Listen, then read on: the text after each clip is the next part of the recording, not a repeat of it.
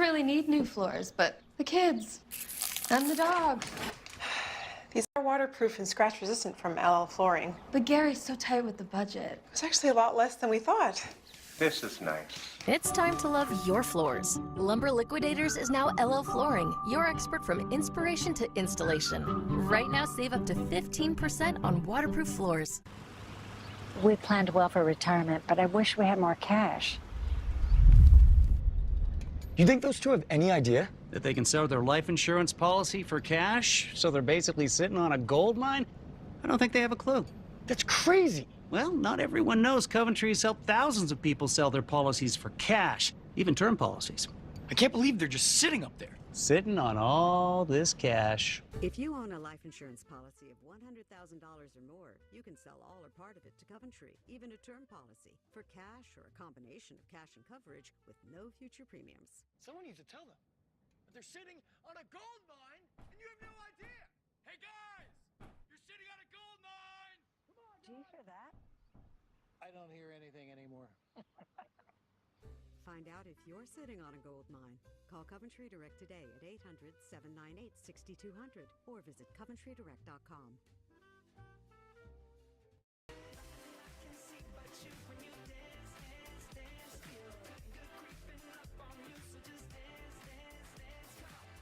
Welcome back. We have brand new Fox News voter analysis that's on the side of your screen right now, showing how voters feel about a number of key issues. Wow.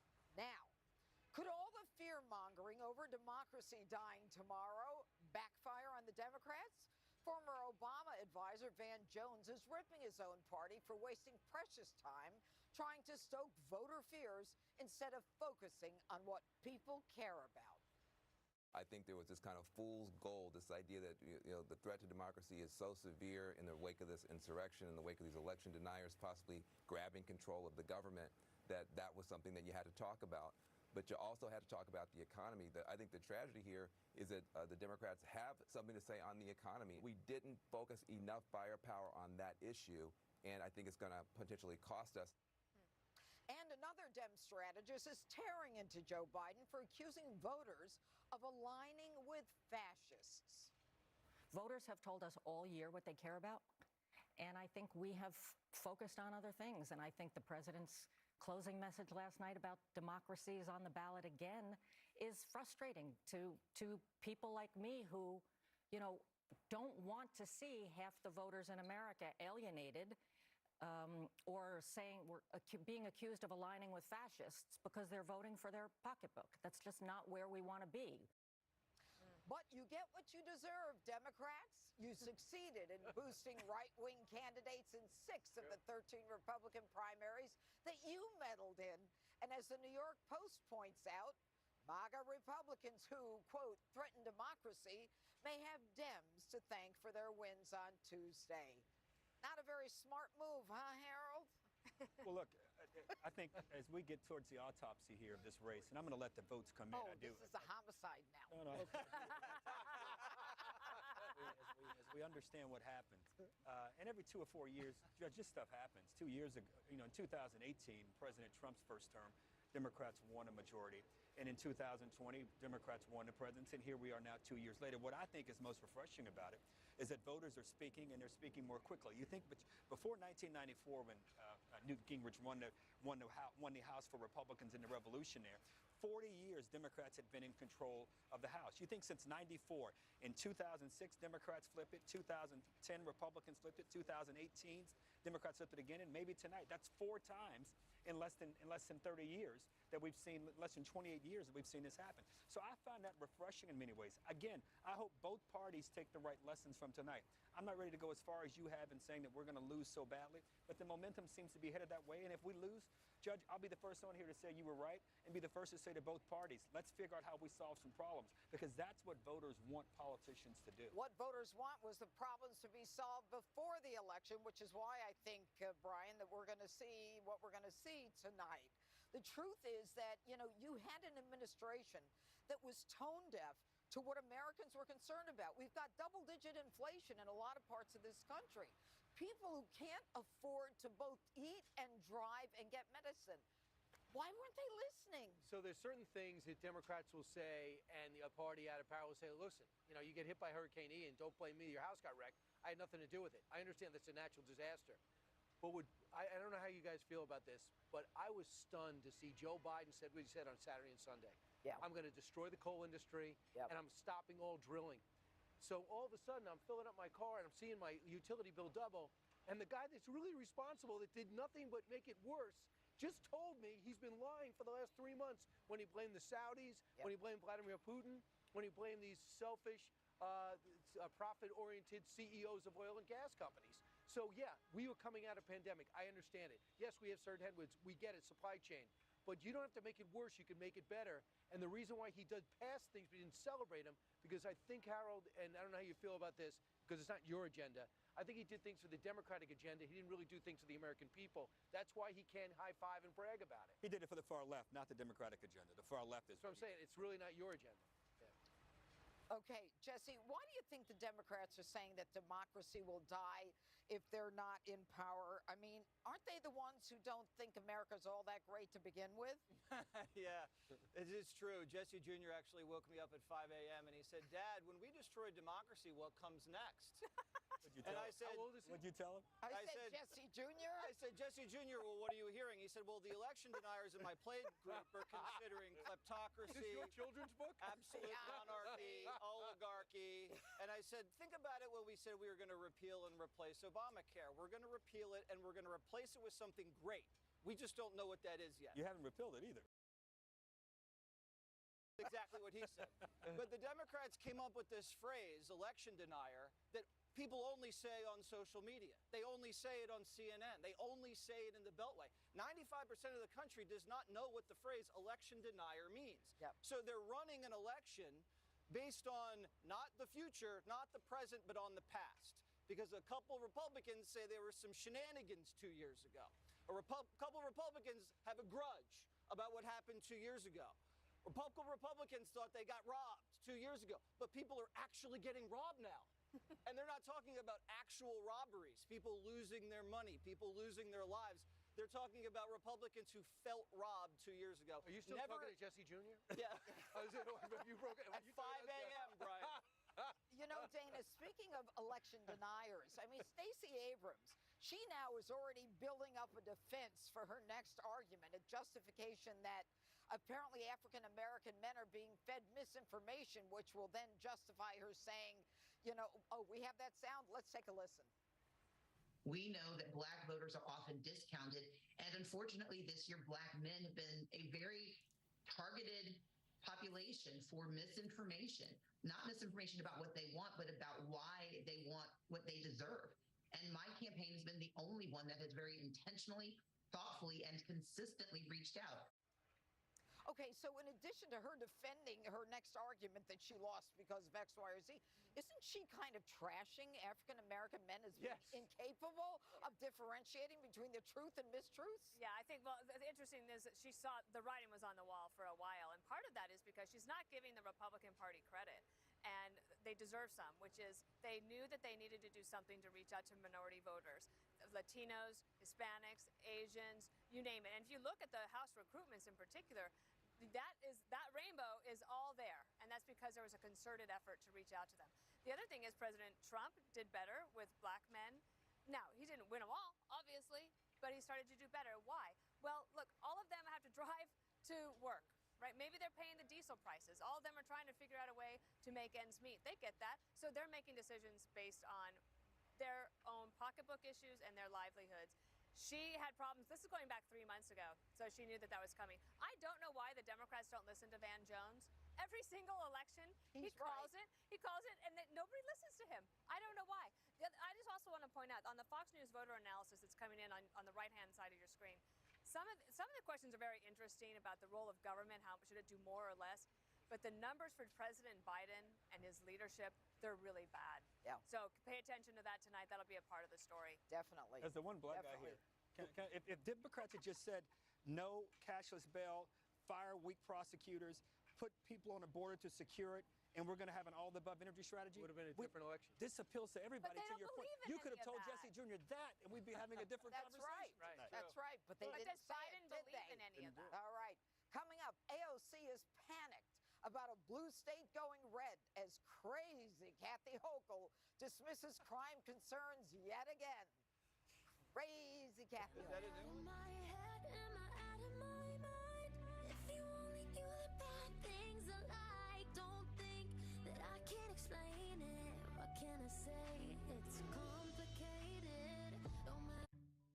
It's hard eating healthy.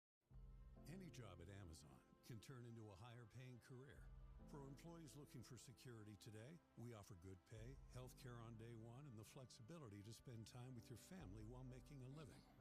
For opportunity tomorrow, free technical training moves employees into higher paying jobs in fields like software engineering and robotics. My salary from day one has increased probably around 3 to 4 times. At Amazon, today is just the start, and tomorrow is what you make of it.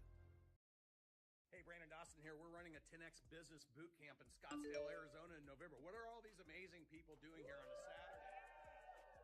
You know what they're doing? They're learning how to grow and scale and create massive value in the business, just like we're going to teach you marketing, sales, operations, finance, people, all the things relative to growing and scaling your business. We just acquired a 240,000 square foot facility. You should come find out why. We'll see you in Scottsdale, Arizona in November.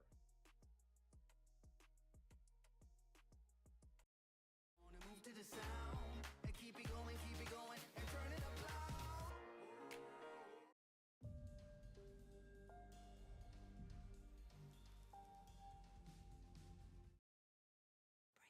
I want to break free. Ready to break free on your best vacation ever?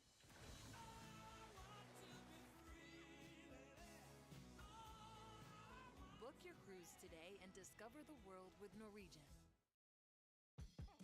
At Petco, you get same-day delivery of what you need when you need it. Plus a few extras, lickety-split. For all your pet's health and wellness needs, you can Petco and go. All of this started when we discovered the benefits of local raw honey for our family. And then we said, hey, you know what? This is a business right here. We went out and started to sell it. To help us get going, we got the Chase Business Complete Banking Account. It's more than a bank account. It comes with Quick Accept, which lets us take card payments anytime, anywhere, and get same-day deposits at no extra cost. It's more than honey. It's about building something for a family that will endure. Chase for Business. Make more of what's yours.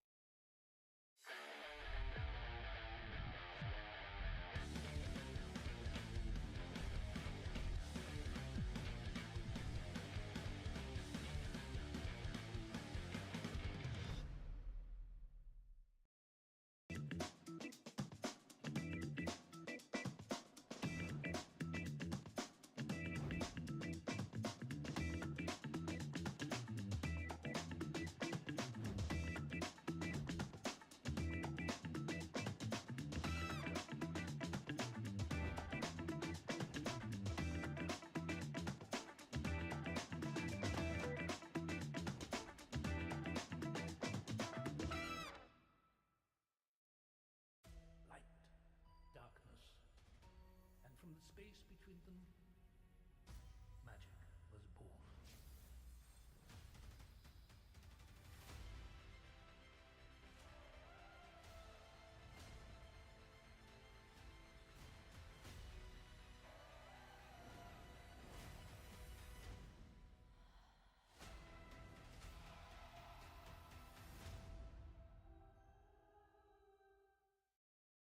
We really need to get that life insurance. It's just a lot.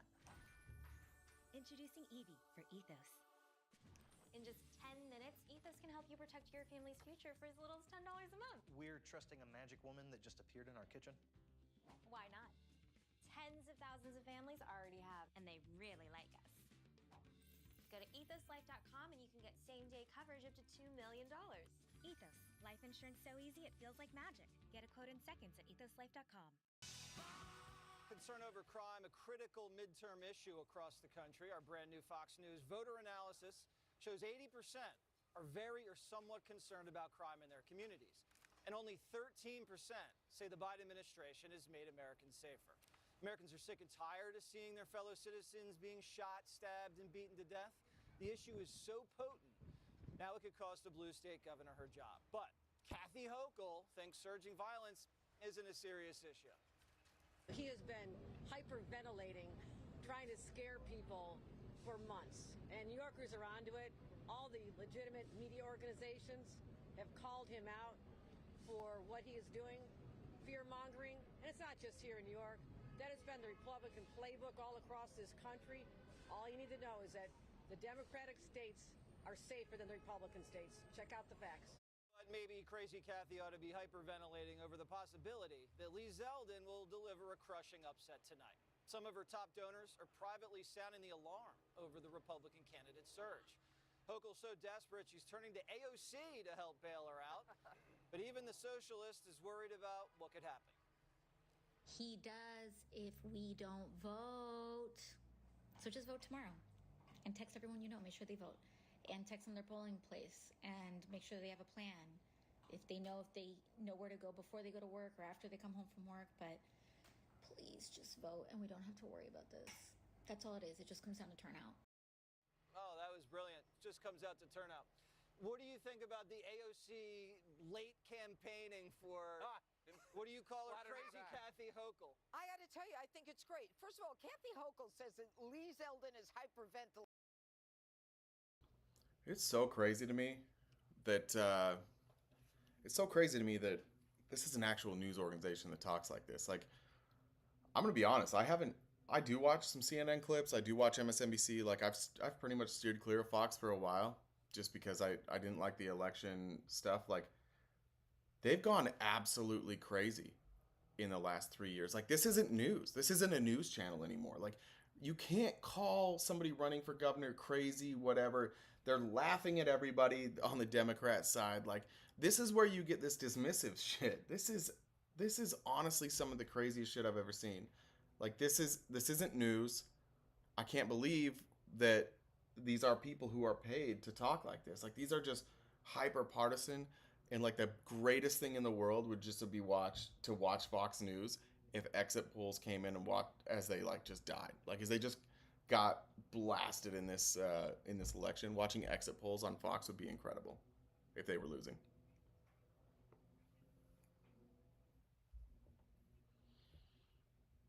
These people don't understand crime. They don't understand what keeps New York going, and they're destroying New York. I was out in Long Island today, Harold, and I saw a lot of Zeldin signs. What do you think happens tonight? I'm just glad yelling is not a crime. Well, I'm outside. I want them to hear it. You got. Man, I'm gonna switch.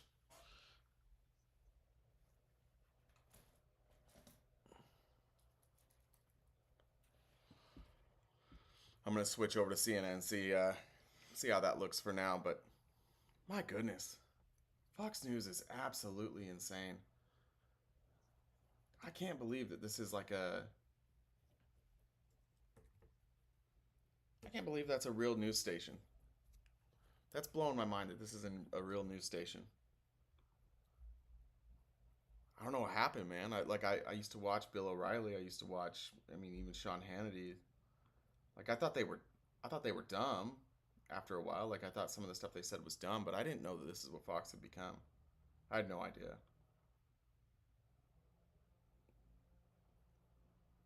All right, I'm going to switch it over to CNN now for a little bit. See if this screen share is going to work. I'm going to have to do a new one, I think. People are taking this Oh, now it's midterm working. How about election. that? The balance of How power about of the that? Senate hangs in the balance here. Remains to be seen, of course, which way the state will go.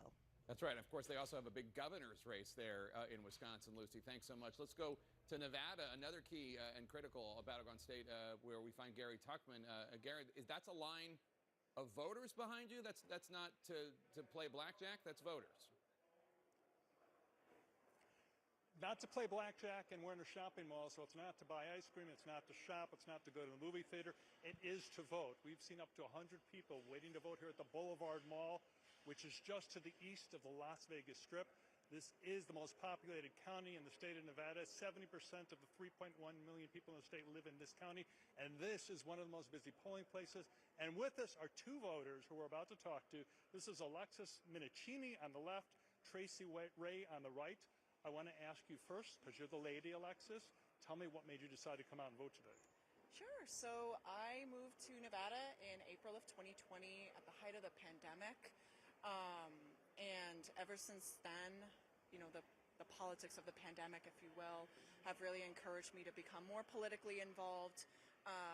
More left of center scale or more right of center scale? More left of center scale to protect the rights that I feel are important to me. What rights are those the most important?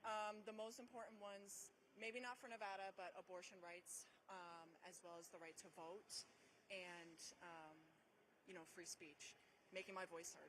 Tracy Ray, are you from elsewhere also, or are you from Nevada? Born and raised here. You're born and raised here. And you were telling me that you used to be a Democrat, now you're a Republican. I've moved in that direction. You moved in that direction.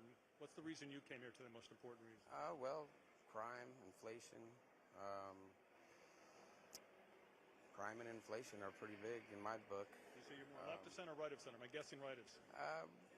Little more right. Okay, so last question I'm going to ask you.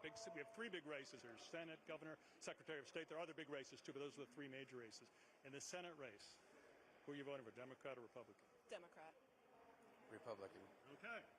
Split decision here in this line of about 100 people. These are new friends who've just met each other, and I hope they stay friends. Jake, back to you. All right, Gary, thanks so much. Let's talk about the governor's races. They have a big one in Nevada because, John, we're looking at the fact that in 6 states that went for Joe Biden, that voted for Joe Biden just 2 years ago, it is possible that when tonight is over or the week is over, those 6 states not only have Republican governors, but some of them will have governors, Republican governors, who are all in on Donald Trump's election lies. Right, and those states will be critical again in 2024 and for the foreseeable future in American politics when it comes to picking a president. And think about the Dobbs decision.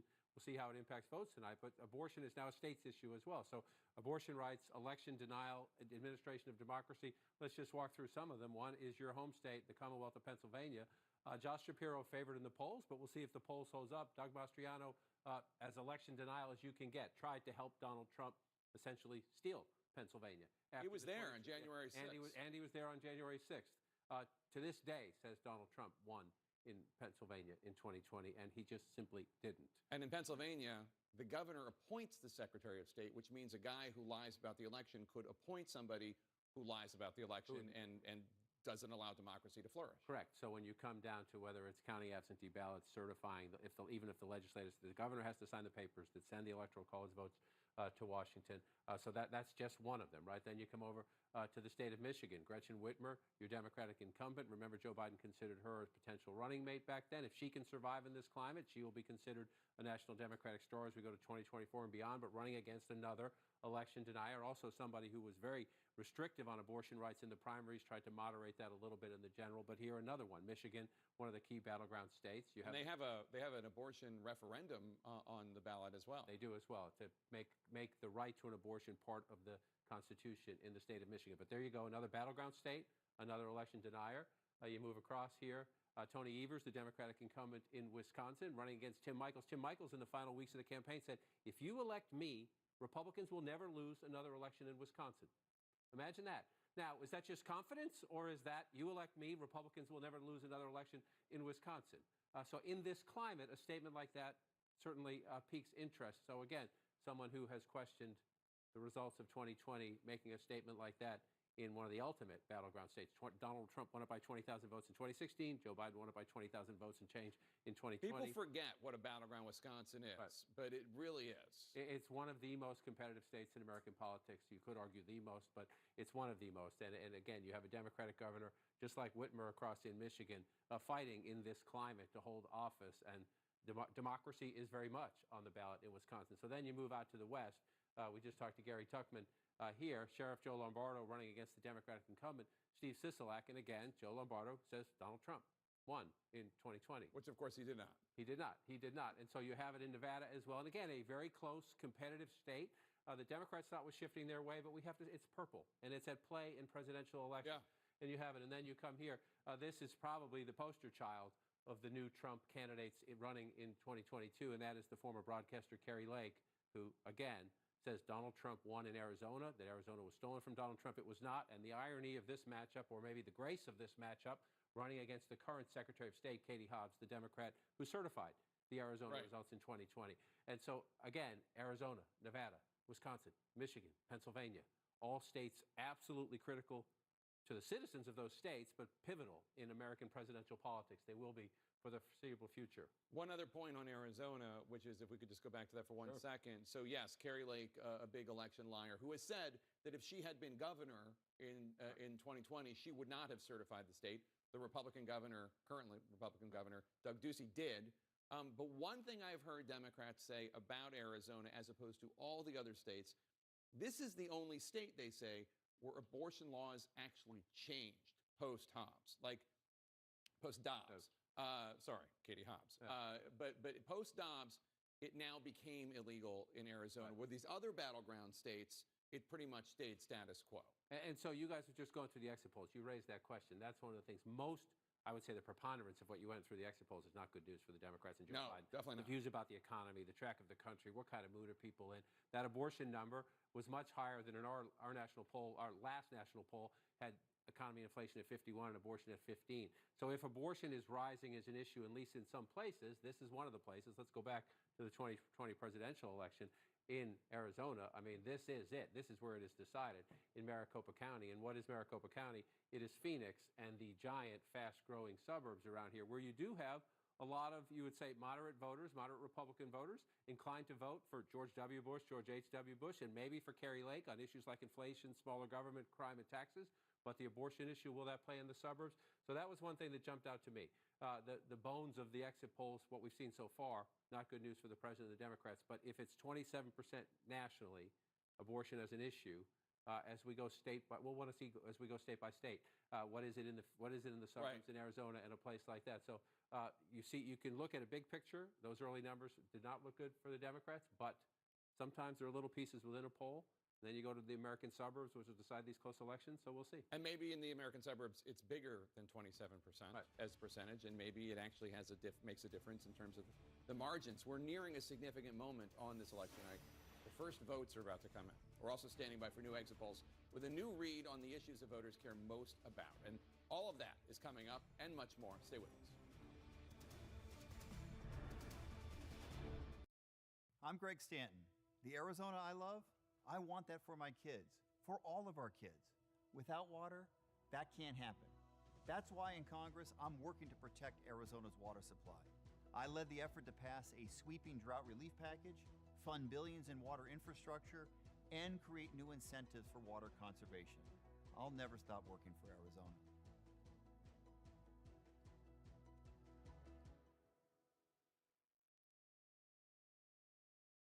Sloppy collar, rough fabric, boxy fit.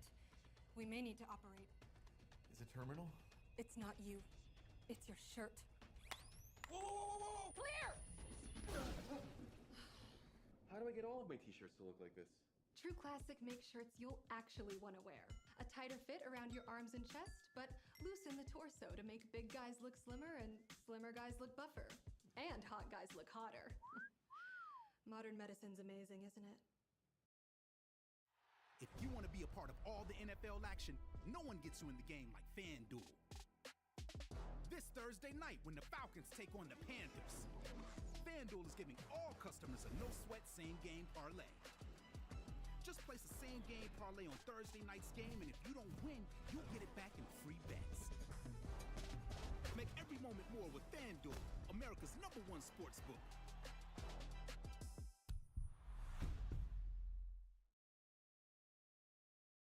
All of this started when we discovered the benefits of local raw honey for our family.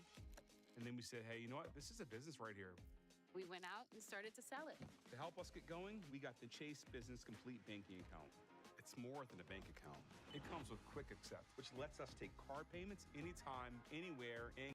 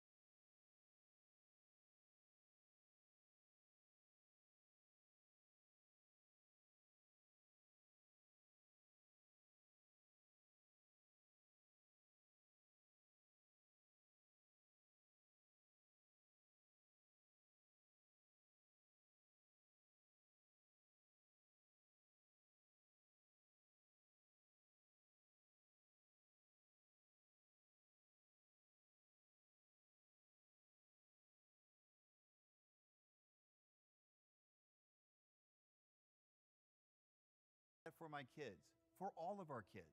Without water, that can't happen. That's why in Congress, I'm working to protect Arizona's water supply. I led the effort to pass a sweeping drought relief package, fund billions in water infrastructure, and create new incentives for water conservation. I'll never stop working for Arizona.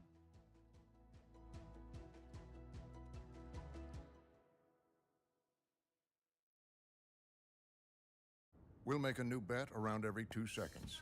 Not only on the game, but on the game of life. Betting that love is just a swipe away. Betting on picking up that curious hitchhiker carrying a bowling bag. And betting that he doesn't turn out to be a cornhole prodigy. Every moment in life is a bet, but life doesn't offer you up to $1,000 back in free bets if you don't win. So bet on America's #1 sportsbook, FanDuel, and make every moment more. At Petco, you get same-day delivery of what you Looking need at a when you need it. Sun setting in Plus a Washington, few DC, extras. a metaphor probably in there Lickety-split. somewhere, but I'm not going to do that. In Congress, could For get a all your shakeup pet's tonight, health and depending on wellness what needs, voters you across can the Petco nation and go. are deciding right now. We've got new exit poll information to share with you on the issues voters care most about. David Chalian has that. David?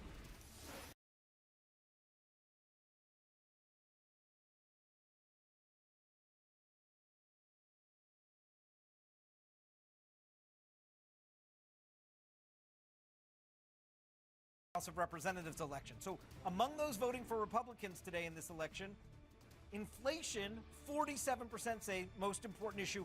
Nothing else comes close. Immigration at 14%, crime at 13%, abortion at 11%, gun policy at 8%. Now I want to show you the other side of the equation. Among those voting for the Democrat in their House of Representatives election today, 44% say abortion was the most important issue to their vote. This mirrors what we just saw on the Republican side. 15% say gun policy, 15% say inflation, 11% crime, 6% immigration. Now, about that abortion issue, now we were going to look nationally at all voters, okay? Everyone voting today, according to these exit polls, we asked, should abortion be legal in all cases, illegal in all cases? 30% say abortion should be legal in all cases. 30% say abortion should be legal in most cases. 27% illegal in most cases. 9% illegal in all cases. This is that 60-40 issue in favor of abortion rights, why Democrats thought it might be wise for them to lean into this. Then we asked, what are your feelings about Roe versus Wade being overturned? And you see that same 60-40 split. 16% enthusiastic and 21% satisfied. That's 37% total there. But look at this, 21% dissatisfied, and 4 in 10 voters today in this election are downright angry about Roe v. Wade being overturned. David Chalian, fascinating to see that. Alyssa, I mean, it's really just the tale of two Americas. Yeah, it's split screen America. I mean, completely different motivating factors. We knew Republicans were going to be motivated around the economy. I think Democrats failed to really deliver a coherent message around the economy and why folks should turn out for them on that issue, that things were going the right way. So most of the ads did focus on reproductive rights. So I'm not surprised that that was the motivating factor getting folks out to the poll. But the numbers are kind of a stunning breakdown. If you think about it, our country's basically broken into 3 different blocks on how you view the abortion issue. And there's really not a whole lot of overlap between the two parties. And I think what's interesting is that only 9% of voters say never in any circumstances. And you have so many Republicans now out over their skis with such an extreme position saying that people shouldn't be able to get those services. And I don't think that now we can kind of in the cold, political calculation say it wasn't wise to focus on abortion.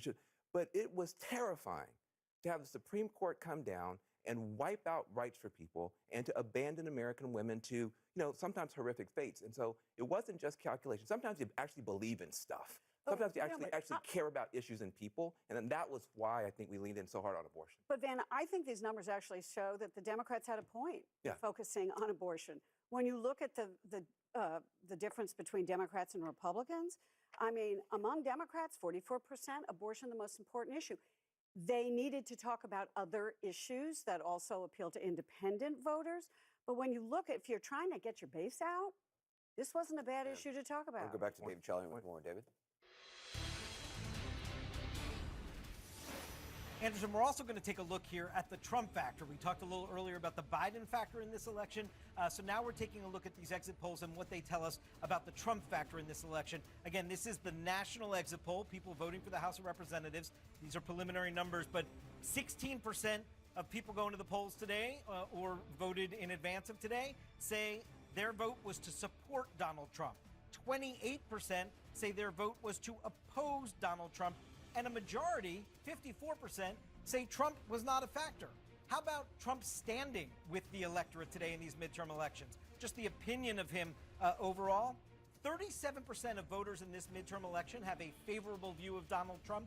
60% of voters in this midterm election across the country have an unfavorable view.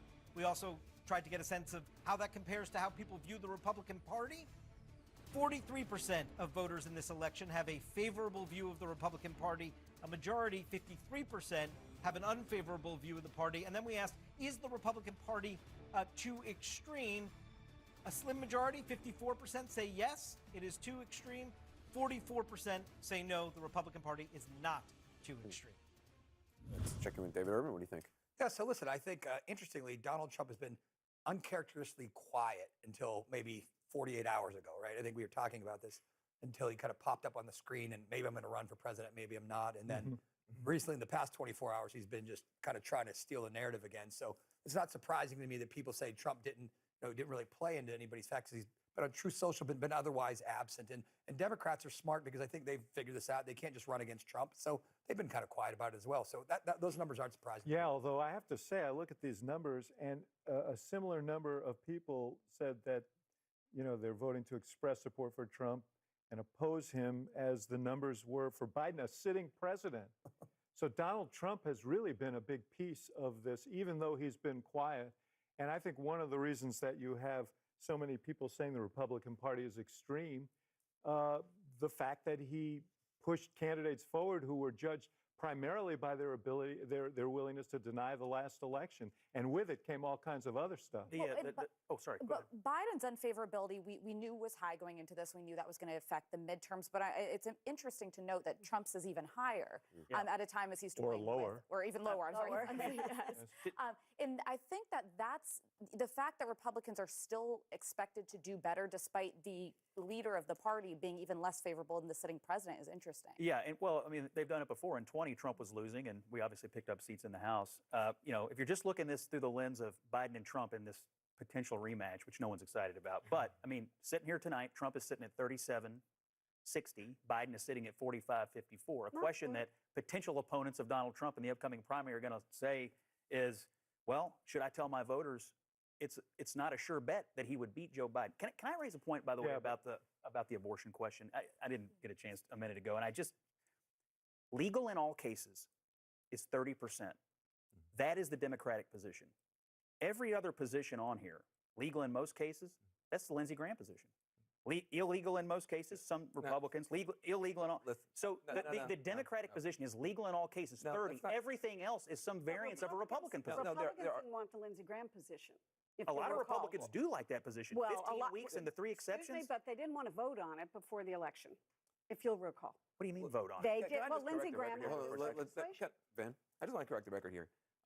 Safe, legal, and rare is where 80% of Americans are. Okay, most Americans are in some reasonable place in the middle. Are there extremists in both parties that say, no exceptions, whatever? But the reality is the Democratic position is much more reflective of where Americans are coming from.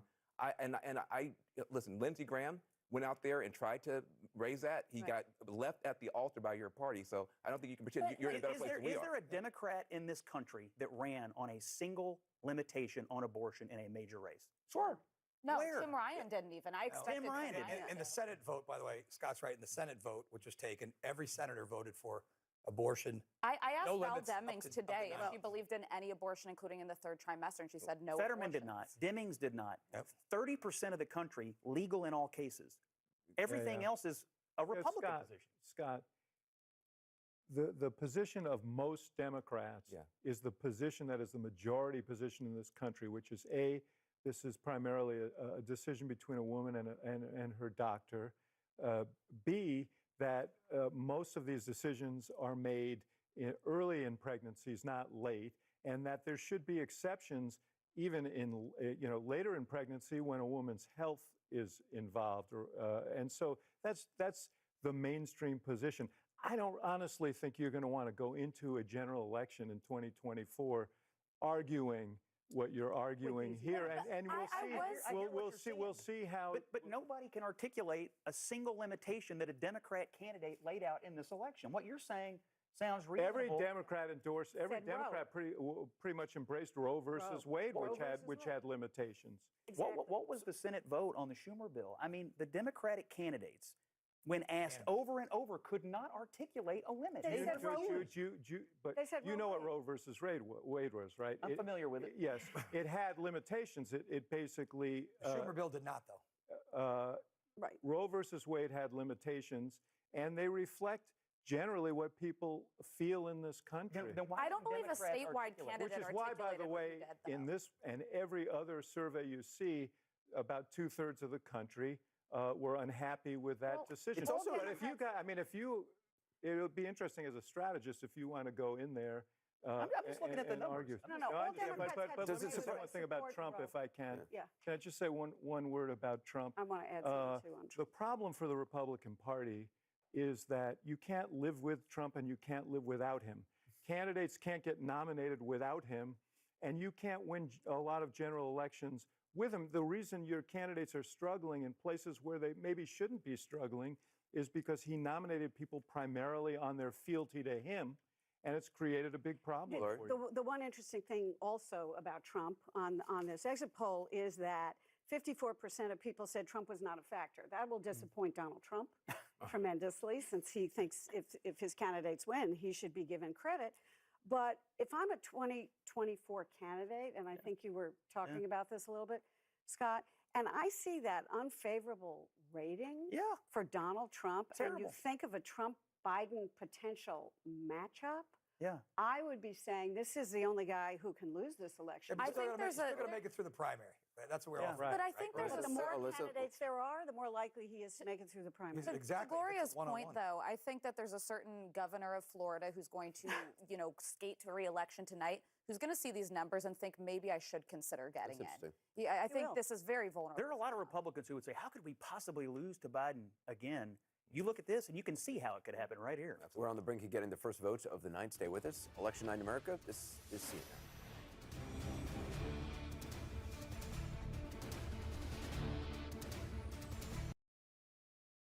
At Humana, we believe your health care should evolve with you. And part of that evolution means choosing the right Medicare plan for you. Humana can help. With Original Medicare, you are covered for hospital stays and doctor office visits, but you'll have to pay a deductible for each. A Medicare supplement plan can cover your deductibles and coinsurance, but you may pay higher premiums and still not get prescription drug coverage. But with an all-in-one Humana Medicare Advantage plan, you could get all that coverage plus Part D prescription drug benefits with no copays or deductibles on Tier 1 prescriptions. You get all this coverage for as low as a $0 monthly plan premium in many areas. Humana has a large network of doctors and hospitals, so call or go online today and get your free decision guide. Discover how an all-in-one Humana Medicare Advantage plan could save you money. Humana, a more human way to healthcare. There's a different way to treat HIV. It's every other month injectable Cabenuva. For adults who are undetectable, Cabenuva is the only complete long-acting HIV treatment you can get every other month. Cabenuva helps keep me undetectable. It's 2 injections given by my healthcare provider every other month. It's one less thing to think about while traveling. HIV pills aren't on my mind. A quick change in my plans is no big deal. Don't receive Cabenuva if you're allergic to its ingredients or if you're taking certain medicines which may interact with Cabenuva. Serious side effects include allergic reactions, post-injection reactions, liver problems, and depression. If you have a rash and other allergic reaction symptoms, stop Cabenuva and get medical help right away. Tell your doctor if you have liver problems or mental health concerns, and if you are pregnant, breastfeeding, or considering pregnancy. Some of the most common side effects include injection site reactions, fever, and tiredness. If you switch to Cabenuva, attend all treatment appointments. Every other month, and I'm good to go. Ask your doctor about every other month Cabenuva. I'm Greg Stanton. The Arizona I love, I want that for my kids, for all of our kids. Without water, that can't happen. That's why in Congress, I'm working to protect Arizona's water supply. I led the effort to pass a sweeping drought relief package, fund billions in water infrastructure, and create new incentives for water conservation. I'll never stop working for Arizona.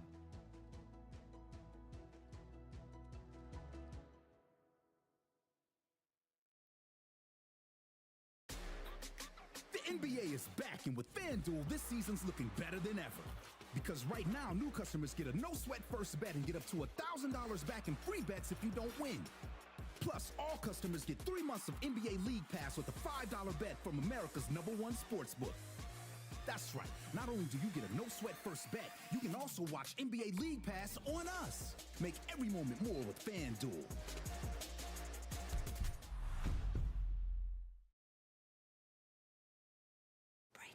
I want to break free. Ready to break free on your best vacation ever?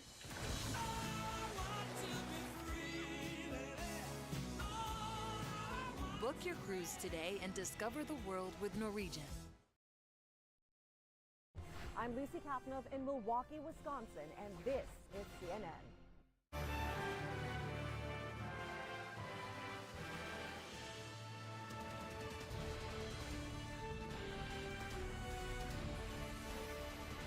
It's a high-stakes night here in Washington, D.C. as voters across the United States are having their say about control of Congress and so much more. We're standing by now for the first votes this hour. I'm Jake Tapper with our team in the CNN Election Center, and we are nearing our first chance to make projections in the critical fight for control of Congress. At 7 p.m. Eastern, voting ends in Georgia, Indiana, Kentucky, South Carolina, Vermont, and Virginia. Some polling places in Indiana and Kentucky are closing right now, and votes from those areas could start coming in at any moment. This is what it would take for Republicans to take back the House. They need to win 218 seats to win the majority. That's 5 more seats than they have now. The battle will take place in 82 key House races, competitive contests that really could go either way. In the closely divided Senate, Republicans need 51 seats to take back control. That's only 1 more seat than they already have.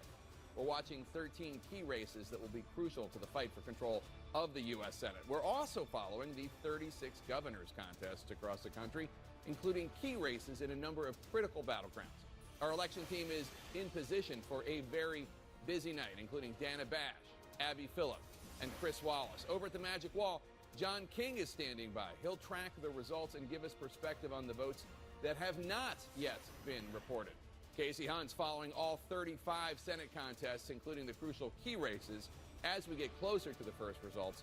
And Boris Sanchez is watching those 36 governors contests across the United States. David Chalian will soon share more exit poll information as polling places close.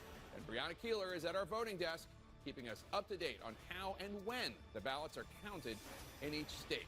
Our election team is fanned out across the United States, including at the headquarters of the top candidates. Right now, let's go to 2 of the top battlegrounds in the fight for the Senate. Kate Baldwin is in Pennsylvania at the headquarters of Republican Senate candidate Dr. Mehmet Oz. And Kate, what are you hearing there in Newtown from Oz's campaign headquarters about their expectations for the night? Well, I'll tell you, Jake, Mehmet Oz's campaign, they are describing it as feeling a continued sense of confidence, if you will. That's how they're describing it to me as they wait for votes to be counted here in Pennsylvania. And from another source, a Republican close to the campaign, describing the feeling as cautiously optimistic but still nervous, saying that they feel good, that they really left it all in the field. Now, the campaign believes that they closed out this race on a high note, pointing to the big crowd that they saw in the Philadelphia suburbs last night with the final rally that Mehmet Oz held. We were there, we saw it. And they also believe that in the end, the campaign is pointing to at this point, Jake, that they believe that they have gotten into the good position that they believe that they are in because of one factor specifically, the contrast that they drew in their message, the contrast of balance, bringing balance to Washington, and contrasting that, as Mehmet Oz describes it over and over again, as extremism on both sides. That is what the campaign says they feel good about. And a source telling CNN they believe the message really resonated with voters and that they've defined Fetterman in a way that stuck with voters. We'll see tonight, Jake. All right, Kate Baldwin at Oz headquarters in Newtown, Pennsylvania. Let's go to another important race in Georgia. Eva McKend is at the headquarters of Democratic Senator Raphael Warnock.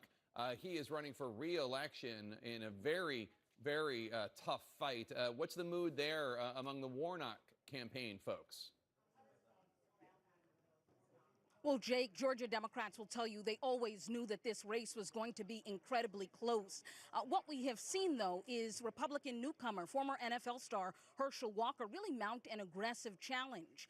And Warnock is trying to stave off that challenge. Notably, he has been confident in the last several weeks, but Warnock has been telling his supporters, look, we do not want this to go into overtime. He has 2 ads up in the state saying just that. The Democrats need to come out and vote to avoid a December runoff. If neither Walker or Warnock get above 50%, then this goes for another several weeks. That is something that they are trying to avoid. You don't hear Walker talking about a potential runoff as much, but Warnock is. I asked him about this. Why is this a concern? He says, listen, and he reiterated this again today, that he is prepared to win tonight.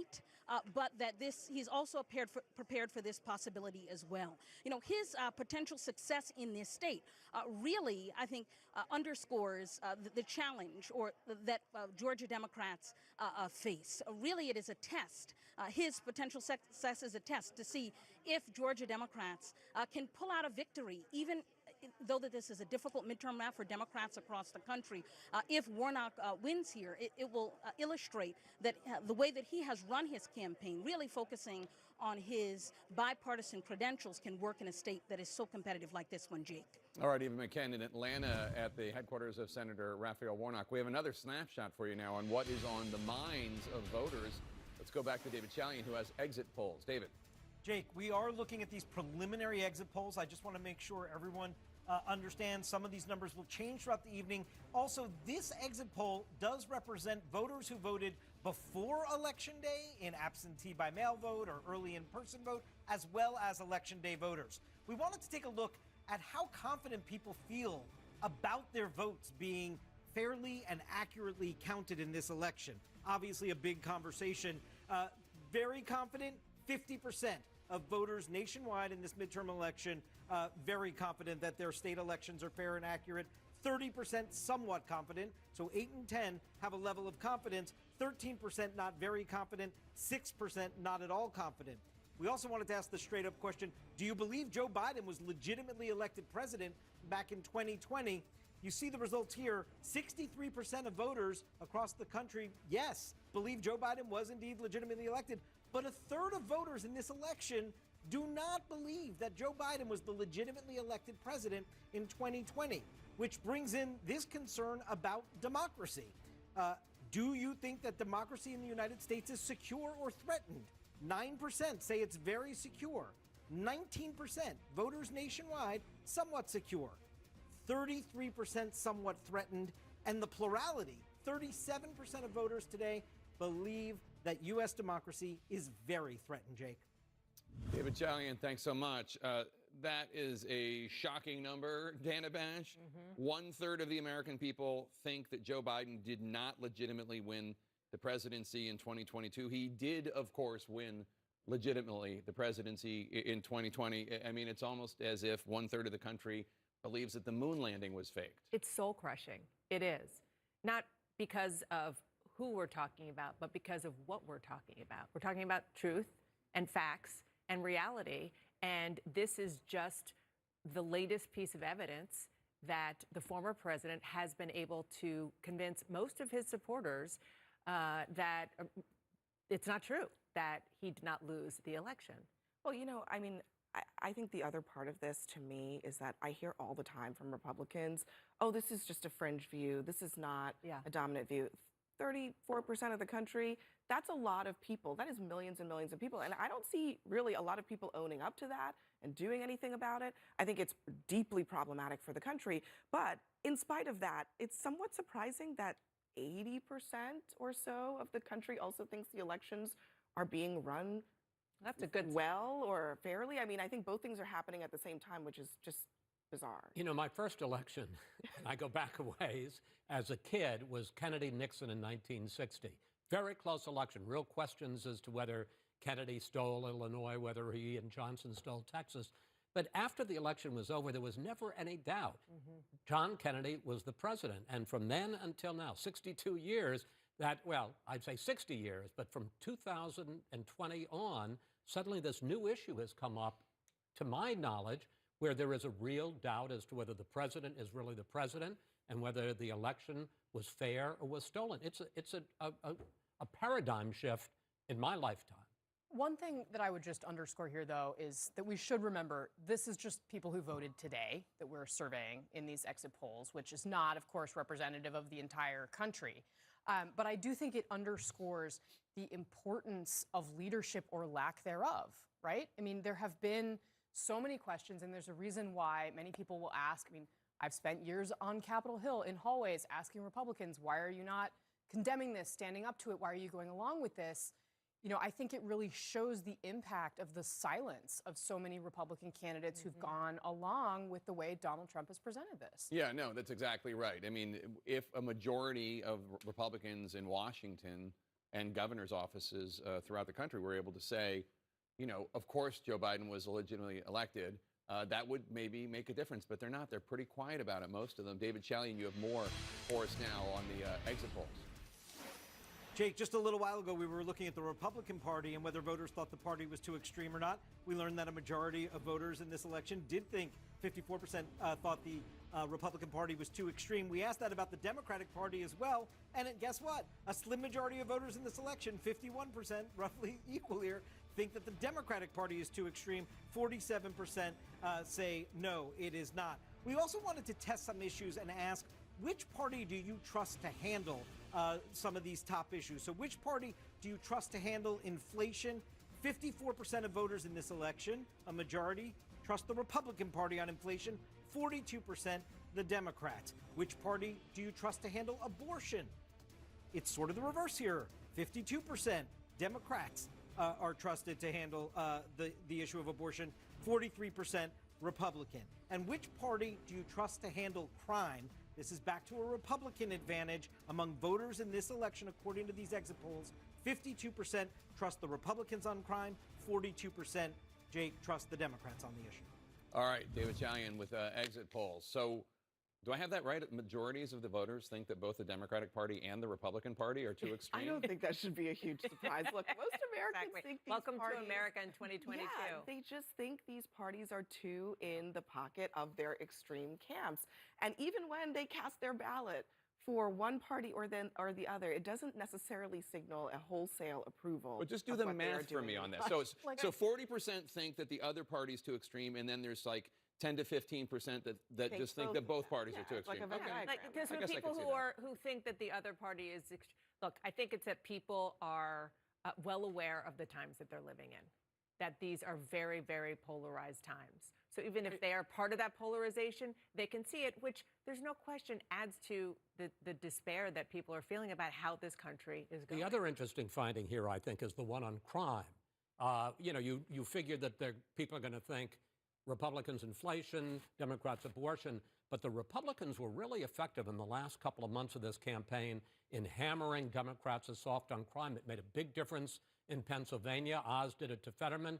Big difference in Wisconsin, where Johnson has done it to Mandela Barnes, and it's really done made a big difference in New York State in the governor's race, where Lee Zeldin, in a state that there hasn't been a Republican governor since 2006, with George Pataki, Zeldin might beat Kathy Hochul tonight. But, you know, to go back quickly, and they did it at the right time, too, Chris, right at the end of the campaign. To go back to your point about the extremism here, I think it also underscores, like, the people that are engaged in our political system are the people that are on the most extremes. There are a lot of people who don't vote, who don't show up, and they're the people that are just turned off by the entire thing.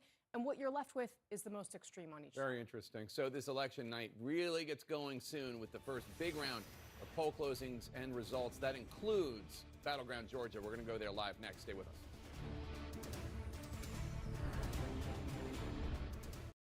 I'm Greg Stanton. The Arizona I love, I want that for my kids, for all of our kids. Without water, that can't happen.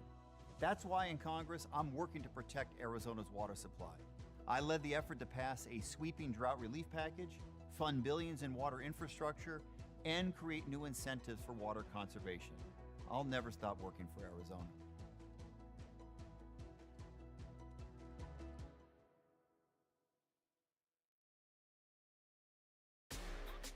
The NBA is back, and with FanDuel, this season's looking better than ever. Because right now, new customers get a no-sweat first bet and get up to $1,000 back in free bets if you don't win. Plus, all customers get 3 months of NBA League Pass with a $5 bet from America's #1 sportsbook. That's right. Not only do you get a no-sweat first bet, you can also watch NBA League Pass.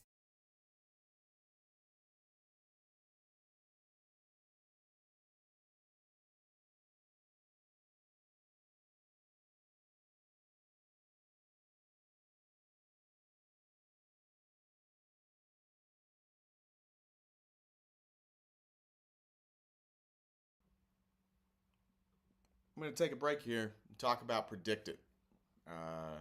PredictIt's actually a pretty cool little website that I found yesterday, this morning. I've seen it before, if we're being honest, but I've never really messed with it. I didn't really know how it worked, and I'm still not 100% sure how this works, but I just wanted to show you I'm going to show you, I made some bad bets, just so we're clear. I wanted to see if it was similar to betting markets in sports. But here we have, so who will control the Senate after 2022, and which party will win the House in 2022. Let me throw up a tweet real quick. I just want to make sure this gets out there that we're going to talk about this.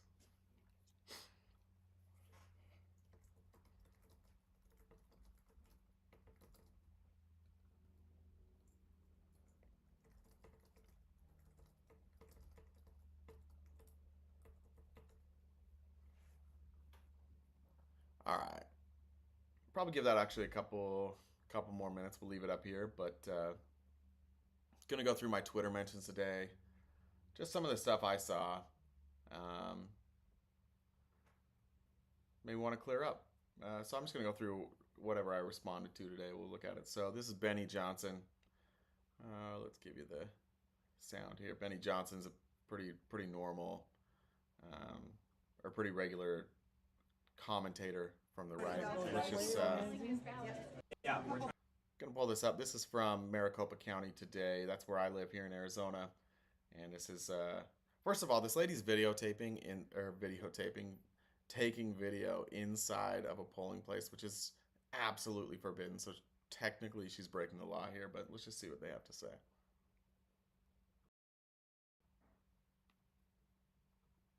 Yeah, we're trying to get that fixed. So no machines at this center are working at all. Okay. So let's stop right there. She says no machines are working at this center at all, right? This poor guy. Obviously, there's people in here. There's obviously people sitting in here with votes. If you go, you can see right here.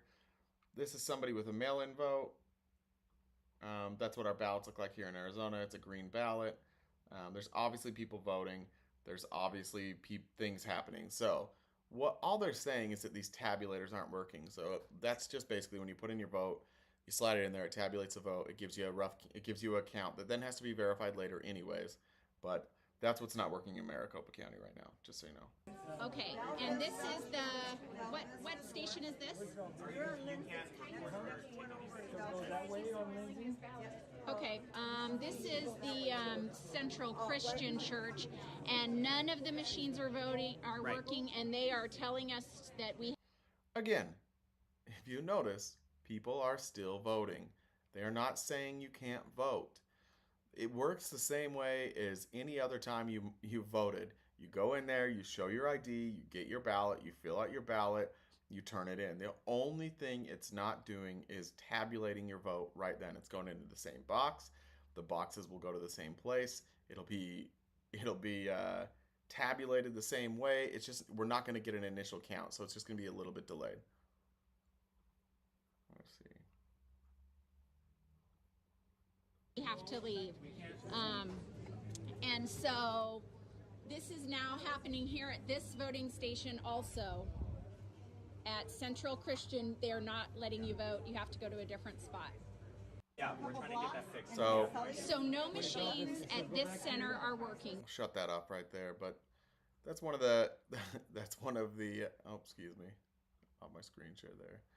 That's one of the things that I commented on today. It's just we do this weird thing in Maricopa County and Arizona in general. Like we freak the fuck out about elections. It's not even anything we really need to worry about, to be honest. Like everybody freaked the fuck out last time, and then when everything was said and done, everything was tabulated. Turned out everything was good. There was no stolen election at all. So it's the first thing I wanted to cover.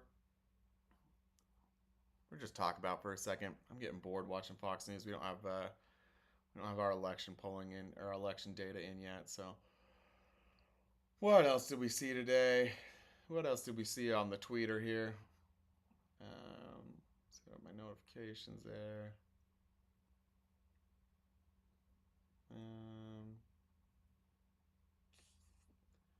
Yeah, I talked a little bit on this on my thread that I put up earlier today. You see in Nevada. Nevada's a really interesting one.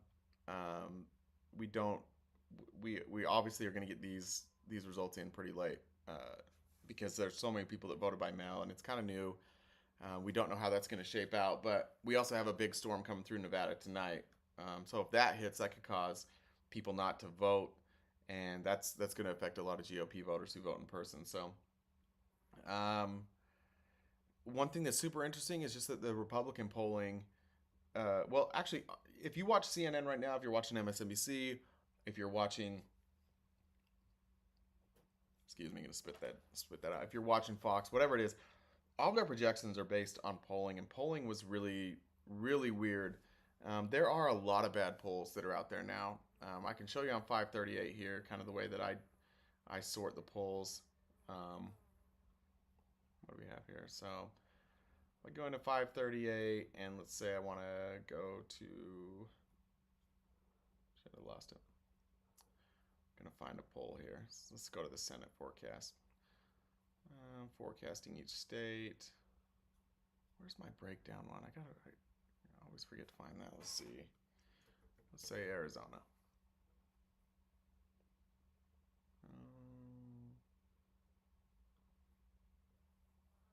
There we go. This is what I'm looking for. So if I go into Arizona's polling, and I'm going to go to the Senate. I'm going to move my face, get my face out of the way here. Pull this down. Try to fit the screen there. There we go, that's a little better. Make me just a bit smaller, get out of the way here. All right, so if you look at Arizona, one thing you're going to notice is right up here you have the filter by pollster grade. This is just grading like the historical accuracy of pollsters. So if I go and I shift this over to get rid of just anything that's not an A, right? So it's A or B. You can see how this changes immediately. If I have all the polls, that's everything we've got. If I go to A minus, gets rid of a bunch of polls. If it has a diamond there in a color, that's just saying that that's a Republican leaning poll. Probably don't want to mess with that too much. I just don't want to deal with partisan polls. So I'm going to ignore that. But if we look here in Arizona, it looks really good for Mark Kelly. This is one of the ones that they project that Democrats will win. But let's go to one that is projected. This, what was one that was projected for? Let's go to Pennsylvania, see how this one works. Let's go down here to Pennsylvania. If I pull up Pennsylvania, you see like Dr. Oz took a slight lead over Fetterman as polling closed. But if I go down and I filtered these out, very different. So I'm going to ignore Trafalgar. We got Fetterman by 3, Fetterman by 6, and then 1 and 2 here. Our biggest poll is Marist. They've got Fetterman by 6. And so for me, I'm saying this is, even though this is marked as a Republican win, if I look at good polling, it looks like I've got Fetterman. So there are some ways that you can look at the polls a little bit differently, and that's why I did this. So if I go over to PredictIt now, You can see I'm getting killed. So I put in $499.93, and I split half of it equally, $249 and $250 in Senate and House, knowing that the House is probably almost certainly going to move in the direction of Republicans. But I paid 33 cents a share for the Senate, and I paid 13 cents a share for the House. Both of those have dropped significantly, but my hope was that they had, I thought maybe they would already have adjusted. I expect this number to move up and sell. If I can get this above 35 cents, I'm going to sell immediately. If I can get this over 13 cents, I'm going to sell. But kind of a cool way that you can actually bet on this without actually betting. It's just similar to a market. So I wanted to show you that. So this is always a betting stream. We're always a betting stream here. We're always trying to find an edge. I think there's an edge here. We'll see what happens. If turnout is what it says it is, then I would expect these numbers tomorrow to start shifting. Tonight they may go down again, but I'd imagine these numbers will shift tomorrow. So anyways, just want to show you that. We'll kick it back to CNN here, see what Chris Wallace has to say. Just wanted to jump in real fast and show you guys that. Now we'll kick back over to Chris Wallace and CNN. I'm not ready for Fox News yet until they're actually doing election coverage. I think the 5 is still the on. graphics So are 36,000. I'm not ready to watch them. There's actually 3,600 ballots that were filled out incorrectly. And if you're concerned that yours is one of them, the voting is still open in Philadelphia. You can go figure it out and vote. And again, most of this is a minor issue. The great, he says he's retired now because he doesn't like what his party does anymore about elections. But Ben Ginsburg, the Republican attorney who represented George W. Bush and Bush v. Gore, was here earlier. He says most of them are, people forgot to put the date on the outside envelope, right? So you open it up. If the signature's right, the address is right, the date's right on the inside, then that's a legal ballot. If there's no date on the outside, then you get inside and the address is wrong or the signature seems wrong, then you set it aside and the Democrat and the Republican and the independent person in the room sort it out over time. Right. So many of these can be cured. That's the ballot term for fixed. Just you come down, verified. You come down and verify, you show your ID, that's me, I'm sorry, I forgot to fill out the date. You fill it in and it's done. Yep. And we're going to be doing this all night. We're nearing the first big round of poll closings. We're also getting our first snapshot of what voters are thinking in a make-or-break battleground, the great Commonwealth of Pennsylvania, home to that key Fetterman-Oz Senate race. We have a new round of exit polls. That's next. Stay with us.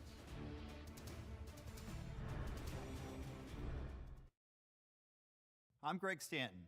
The Arizona I love, I want that for my kids, for all of our kids. Without water, that can't happen. That's why in Congress, I'm working to protect Arizona's water supply. I led the effort to pass a sweeping drought relief package, fund billions in water infrastructure, and create new incentives for water conservation. I'll never stop working for Arizona.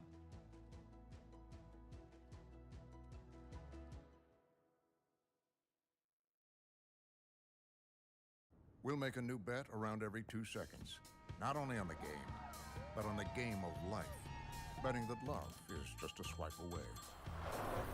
Betting on picking up that curious hitchhiker carrying a bowling bag. And betting that he doesn't turn out to be a cornhole prodigy. Every moment in life is a bet, but life doesn't offer you up to $1,000 back in free bets if you don't win. So bet on America's #1 sportsbook, FanDuel, and make every moment more. Petconomics Savings Lesson 58. At Petco, you can shower your pet in care while showering yourself in savings. Vital Care by Petco lets you care for your pet, all in one place, and save money while doing it. Petco. Healthier pet, healthier budget. All of this started when we discovered the benefits of local raw honey for our family.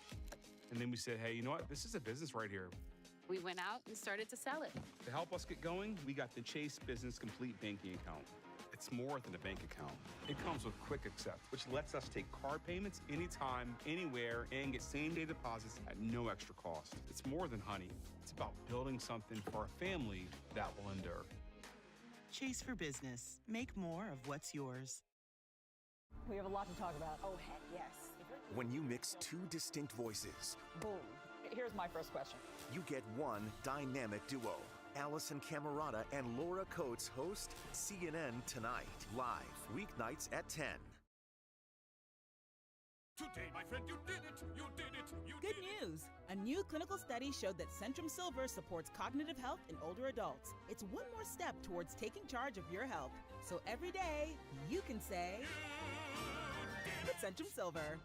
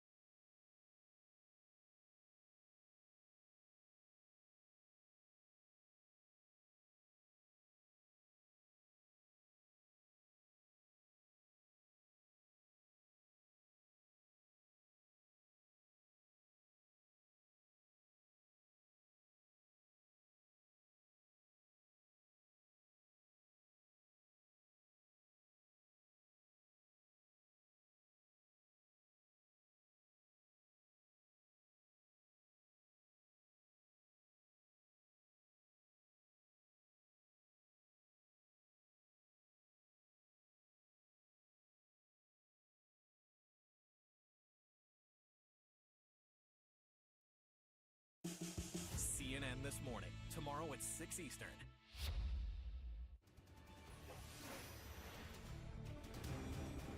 Direction of Congress and the future of the Biden agenda are in the hands of voters right now. I'm Anderson Cooper. We are heading into the first big round of poll closings on this election night, tracking all the key contests and battlegrounds. We want to go to one of the top battleground, the Commonwealth of Pennsylvania. Jason Carroll outside a ballot processing center in Philadelphia. Jason, you're learning about some frustration among officials there. Right, that's right. This is the processing center where all the votes coming out of Philadelphia will be counted, as you know.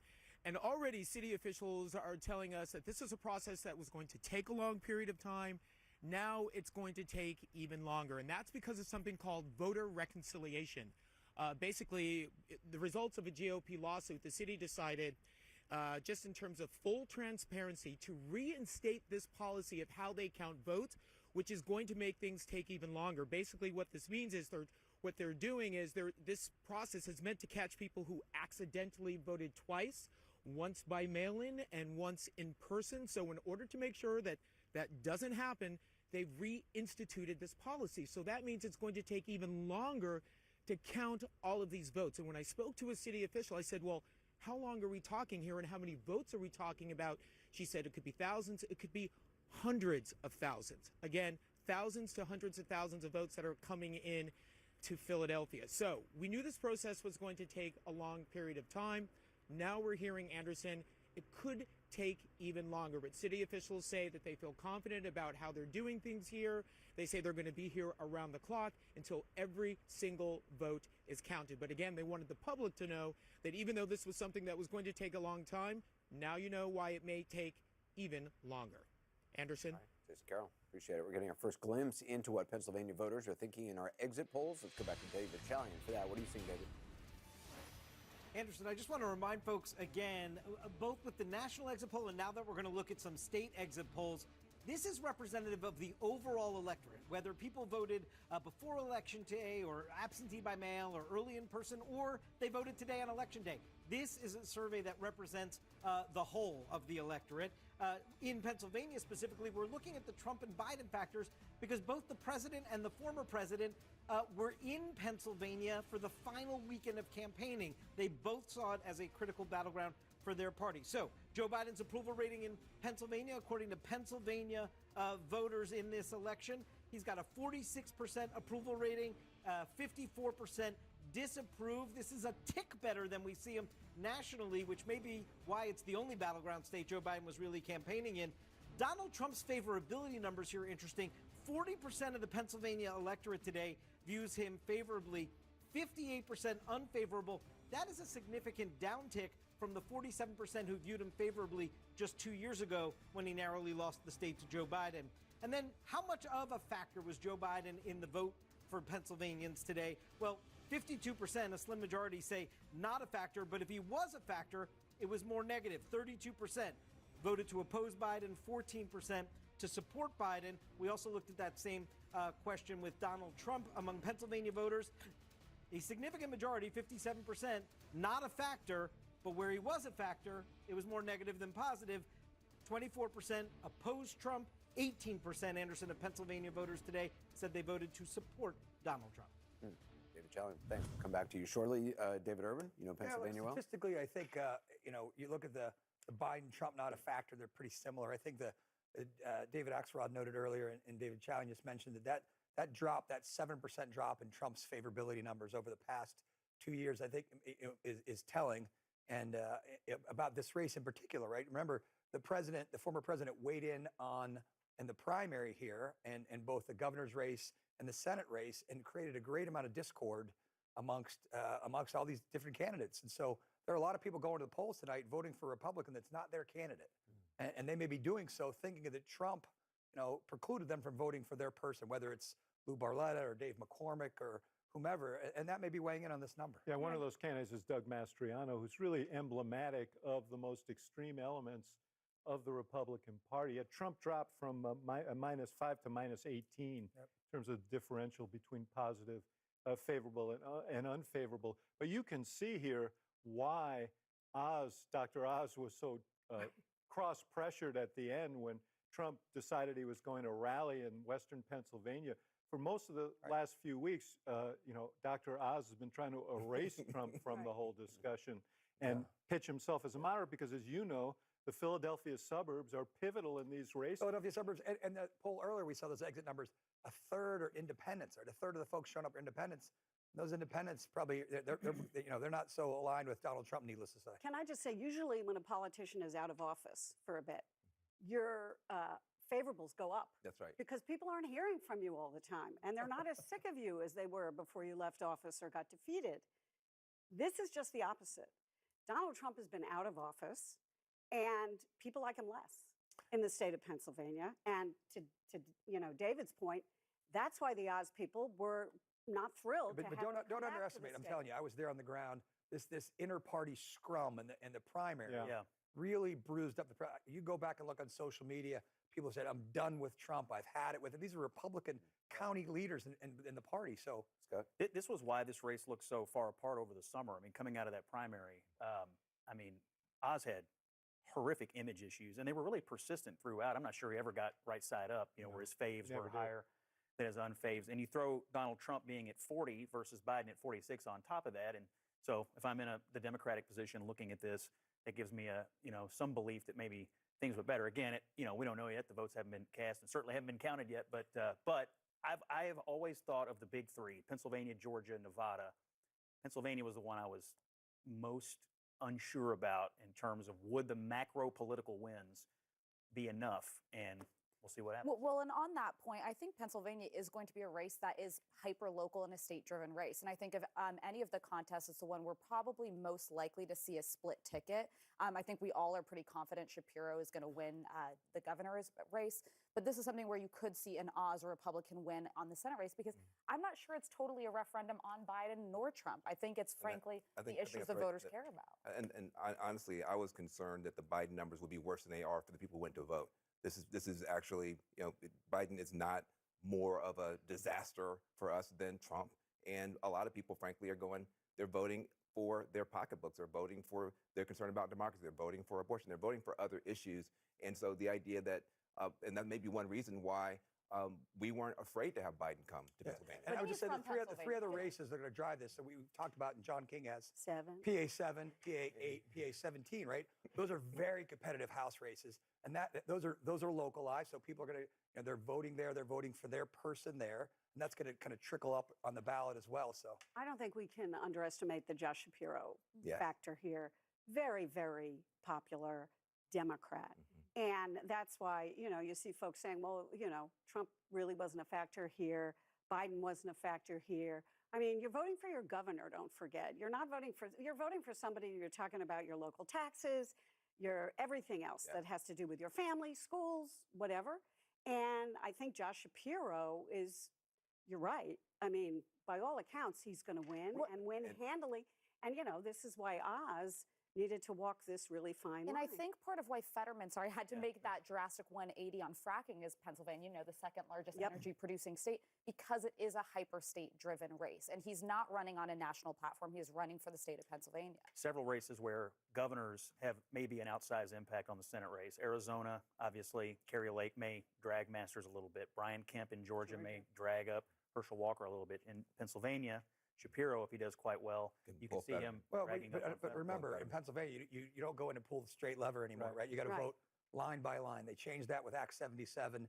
And so in the Biden year, right, Biden wins, you elect 2 statewide Republicans in the same year. So I would just say on the approval rating, it is every candidate has to try and deal with the president's approval rating.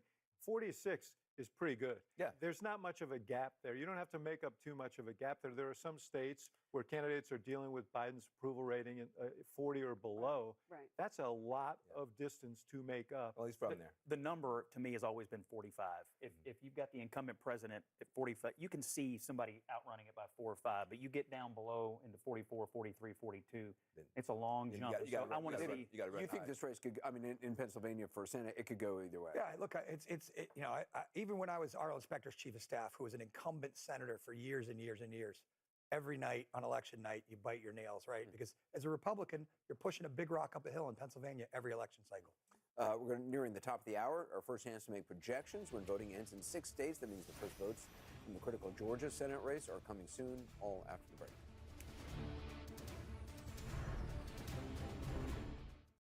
I'm Greg Stanton. The Arizona I love, I want that for my kids, for all of our kids. Without water, that can't happen. That's why in Congress, I'm working to protect Arizona's water supply. I led the effort to pass a sweeping drought relief package, fund billions in water infrastructure, and create new incentives for water conservation. I'll never stop working for Arizona.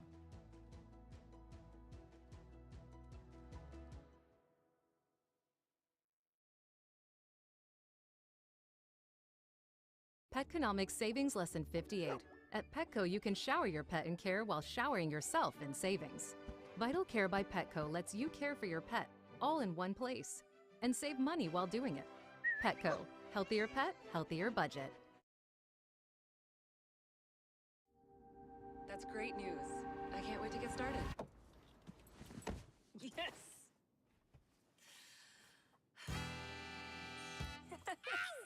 Luxury that lets you feel infinitely you. All of this started when we discovered the benefits of local raw honey for our family. And then we said, hey, you know what? This is a business right here. We went out and started to sell it. To help us get going, we got the Chase Business Complete banking account. It's more than a bank account. It comes with Quick Accept, which lets us take card payments anytime, anywhere, and get same-day deposits at no extra cost. It's more than honey. It's about building something for a family that will endure. Chase for Business. Make more of what's yours.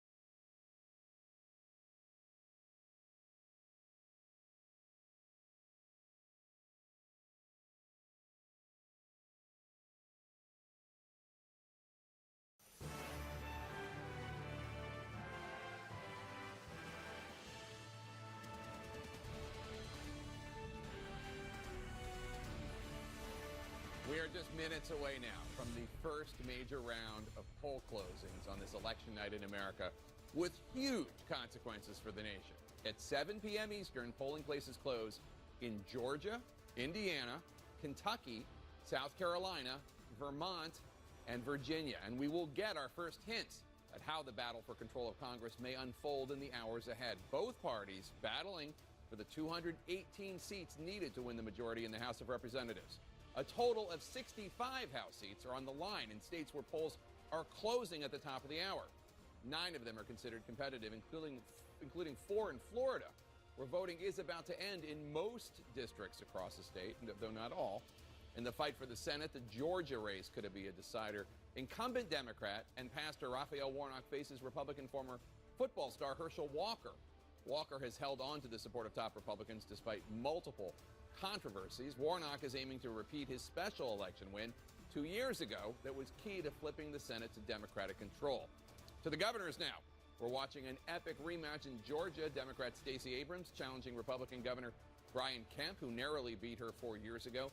We're very close to our first chance to make projections. Right now, let's check in with our correspondents in Georgia. First to Eva McKend at the headquarters of Democratic Senator Raphael Warnock. And Eva, as we wait the first results from Georgia, what are you hearing from the Warnock campaign headquarters?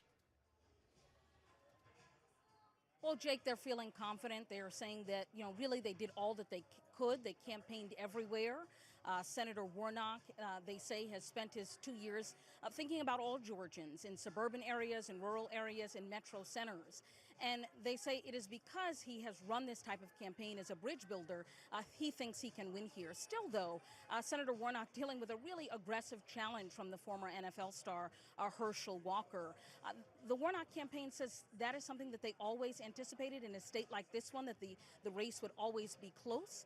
But still, you can tell in the last few weeks the momentum sort of shift on the ground with conservatives consolidating around Herschel Walker. Still a lot of confidence here from Senator Warnock's team, thinking that they can potentially avoid a runoff, but that is a real possibility. If neither Warnock or Walker get above 50%, that is going to extend this race into overtime and lead to a potential runoff on December the 6th, Jake. All right, Eva, let's go to Herschel Walker's campaign headquarters, where Jeff Zeleny is standing by. And Jeff, how does the Walker campaign headquarters, how do they think that the many controversies about Herschel Walker, especially about his personal life, how do they think that played a role, especially in the closing days of that campaign, if at all?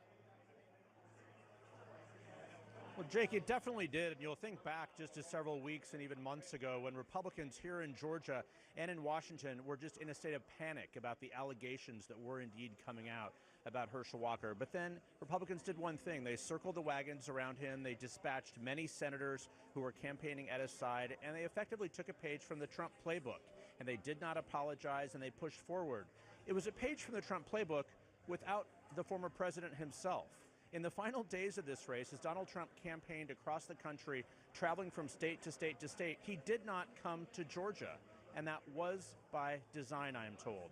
I'm told that the former president was in frequent conversation with Herschel Walker. Of course, he's the one who recruited him to run in this Georgia Senate race in the first place, over the objection of many Washington Republicans, including Senate Republican leader Mitch McConnell. But it was former President Donald Trump who urged Herschel Walker to run, and I am told that they have spoken all the time on the telephone. Last evening they spoke a few times, I'm told. Today they also spoke. So very interesting, taking a page out of that playbook but leaving him out of this. So that allowed the Walker campaign to do one thing, to make this race about President Biden and to tie Senator Raphael Warnock to President Biden. Jake, I'm just struck here, either driving down the freeways, watching television, looking at mailers that voters received. There was a side-by-side picture of Senator Warnock and President Biden everywhere you went, effectively trying to tie the two together. What that allowed them not to do was to link Herschel Walker with Donald Trump. So as the votes are counted here at the top of the hour, the polls will close across the state of Georgia, with the exception of a few polls that are staying open a bit longer because of some minor complications. It'll be fascinating to see which strategy actually worked. But one thing is clear, that Herschel Walker was not disqualified as this campaign came to a close. Jake. All right, Jeff Zeleny at Herschel Walker's campaign headquarters in Atlanta. David Chalian now has some early exit poll data from Georgia. David, what are you looking at? Yeah, along these lines, Jake, we're taking a look about sort of what was on Georgia voters' minds in this election when it comes to the qualities they were looking for in their candidates. And I think it's pretty clear it's sort of a character election that is taking place there. 36% of Georgia voters are looking for a candidate who shares their values. 32% looking for a candidate that has honesty and integrity. Less so about empathy and experience. 19% say, I'm looking for someone who cares about people like me. And only 8% are looking for the candidate with the right experience, which may be good news for Herschel Walker since he is new to politics. Who shows good judgment? We asked that of Georgia voters. 46% say only Warnock shows good judgment. Far fewer say only Herschel Walker. 28% shows good judgment. Both 5%, 18% of voters in this Georgia election say neither candidate shows good judgment. Are Warnock's views too extreme? And this has been something that Walker has been hammering away at on the campaign trail. Look at this. The voters in Georgia are evenly split on this. 48% of Georgia voters say yes, Warnock's views are too extreme. 47% say no. Herschel Walker scores a bit better on this front. Are Herschel Walker's views too extreme? Well, 43% of Georgia voters say yes, but a slim majority, 52%, Dana, say Herschel Walker's views are not too extreme for them. So interesting. David, thank you so much. And let's talk about the Georgia Senate race and some of the exit polls that David was just talking about. Specifically, one of the things that really stuck out to me was which candidate shows good judgment. Only 28% say Walker, Warnock 46%. Maybe given everything that we've seen about the allegations about Herschel Walker, not that surprising.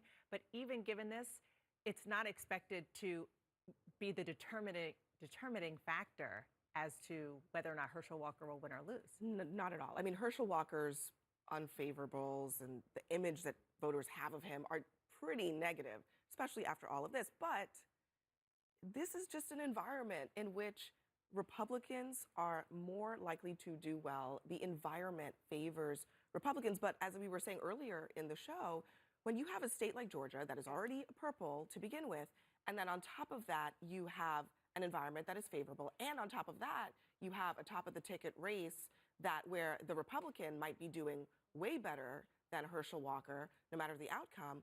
That, I think, is a recipe for Walker to get a little bit of a pass, surviving perhaps in this. I mean, it is amazing that he's getting any kind of a pass at all. I mean, these allegations that a pro-life candidate paid for 2 women to have abortions, that he fathered a number of children that he didn't support, that he threatened his wife, that he had mental illness.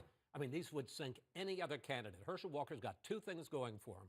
One, he is an idol in the state of Georgia. He's a Heisman Trophy winner from the University of Georgia. And by the way, Georgia is the #1 team in the nation. They just crushed Tennessee on Saturday.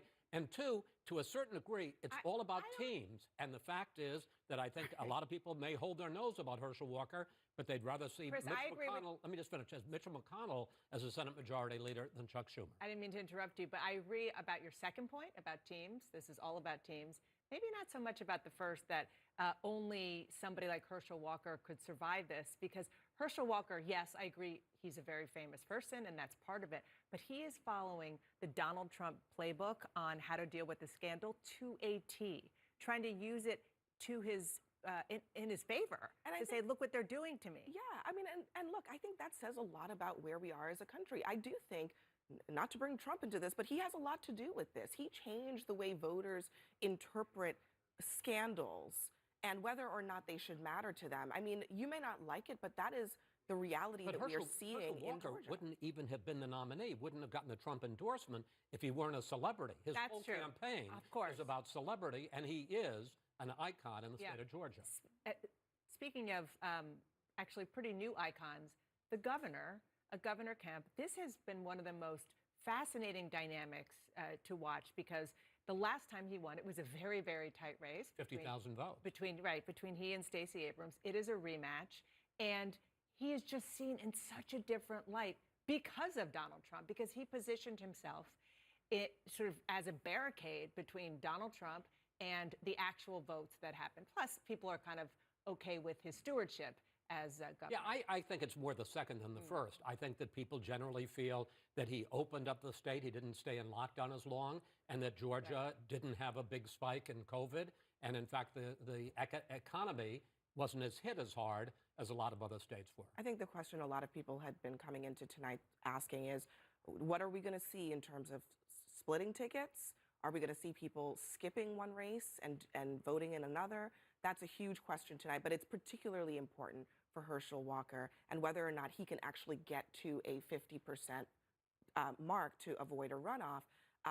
If he can't, then we're just doing it all over again, and then the dynamics totally change. So I think both campaigns at this moment, they believe this race is just as tight as can be, and both sides are just trying to keep it alive a little bit longer. We should just introduce America to the name Chase Oliver. He's a libertarian, a former Democrat, and he could be the person who keeps either of these guys from getting to 50%, and then you can blame him when we keep following.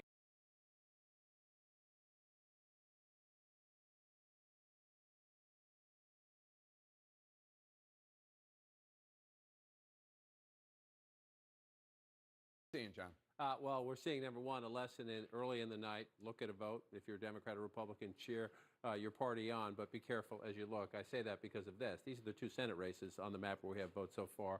And in Kentucky, at the moment, the Democratic candidate, Charles Booker, is 4,881 votes ahead of the Republican incumbent, Rand Paul.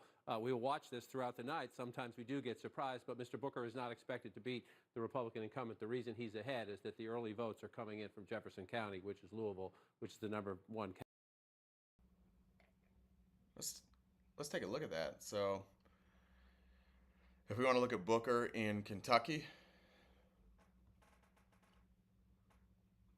let's take a look here. How bad were the polls? Obviously not expected to win, but let's see if it's within the margin of error there. Oh man, we didn't have anything. Looks like Rand Paul with a 16-point lead. Polling. I'm going to go to Twitter while we look at this and see if there's anything I can find. But don't count it as a win for sure. Senate, you're just trying to make sure you keep your own if you're the Republicans. Both of these races at the end of the night, we anticipate will be that way, but we'll keep an eye when you see votes come in like this. You always watch and see. And so what happens at the top of the hour is when things get interesting. If you're a partisan watching at home, this is when it starts to get more tense. The actual competitive race. Right. We start to get actual votes in the Senate race here. Herschel Walker, Raphael Warnock. So what are you looking at here? Number one, we'll watch how the votes come in and how they're counted. Georgia tends to count pretty quickly. They do a very good job, as we learned in 2020. This, obviously, Fulton County is the most important place in the state in terms of population. Biggest 10% of the vote, the biggest county out of 159 counties in the state of Georgia. It's one of the most complicated, fun for me states. I know it's not fun for partisans at home as you go through it. And then the issue is, we'll go back in time here. I just want to go back to look when Brian Kemp won in 2018. This is the governor's race. We're talking about the Senate race, but it's the same math here. It's the suburbs around Atlanta, and it's not so much we expect those to be blue again.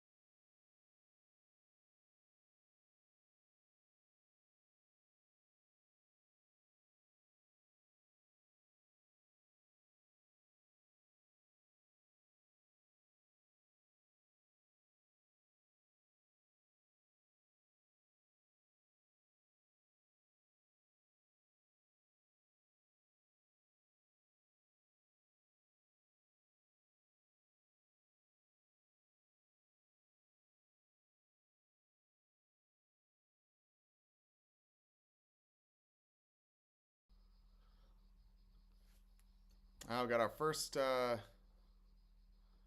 first screen die of the night. Let's throw this up here.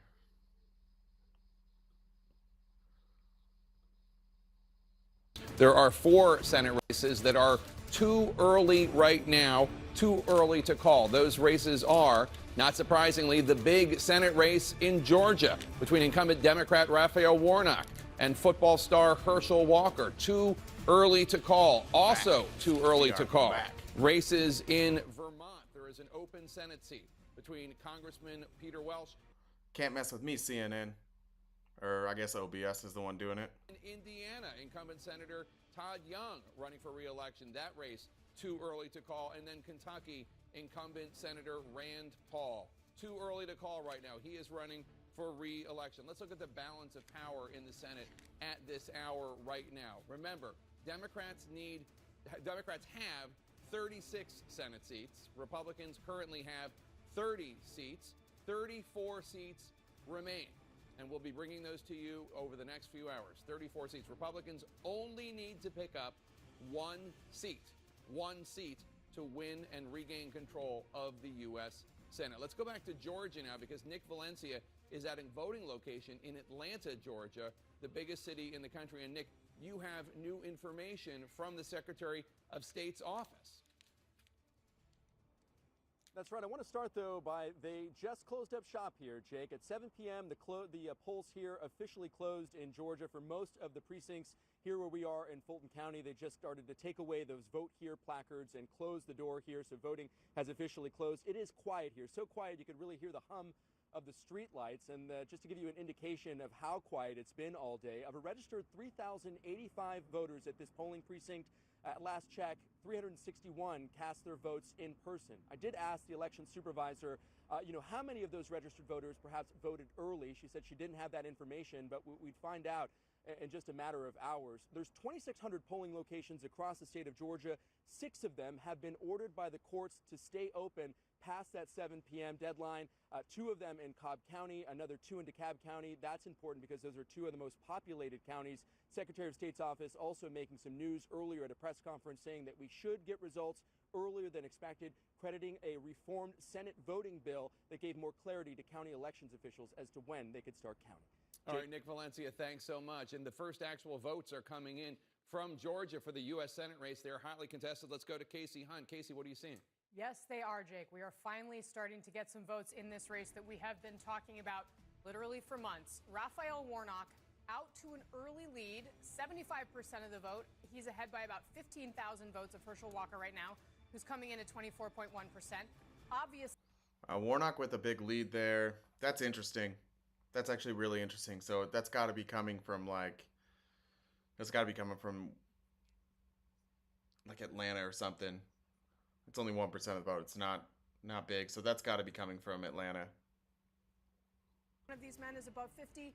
We could be looking at 4 more weeks of this. Let's check in on Florida, where we are also starting to get votes. Remember, Again, that's got to be Val Demings with a lead there. 5% of the vote counted, but you'd expect that to be, I think Marco Rubio had a 9-point lead, so that's bizarre. on just 5% of the votes in Florida. Boris, I think you've got some updates on the governor's race. It's still very early. We're going to take a quick look at Georgia to start right now. Stacey Abrams has a lead over incumbent Republican Brian Kemp. Abrams leading by about 13,000 votes. A lopsided advantage, but keep in mind, only 1% of the vote in the Peach State, a very important state for control of the U.S. Senate. Let's get an update now, a key race alert from the state of Florida, because there, Charlie Crist, the Democrat, also in the lead against incumbent Republican Ron DeSantis. He's ahead about 100,000 votes, but only 5% of the vote in so far in the Sunshine State, Jake. All right, well, these are just the votes coming in right now. Let's find out where they're coming from to give us an idea of the state of play and also why these races look so lopsided right now. So let's start, John, wherever you want to start, Georgia or Florida. But where is this vote coming in showing such a Democratic advantage? Right. We are just getting started. So, again, you're looking at this map and you're a Democrat, you're very happy. You're a Republican, should you be concerned? The answer is just wait. It's going to take a while. Yeah. It's going to take a while. But every vote counts, right? And so you look, why is Charlie Crist ahead? Because the only votes we have out of Florida, from heavily Democratic Broward County. It'll be interesting to watch later in the night. Miami-Dade is just to the south, traditionally a big Democratic area as well. Republicans say watch Ron DeSantis and Marco Rubio in Miami-Dade tonight. We'll keep an eye on that when we get those votes. But right now... And just to interrupt for 1 second, I'm so sorry. Yeah, that's right. That Miami-Dade thing you're talking about, that is also part of a theme that we will be following this night, maybe commenting on this night, is how much are Republicans improving their margins when it comes to the Latino vote. Absolutely, and it's a different Latino population in Florida than it is in Arizona, than it is in Nevada. Right. And if Republicans can build in all of those states, you go across the country, even in suburban Virginia, it's not as large a population, but it's a potential swing population. Right. So yes, that will be a dynamic throughout the night, throughout the week, and then in the months after, analyzing the election and what happened tonight. But the reason Charlie Crist is ahead right now, 250,000 votes, is because of Broward County. Now, you could say on the one hand, just calm down. On the other hand, if Charlie Crist is to be competitive, he needs to run it up in Broward County. So when you see these early results, you're in the Crist campaign, at least you're doing maybe what you need to do here. If you come back to the presidential race in 2020, Donald Trump won the state, but Joe Biden got 65% in Broward County. So that tells you, even if Charlie Crist is getting 65% here, Donald Trump won Florida, you want to quite handle it. Right. I know, we should know that right now, on these early numbers, Biden is almost at 65%. Crist is at 62%. So these margins, again, it's early, but that's an underperformance as of now. As of now, and those margins matter. Yeah, if Charlie Crist stays there in Broward County, he will. Joe Biden was higher, and he lost the state of Florida. Right. So and this is where again, it's a big county. It's second of the population-wise. It's about 9% of the state population. So that's the governor's race. Since we're in Florida, let's just stay in the Senate race because it's the same result essentially. Now you're getting a little bit more votes. See, I'll go back to the governor's race in just a minute. So you come back to Broward County again. She's running at 63, 64%. That's great. Is it good enough? That's the question as you move in. So we're finally getting some votes out here. This is interesting in terms of by the end of the night. This says 62% of the estimated vote in Pinellas County. I would caution early on. We'll see if that holds up. Sometimes, you get the mail-in ballots, you get the other ballot. See if that number holds up. This can be a potential swing county. Pretty close, right? That's why it's a swing county. It's pretty close in the tide there. 62%. And how did Biden do in 2020? To 2020, we hit presidential, and Biden gets 50. Right, that's a 50-50. This is one of your swing counties in America where you go through. It's the 6th largest in the state. It's 5% of the population. It's a tie essentially. Biden won by just a little bit here as you come through it. So let's come back to 2022. And again, it's fun seeing St. Petersburg there. That is the home of Scientology. And I don't know what Scientologists like. Do they like Republicans or Democrats? It's a good question. We're going to find out tonight. As we're talking, you get more. So you come up here, I'm in the House map here. Let me come back to the Senate race. And you come up here and you see, again, this is a place where the Democrats have to win. But if you come out statewide and look, we got a long way to go, right? So Val Demings is ahead early on. Senator Rubio is favored in this race. But again, this is one of these races where she was viewed as the most House member, former law enforcement official, viewed as the most competitive Democrat they could do in a state that is a Republican state. Let's head north. Let's go to Georgia. Let's head up to Georgia. So we see the Senate race here. And again, Raphael Warnock pulling out to an early lead. You'd always rather be ahead than behind, but look at how empty. Look at how empty. So we do have some early votes in Fulton County. You have him up 75% in Fulton County. That's what has to happen. And that's a lot of the vote. That's 63% in this huge bucket of votes. Can I ask, how is Raphael Warnock compared to Stacey Abrams, who's running for governor on the very same ballot? So this is a fundamental question we will go through the night. In Atlanta, where you have it's the largest population center, it's 10% of the statewide vote, and you have a significant African-American population, so the Democratic base. So you see Raphael Warnock at 75.3%.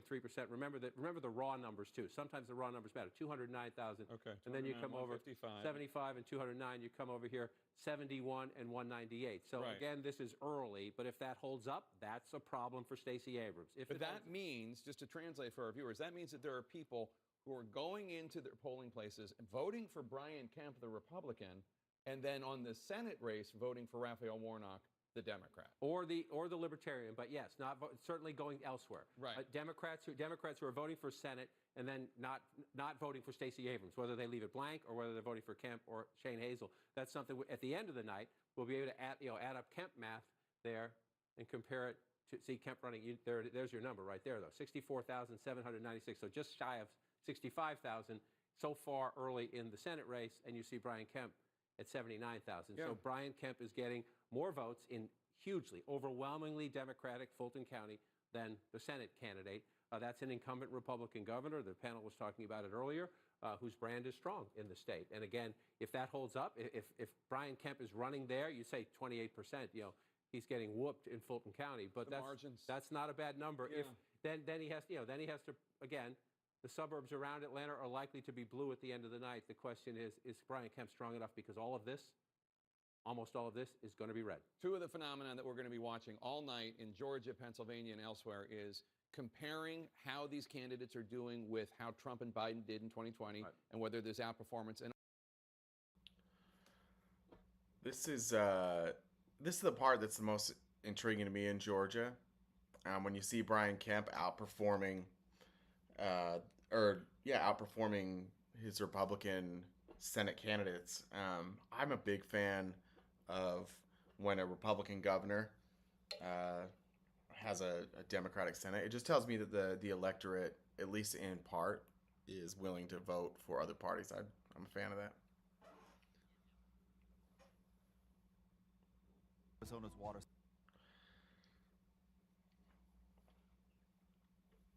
Jeez. Nice to have my chat just full of free vert girls. I don't even know what the hell that means. Thanks, chatter. Thanks for the free vert girls bullshit. Let's look here. Let's go over to CNN while we're in a commercial. Let's go to Fox News. Let's go see what Fox News has to say. I'm gonna pop over here and see what they have to say tonight. It'll be interesting to see the tone difference here. Let's see if I can just pop in here.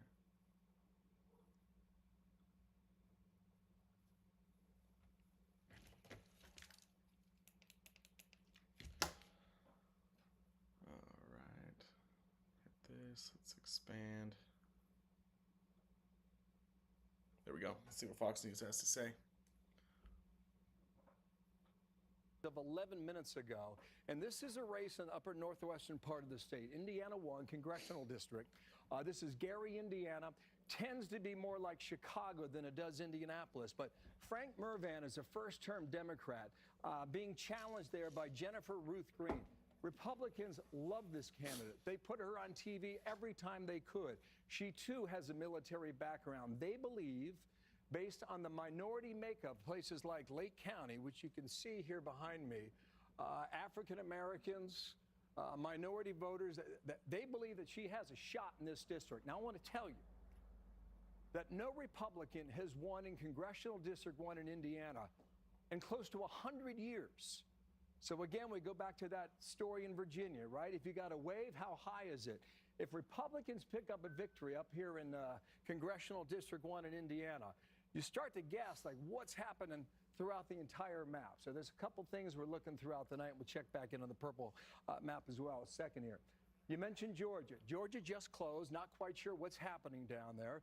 But we got a key race down here in the southwestern part of the state. We'll watch that, see whether or not that can flip from blue to red. Big task there down here in the Bible Belt in southwestern Georgia. But let's check in right now in the governor's race. This is going to be okay, got a couple numbers in. The estimated number is 1%. By the way, if you're watching at home and you're seeing this number, that's the estimated vote that's in. That's what we believe the turnout will be for this race. If this thing starts pushing 90 or 95 and you see it freeze and it starts to backtrack a little bit, that shows you that turnout was greater than expected. However, it bumps up against 99 or 100, all votes are tabulated. Abrams lost the Kemp 4 years ago by 1.5 points. For 4 years ago, she has said she should be the governor in Georgia. Brian Kemp back for a rematch with Stacey Abrams. We'll watch Fulton County here in Atlanta throughout the night. While I got a minute here, let's check the Senate race as well. Okay, so Raphael Warnock has some votes now in, 7%, 70%, okay, 7% tabulated with a lead over Walker. So then you ask yourself, well, where are the votes coming from? And here in the state of Georgia, Fulton County is going to be something we're going to watch throughout the night. I just want to draw a circle here. There are 16 counties that make up greater Atlanta, Georgia. Stacey Abrams campaigns hard there.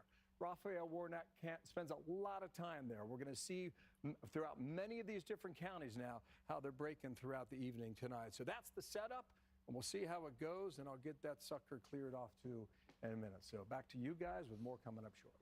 And Virginia dumps early. I mean, they get a lot of votes pretty early. So, I mean, in the next few minutes, we should see some of that early. They are in the category of fast counters. Which we like. we like those fast counters. Yes. And in some of these places, like as we said, they're going through the mail-in vote first. So you may see some surprising differences in some of these votes with the small margin that we have in right now. But just hang with us because there's going to be a lot of change as the rest of these numbers come in, and as we get closer to 7:30, we'll have 7:30. more calls We to have make. polls closing in Ohio. Republican J.D. Vance, Democratic Congressman Tim Ryan battling it out for the Senate seat. There was a really good town hall there. I don't know if you I heard saw about that. But, that's the seat vacated by Rob Portman. Mark Meredith is at the Vance campaign headquarters in Columbus. Good evening, Mark. Brad and Martha, good evening to you guys. The party hasn't started here quite yet because, as you mentioned, the poll's closing in a little less than 15 minutes from now. But we have heard from multiple Republican sources here on the ground in Ohio who say they feel very confident for J.D. Vance tonight, that they are seeing potentially lower turnout in Cuyahoga County, the Cleveland area, which was thought to be a big advantage for Congressman Tim Ryan. You guys talked about it. This race has been fascinating to watch because J.D. Vance, first-time politician, best known for his memoir, Hillbilly Elegy, he beat out a crowded field of Republican candidates to get in this primary, then beat all of them down to get us here to the general election. But he has certainly faced a lot of headwinds ever since the primary. I talked to his team tonight. They say they feel united with the Republican Party, and they believe that's going to carry over into this evening. He's been campaigning with Governor Mike DeWine, as well as the Republican ticket. But most notably, even just last night, former President Donald Trump weighed heavily over this race. He was in Dayton holding a rally on the eve of the election. Congressman Tim Ryan also getting a lot of attention for his campaign strategy. A Democrat here in Ohio saying he doesn't agree with the National Democratic Party. He says they didn't believe that they were focusing on the working class voters in this state. So he was trying to peel off some of those Trump voters. Obviously a lot of interest in whether or not that may play as a factor into the results tonight. But we have seen a lot from the Republicans in this state letting us know they feel very confident about their chances, and we'll know soon enough. Guys, back to you. Mark Meredith in Ohio. Mark, thanks. You know, we were just talking about the numbers that are coming in. There are some numbers from Florida. Bill Hemmer back at the board. Yeah, the whole state doesn't close until 8 o'clock, but there's some data right now in from the 7 o'clock close, and this is going to be a story if it sticks, okay? This is the governor's race in Florida. This is Ron DeSantis up against Charlie Crist. This is Miami-Dade, okay? Right now it is red. 66% of the estimated vote is in, and DeSantis leads Crist. DeSantis won his governor job 4 years ago. That year in Miami-Dade, he lost by 20 points. If this number holds up, you've got a bit of a tremor right there in southeastern Florida. Let me try to go to the Senate race here just real quickly here. Yeah, I don't think that's something it was unexpected in Miami-Dade. Miami-Dade was huge for Trump. You've seen a huge Cuban population there. Miami-Dade is now a Republican county. It's one of those rare places where it's a big city that's Republican. So I don't think that's terribly surprising. Year of itself, 53.6. And then on the Senate side, you've got Rubio at 53.0. If this holds up, guys, major story in the Sunshine State tonight. One more question. The Florida 27, the Salazar race, can you get there? Yes, I sure can here. Maria Salazar ran for her first key races over here. Remember, second panel here on Florida. Maria Salazar ran in 2018. She lost. She ran in 2020. She won. Cuban-American running for re-election again. Guys, this is pretty handily here. This is 78% of the estimated vote, and Salazar is well ahead now by 11 points in her district. That Florida 27 right down here in Miami. A lot of Democrats live here. A lot of blue votes out there. A lot of Cuban-Americans voting in that election as well. So all three of those are, as we say, on the clock as of now. Brett, Martha? Hey, that's great. Very interesting, Bill. We just have a few seconds here. But Carl, when you look at Miami-Dade, I think it's about 70% Hispanic vote. Isn't that right? Right. And the last time a Republican carried Miami-Dade was Jeb Bush in his 2002 re-election, where he was carrying everything. This is a really remarkable story here tonight. The transition of this historically Democratic county in the southern part of the state is part of a broader story about Florida. Think about this. In the last 4 years, they have added 600,000 new registered Republicans to the rolls in Florida and 27,000 Democrats. we're now at the first time that the Republicans have ever outnumbered Democrats in registration. Well, Florida has changed so dramatically in the past couple of years, right? And so we'll see whether or not this is reflective of other trends across the country or whether this is a Florida story that we're watching play out. Either way, it bodes well for 2024 for Republicans. And we've got this brewing competition now between Mr. Trump and Governor DeSantis, which has been, obvious in the last couple of days. If it's a big night for DeSantis and his running mates in Florida, that would sharpen that competition a bit, give Mr. Trump something to think about. Yes, it would. And we're going to focus on 2022. But you're right. But that's a story to watch. There's no doubt about it. We got a long time. It's out there. Britt's got a twinkle in his journalist eye right there. Coming up, Lawrence Jones is in Battleground, Georgia, talking to voters about what matters most to them. Plus, Jesse Waters joins us next as Democracy 2022 election night rolls on, folks. We'll be right back.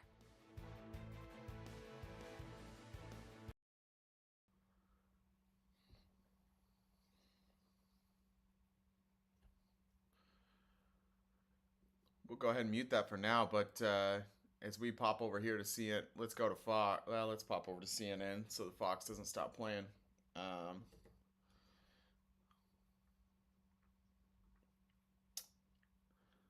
See if I can find the map here on CNN.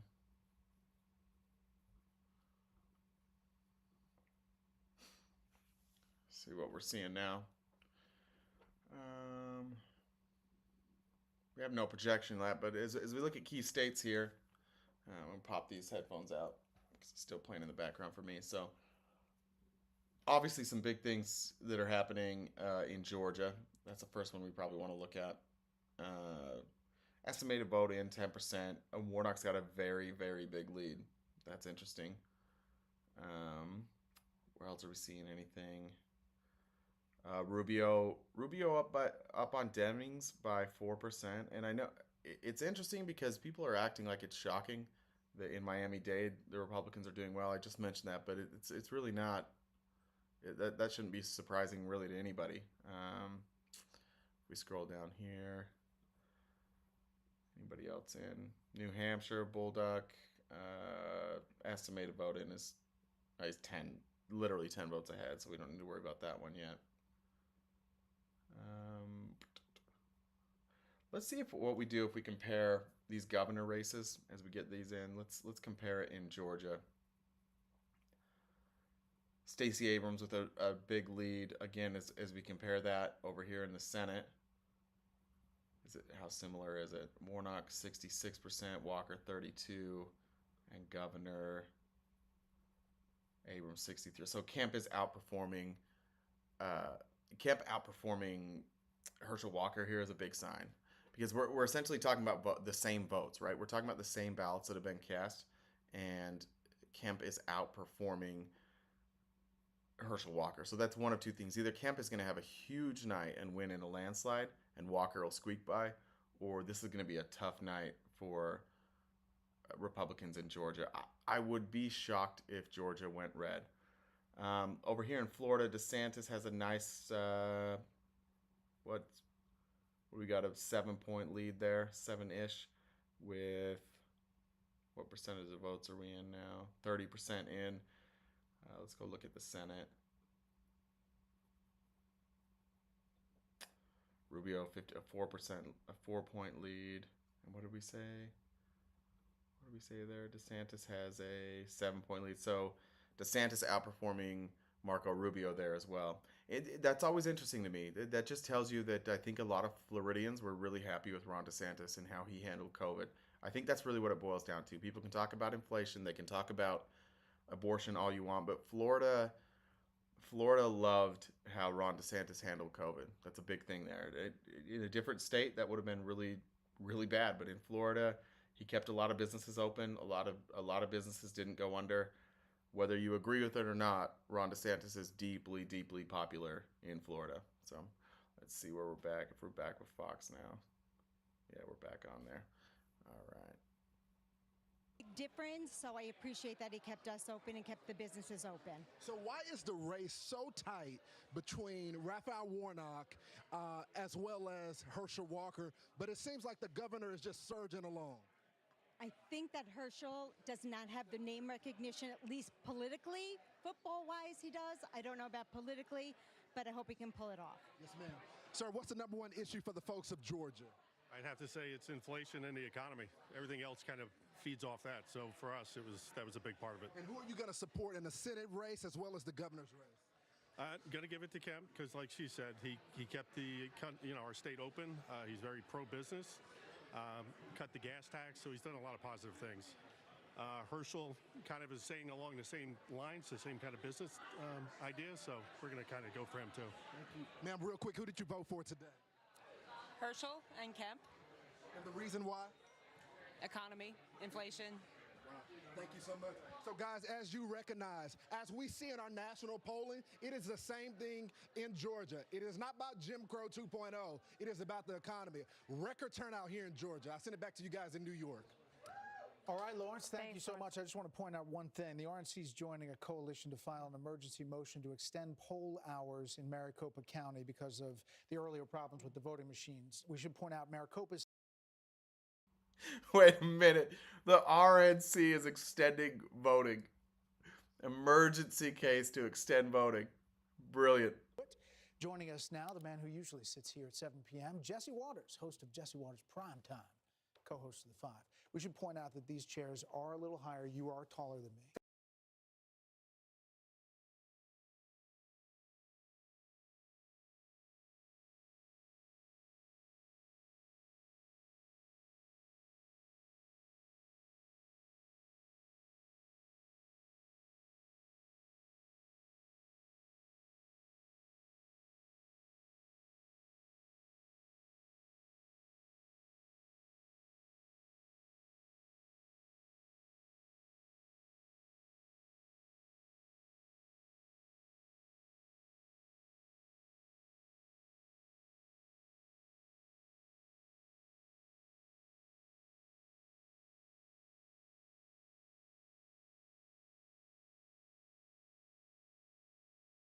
I am. Yes. So I had predicted on the 5, Ed on Jesse Waters Prime Time, 53, maybe 54 if Republicans get New Hampshire.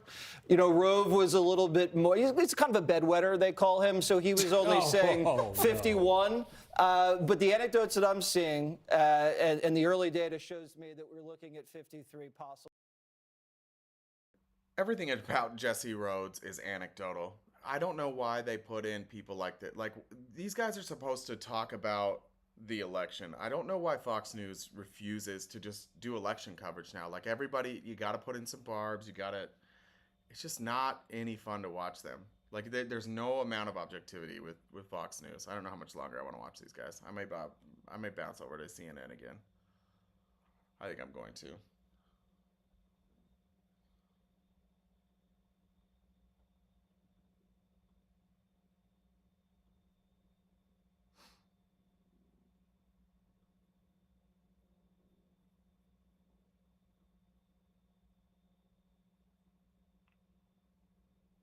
And we just got some votes in, so let me clear that out. This is the state capital in Concord. Maggie Hassan again. It says 13%. Again, watch these numbers as our team is trying to calculate how many people turned out on election day. What are the early votes? How did Biden do in Concord? So we come to 2020. We hit the presidential race. 65. Biden gets 65%. So she's exceeding that right now. Right now. Early, very early. Right now. Former governor, too. That was her office, right? She's the former governor of the state. Right. And now she's the United States Senator. But let's pull out from 2020. Let's come back to 2022.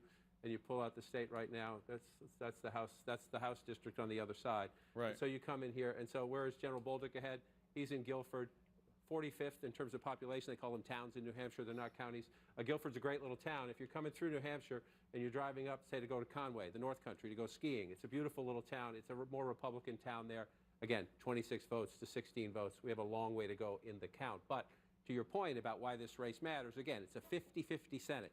This is a Democratic incumbent. In the final days of the campaign, Republicans were thinking 2 months ago, Bolduc didn't have a shot. 2 weeks ago, maybe. 2 days ago, Republicans saying, let's help General Bolduc. Maybe we can get him to the finish line. So this is in the game the 50-50 Senate, Democrats need to hold this seat. They can't be losing any of the blue seats as they go through it here. So this is what we watch here in the Senate race as you pull it out here right now, and you see the early results in the Georgia Senate. Senator Warnock still ahead, but it's very early. And very early on, the Democratic candidate was leading in the Florida Senate race. Now the Republican incumbent, Marco Rubio, is leading. And as we get ahead, we're about to get, when it comes to the Senate, we're about to get Ohio. And when it comes to the House, we get many more competitive districts, Jake, in the moments ahead. And again, results coming in Virginia, competitive districts in New Hampshire. We'll have a good sense the next 30 minutes or so how the House is looking. All right, John King, polls are closing in 3 more states. 2 of them, Ohio and North Carolina, have high-stakes U.S. Senate races, so we're watching very closely. So here is a key race alert. CNN is saying it is too early to call. Too early to call the Ohio Senate race between J.D. Vance and incumbent Congressman Tim Ryan, both of them squaring off for an open U.S. Senate seat. Too early to call in Ohio. In North Carolina, another open Senate seat from another Republican retiring. That race as well between Cherry Beasley and Congressman Ted Budd. That race also too early to call. The overall balance of power right now in the U.S. Senate, Democrats control 36 U.S. Senate seats. Republicans control 30 U.S. Senate seats. 34 seats remain. Remember, Republicans only need to pick up 1 net Senate seats. Let's go to Boris Sanchez right now, who has a projection when it comes to governor's races. Boris. Jake, this is our first projection in a governor's race for the evening, and it comes from the state of Ohio. There, incumbent Republican Mike DeWine thread a needle. He was both critical of Donald Trump after the January 6th insurrection and then earned the former president's endorsement after the Republican primary. He defeats the Democratic mayor of Dayton, Ohio, Nan Whaley. Let's get some key race alerts now, beginning with the state of Florida. Last time we checked in, the former Republican governor turned Democratic Congressman Charlie Crist had the lead. Now it belongs to Ron DeSantis, more than 285,000 votes ahead, with 44% of the vote in Florida.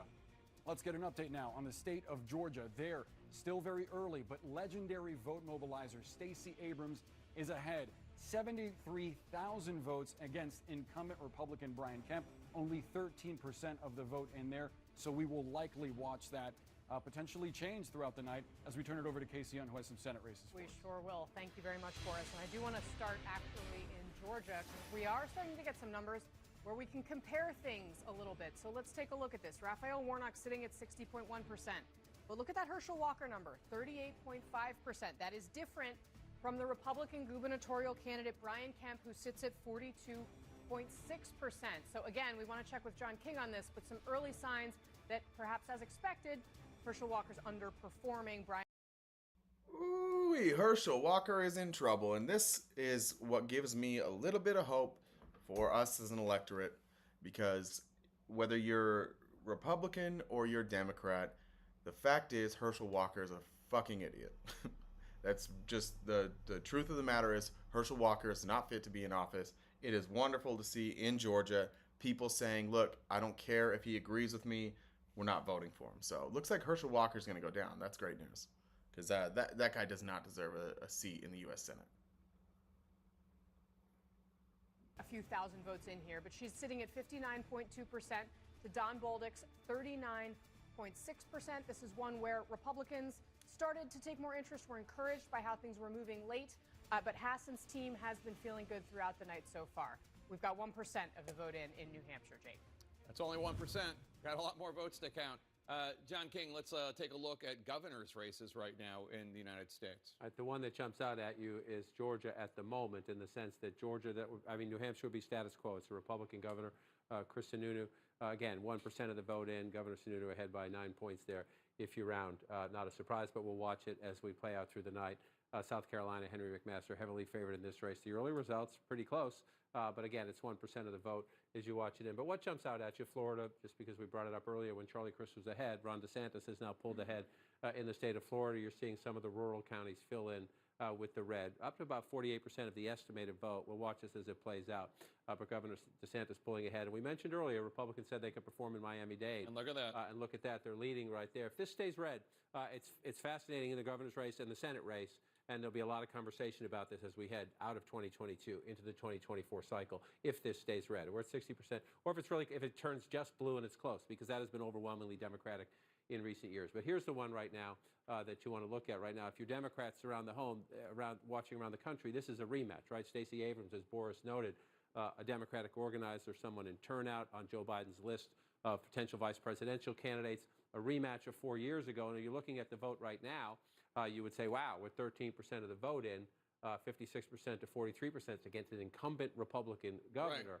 Right. The question is, though, there's still, number one, there's a lot of votes still to be counted. You see these smaller counties around Georgia, most of them, if you come back to the presidential election, again, Joe Biden won Georgia in 2020, but just barely, just shy of 12,000 votes. But see all that red.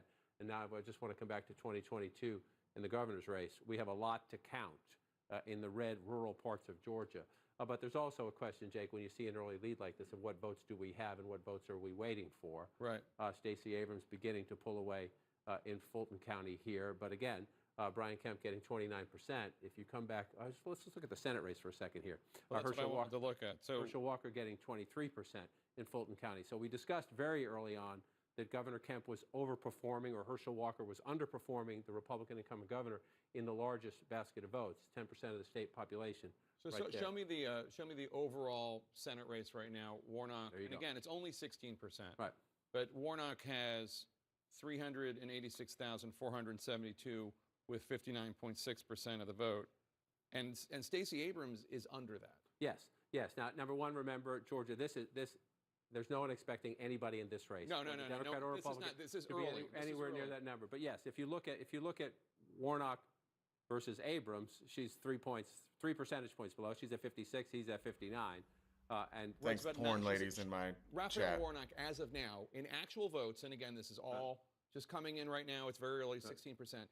Raphael Warnock has about, I believe, about 80,000 more votes than she does, meaning people are voting for Raphael Warnock and then not voting for Stacey Abrams. Right, and some of those votes clearly going to the governor, because we looked at Fulton County, look at the statewide first, you see 43.4% for Governor Kemp. Let's come to the Senate race, and you see only 39%. So Herschel Walker underperforming the Republican governor. There's one of your questions there. And then let's just come into Fulton County here, and you see Herschel Walker getting 23.3, just shy of 65,000 votes. Again, this is overwhelmingly the biggest Democratic area in the state. Then you look at the governor's race, and Brian Kemp is getting 28%. Even more. And 79,000 votes. So you have an incumbent governor. There's a lot of, this is Atlanta and the suburbs, right? You say Fulton County, you see the Atlanta, you think it's just the city. It's the city and then the suburbs around it, a growth area, very business area. There are a fair amount of Republicans there, don't get me wrong, but it's the most overwhelmingly Democratic county in the state. So overall, give me the whole, so it's 16% with Democrats leading in the governor's race and Democrats leading in the Senate race, but it's only 16%. Let's go to David Chalian, if I can, at the Battleground desk. Where are the votes coming in, David? Because obviously this is a very strong early lead for Democrats that I don't think is going to bear out throughout the rest of the night. Yeah, so one of the things we're going to be looking at all night long where we can is sort of what kind of vote is in. Is it pre-election vote, absentee by mail, early vote, which we know tends to favor Democrats more. They show up more robust numbers that way versus election day votes. So I just want to show you, this is the state of play right now that you and John have been talking about, Jake. Raphael Warnock has 389,000 votes right now in the Georgia Senate race to Herschel Walker's 258,000. 16% of the estimated vote is currently in, but how much of this current vote is that early vote, pre-election vote, where Democrats tend to show up in bigger numbers? Well, right now, 99%, nearly all the vote you're looking at in that wall with John is early vote. And we have estimated that at the end of the day, when all the votes in Georgia are counted, that number is going to come down to 61%. We've estimated that 61% of the overall vote will have been early vote, which we know broke records in Georgia. But right now, 99% is. So look at the governor's race. It's a similar story. Stacey Abrams currently with 367,000 votes to Brian Kemp's 288,000 votes. Again, this is 16% of the estimated vote that's in, but all of it, nearly 99%, is the pre-election vote, Jake. It's the early vote. We think that is only going to make up 61% of the overall vote when it is fully tallied, which means a lot more election day vote is going to come in as a share of the vote, and that could, of course, benefit Brian Kemp, benefit Herschel Walker, since Republicans tend to show up in greater proportion on Election Day in person. Indeed. Interesting, David Chang. And I don't suppose we have the technology to know what percentage of the early vote Joe Biden won over Donald Trump in 2020. Those numbers are available to us. They're not in here, but it's disproportionately. I mean, remember, like in Philadelphia, it was over 80%. But I'm wondering where Raphael Warnock was, because if this is how big of a lead does he have? This is basically, we say it's a 16%, but this is basically just the early vote. It's the early vote. This is the early vote, and I'm wondering what that matches. If somebody backstage could figure out. Overwhelmingly and disproportionately a Democratic vote. So let's go ahead north if we can, because North Carolina, there's a big Senate race there, and I'm wondering what's going on there. We have our first results in here, and again, I'm going to suspect it's the very same dynamic, and David can jump in and correct me if I'm wrong. But again, Sherry Beasley ran a remarkably competitive campaign, We talked earlier about Democrats saying maybe we should have helped her out a little bit earlier. Republican member of the House, Ted Budd, had Donald Trump's endorsement in the primary, trying to move up to statewide office. Sherry Beasley, former state Supreme Court Chief Justice, 60% to 40% if you round everybody up. You see where the blue is. Well, it's blue where it should be blue if a Democrat's going to be competitive. That is Wake County, the second largest county in the state. You see right here, 68% to 30%, 54% of the vote in. African-American population, college-educated population. The number one county is here, Mecklenburg. That's almost 11% of the state population, 70% to 29%, or 69-29. She's not right. Can't round that up just yet. This is what you want to do if you're the Democrat, right? Joe Biden won this county by 35 points. She's winning it by 39 points, almost 40 points. Yeah, even 40. It is 40 points.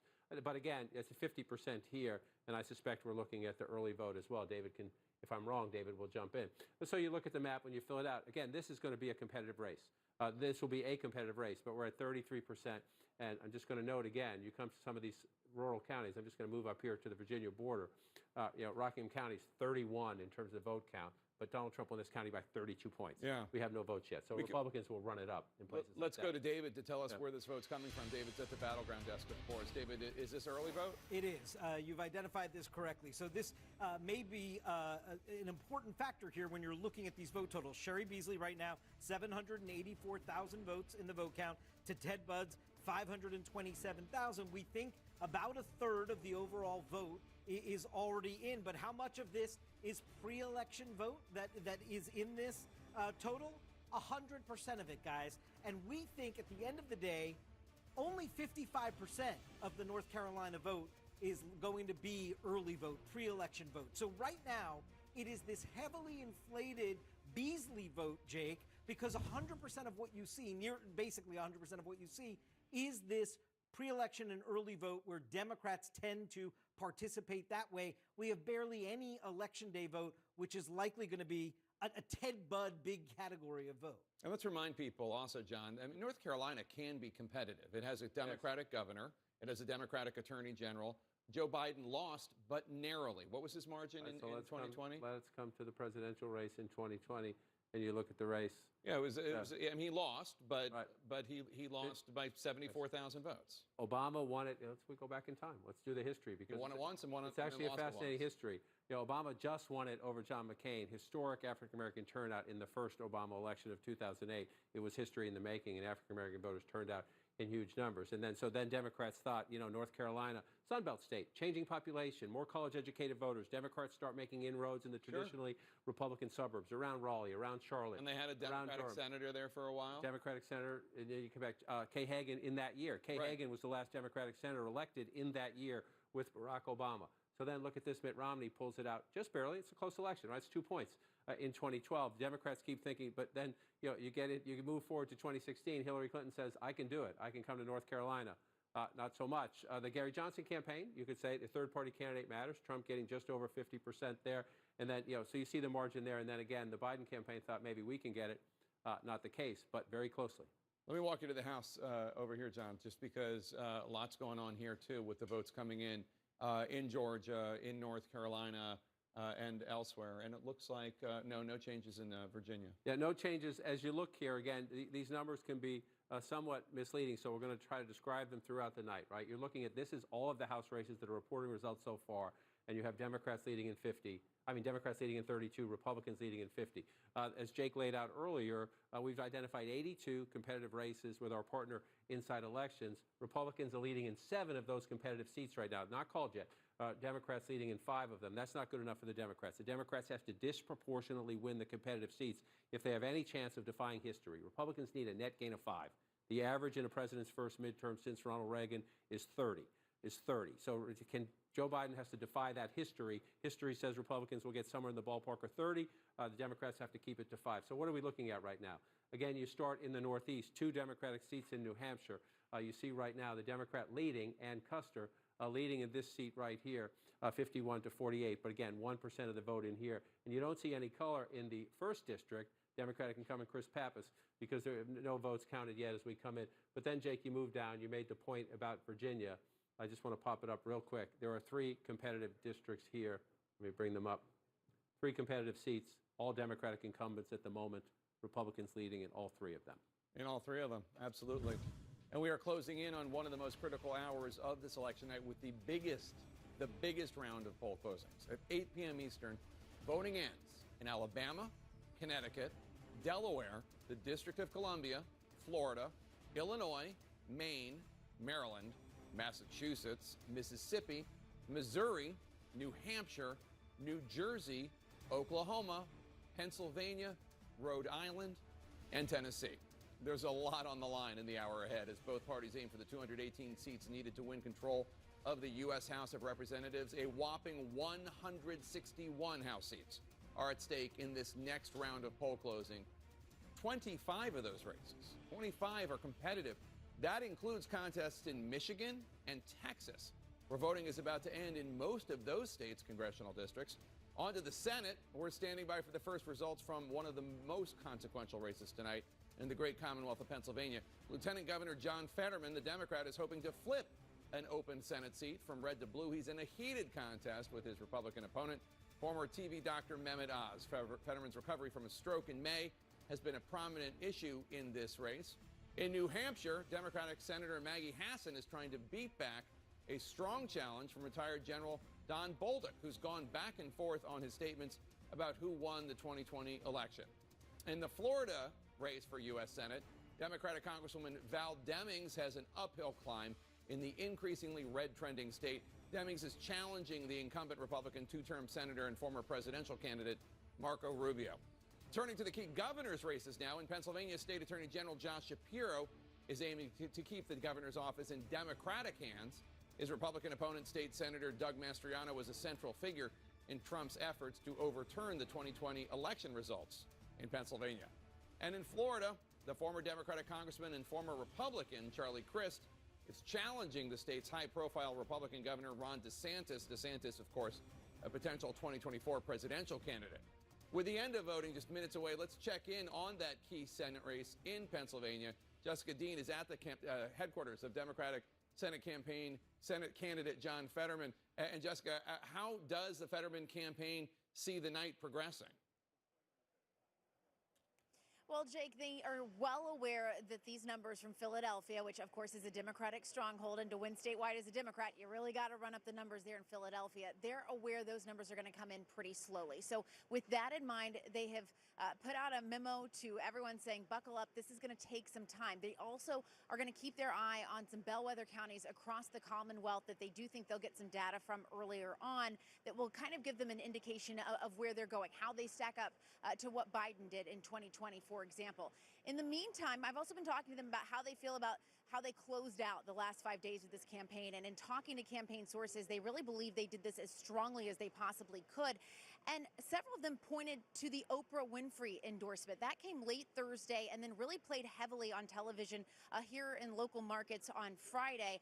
They think that targeted a key demographic for them. That's suburban women who can be quite independent in their voting, and they think they really need a strong turnout from those suburban women. They think that Oprah Winfrey could be the key there. Jake, celebrity endorsements often don't move the needle, but in this case, she, of course, made his opponent, Mehmet Oz, a household name. So her endorsement was quite personal. Jake? Yeah, interesting. The Fetterman campaign will no doubt be looking to Harrisburg and Scranton to see if they overperform how Joe Biden did there. Let's go to Kate Baldwin now. She's at Oz campaign headquarters in Newtown outside Philadelphia. What's the feeling there? What are you hearing from the Oz campaign people? Jake, the Oz campaign is being very careful to not make predictions on how the evening is going at this point. for one very clear reason, as you well know, the polls haven't even closed yet. But if they do win, the Oz campaign is attributing the momentum, will attribute the momentum pushing them across the finish line to their final message. It's this contrast that Mehmet Oz has been consistently hammering away at in the final days, which is bringing balance to Washington and rejecting extremism on both sides, which is how he puts it, which, of course, that's a tricky balancing act that Oz has been trying to pull off. Look no further than just this past weekend. Saturday, he was on stage with former President Donald Trump. The very next day, he had Senator Susan Collins stumping with him in Philadelphia. Collins, a moderate senator who has made very clear she has created distance and distance herself from the former president, even voting to impeach him following the insurrection. This tricky balancing act was also very clearly on display in his final rally in the Philadelphia suburbs just last night. Mehmet Oz reminding the crowd that he is not a politician, he is a surgeon, saying in the operating room, you cannot divide, you have to unite to fix the problem, saying extreme ideas hurt people in the operating room. Again, we'll see if the balancing act worked. All right, Kate Baldwin in Newtown, Pennsylvania, outside Philly. Let's go back to David Chalian now, who has some early exit polls from the great Commonwealth of Pennsylvania. So what is on the minds of my friends in Pennsylvania? Yes, your brethren in Pennsylvania, Jake. Well, it's so interesting because you can really see in these numbers the way in which these candidates have presented themselves, whose views are too extreme, right? Each candidate's been trying to paint the other one as extreme. 42% of Pennsylvania's voters say only Fetterman is too extreme. Guess what? An equal amount, 42%, say only Oz is too extreme. 5% say both, 8% say neither. Which candidate quality mattered most to you? I find this really interesting because we saw something similar in Georgia. This is not an empathy or experience election. This is a character election. 36% of Pennsylvania voters looking for a candidate who shares my values. 33% looking for a candidate who has honesty and integrity.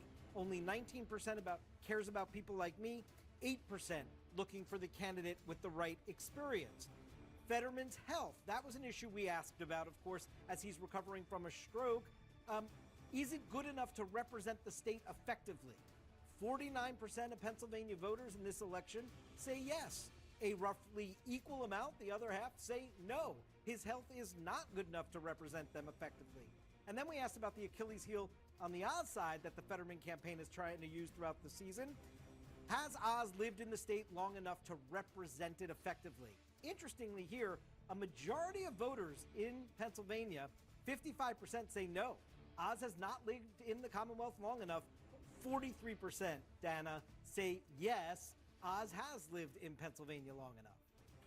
So interesting, David, especially when you're talking about the 2022 midterms. There's so much of a national notion of how this is all going to go. But in Pennsylvania, so much of it is personality driven. These are two very distinct personalities. Absolutely. And the fact that being a carpetbagger, being from New Jersey, is more of a burden to Oz than the stroke and what we saw in a very shaky debate performance is to Fetterman is surprising and telling to me. And the only other point I'd make is Pennsylvania, this is so key to the Democrats. If they can flip this seat, then they can afford to lose one and hold on to a 50-50 Senate. If they don't flip this seat or other ones, they can't afford to lose a single state. This is the most important potential pickup, the only real one. Yeah, and I think it's probably the one that they are, maybe they're not the most nervous about, but they're extremely nervous about this seat. It's hard to know what direction this was going in. A lot of Republicans after this Fetterman debate with Oz were saying that was the end of the Fetterman campaign. Well, if these exits are to be believed, voters are basically saying, it's about a wash. I'm really surprised by the carpetbagger number. I'm not going to lie.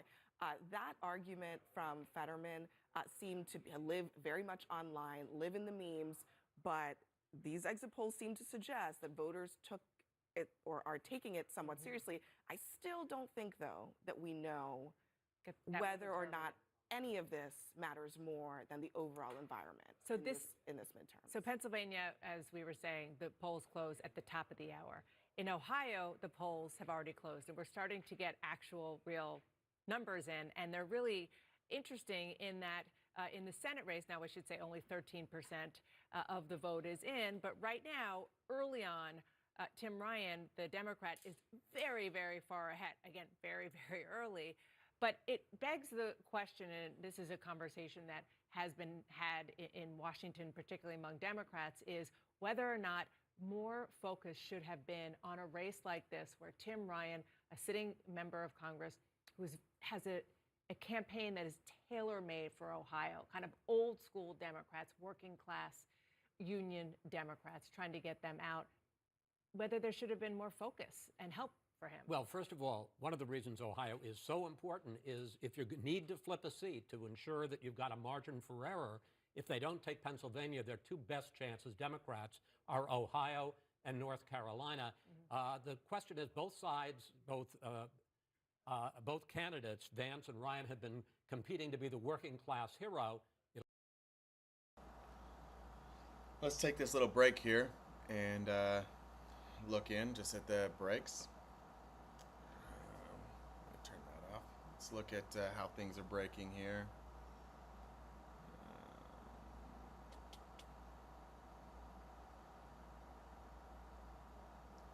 All right, let's jump. Still nothing in Arizona. Looks like that's going to be extended. So we're going to have late returns there. Marco Rubio in Florida has expanded his lead. He's right around 8%, which is what was expected, about 8 or 9% there. Georgia, Raphael Warnock is continuing that big lead. Let's compare Florida and Georgia. So Warnock's got a 14-point lead. Rubio's got an 8-point lead. And let's just compare that to the governor races. In Florida, DeSantis has, a 15-point lead. So DeSantis is, that's going to be called probably very soon. But a huge lead over what Rubio's doing. Rubio's underperforming. And Abrams having a 6-point lead there. Again, it just shows that Herschel Walker almost certainly isn't going to win that seat. So, all right, we'll go back to CNN now.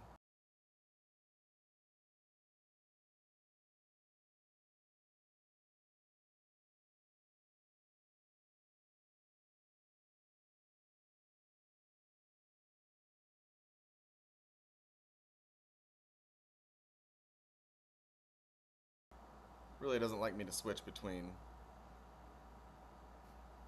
It makes me mad. So we'll get back. It's been shocking both ways when you look at the advertising. But this is the most Democratic district. Right. 3 in Virginia. The least likely to fall to the Joe Biden carried this district by 18 points. Right. Imagine it even being competitive. Makes it a big deal. But Wexton. All right, we'll get CNN back up for you. Here you go. Then you move just south of that. Again, suburbia, suburbs, into exurbia. That's a lot of vote, for almost half the vote in. And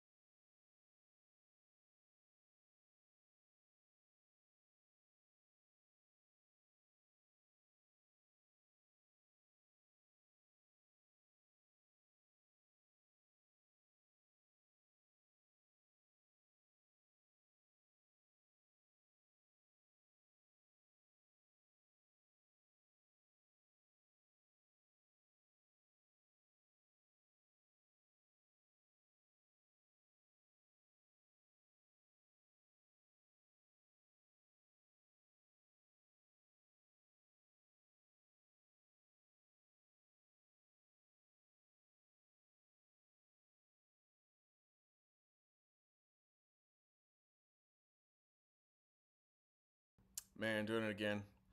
I think they're starting to figure me out. Let's try it one more time. They redrew her district. This is me doing this roughly. But her district used to stop.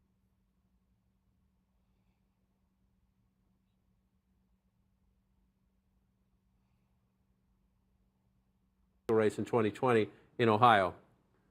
See, this is Marcy Kefter's old district here, and they drew the rest of it in right there. So let's come back to 2022 and see how she's doing, because this is a fascinating race. Number one, can a Democratic incumbent hold on in a much more Republican district in a tougher year, running against J.R. Majewski, who is a Trump acolyte, a January 6th supporter, than somebody in this district here. Again, we're only at 1% here. We're only at 1%. And as you see the Ohio map, I'm going to pull out and show you the House races. Then I'm going to walk over here and show you the governor's race. We are talking about 100% of early vote. And early vote tends to be disproportionately Democratic. Again, you always rather be ahead than behind, but you see another House race down here. This is Cincinnati and the suburbs to the north. The Republican incumbent is Steve Chabot. He's losing at the moment. This is another competitive seat.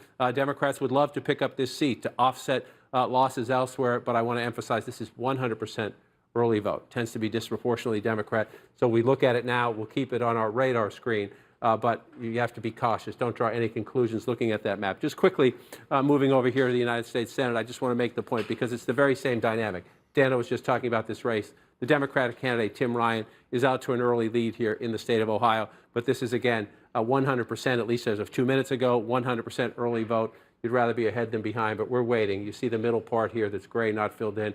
That is Trump country in Ohio. Jake, we'll watch the race as we go, and we'll get more votes as we move through the hour. All right, John King, we are just moments away from the biggest round of poll closings this evening, including that critical Senate contest in the great Commonwealth of Pennsylvania that could go a long way toward deciding control of the U.S. Senate. As of right now, CNN is projecting that Senator Marco Rubio, the Republican from Florida, will be reelected, defeating Congresswoman Val Demings. In Alabama, CNN is projecting that Katie Britt will win her Senate seat, defeating her opponent. She is a former staffer for the retiring Republican Dick Shelby in that Alabama Senate seat, so that's a hold for Republicans. In Oklahoma, CNN is projecting that incumbent Senator James Lankford will win. In the special election in Oklahoma, CNN is projecting that Mark Wayne Mullen will be elected, defeating Kendra Horn. And then in Kentucky, CNN is projecting that incumbent Republican Senator Rand Paul will be reelected. The big Senate race in Pennsylvania, CNN is declaring to be too early to call, and the big Senate race that's between Lieutenant Governor John Fetterman and TV's Dr. Mehmet Oz. Too early to call as of right now. And in New Hampshire, a competitive race between incumbent Democratic Senator Maggie Hassan against retired General Don Bolduc. Again, too early to call. Let's look at the map in general right now.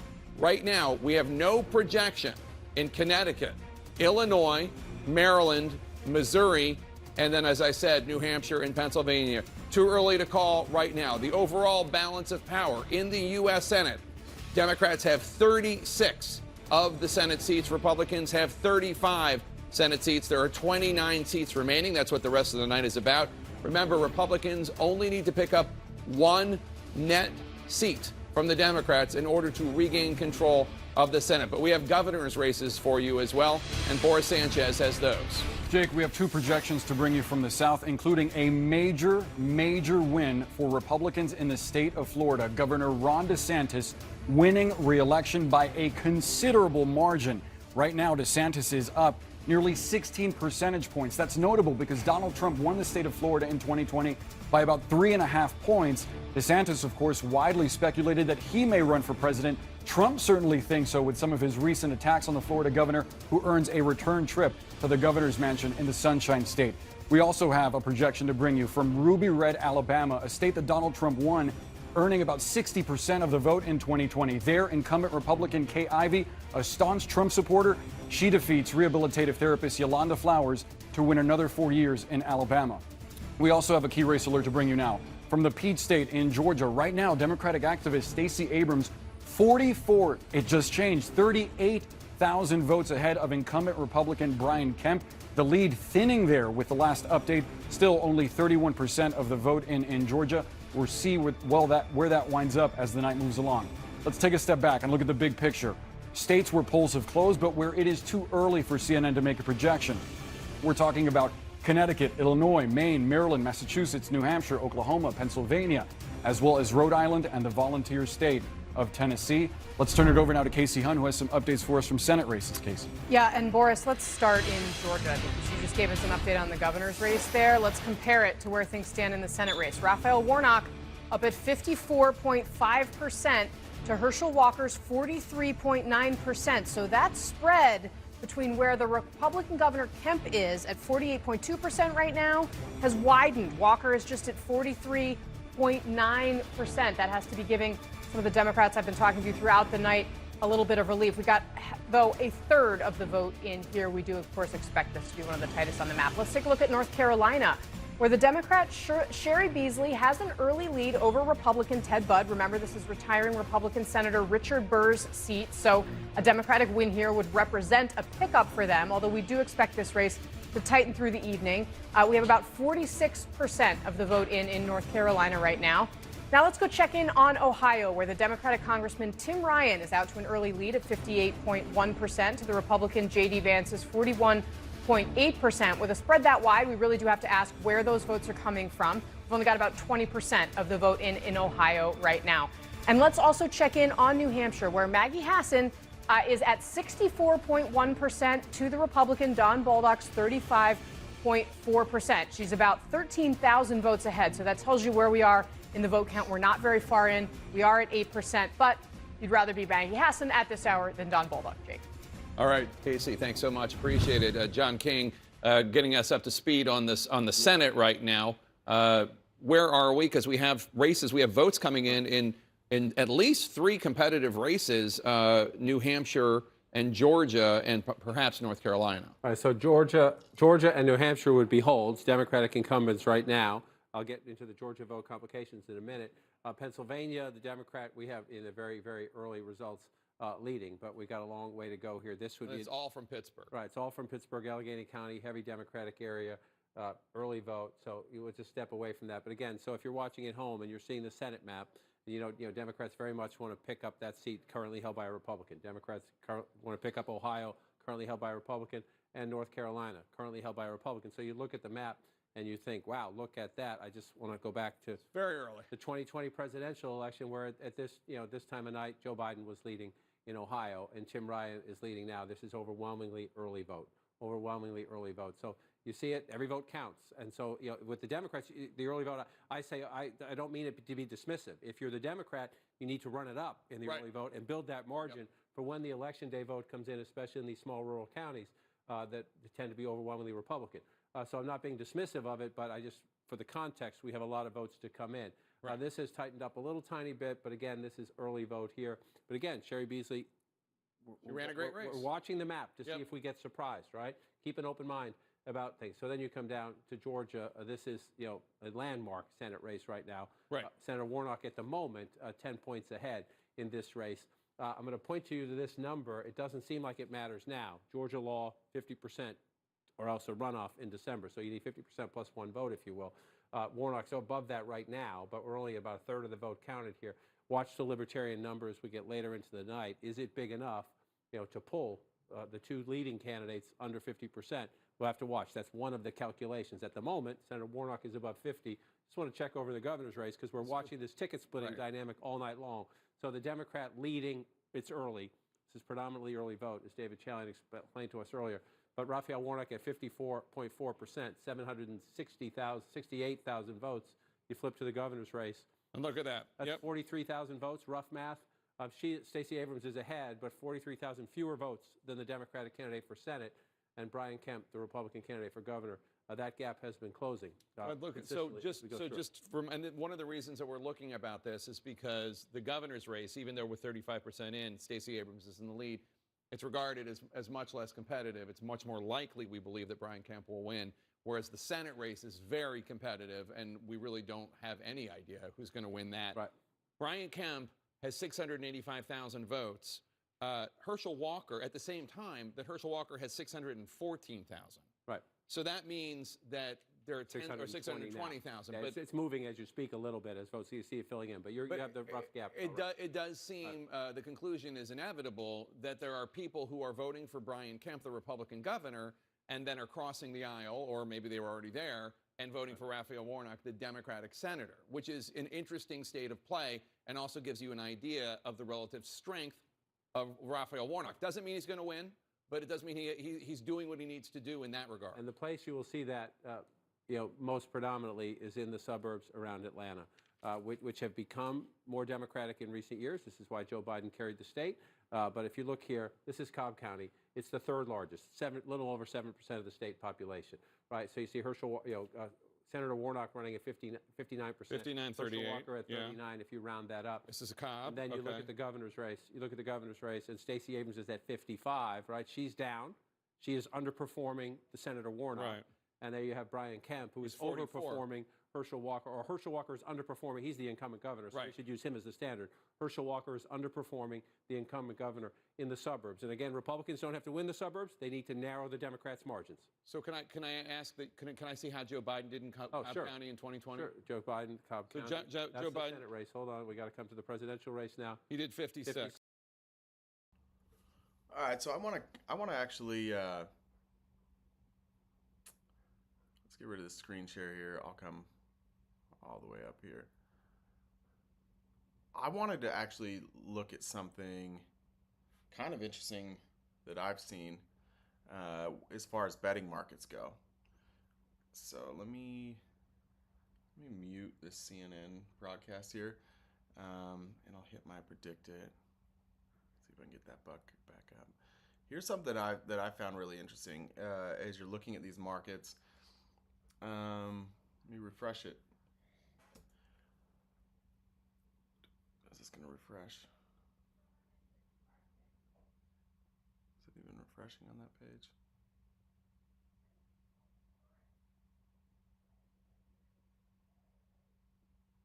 Jimmy, it's taking a long time. You can see here, though,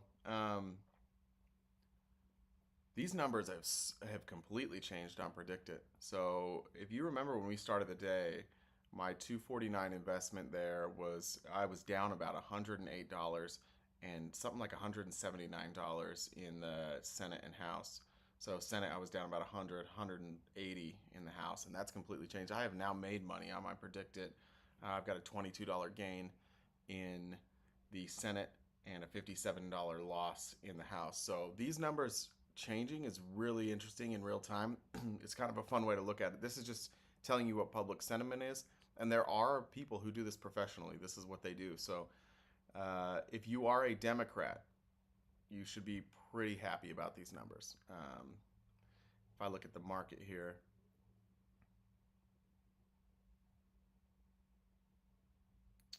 it's taking a while just because I have so much stuff streaming. I apologize for that. But and they said PredictIt would be pretty. They actually warned us it would be slow tonight. So.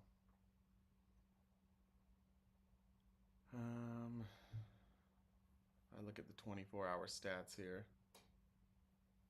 Super interesting move. So, yeah, that is really interesting move. I'm gonna screenshot this. I'll get it up on Twitter. But really interesting move here.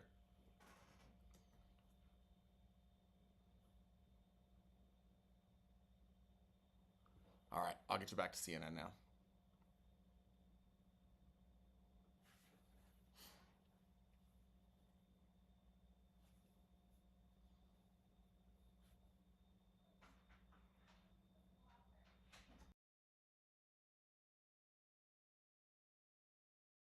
One of the key races. Again, let's just check in to see in the Commonwealth of Pennsylvania. A few more votes in, again, coming in Democratic areas. The first votes came in Allegheny County. Remember, Braddock, Pennsylvania, where John Fetterman was the mayor, is right out in this area, 84% right there, but a long way to go, Jake, in your home state, the Commonwealth of Pennsylvania. Thanks, John King.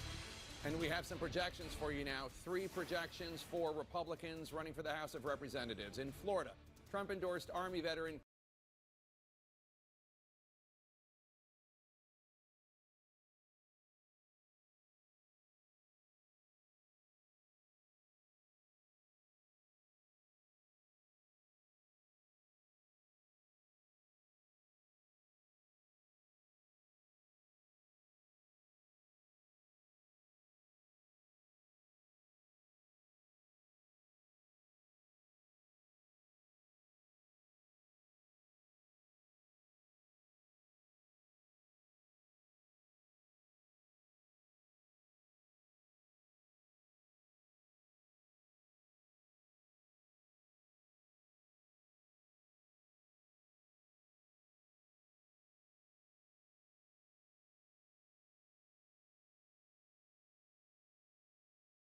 Democrats need to win 53 of those competitive seats. That's the same number we had before.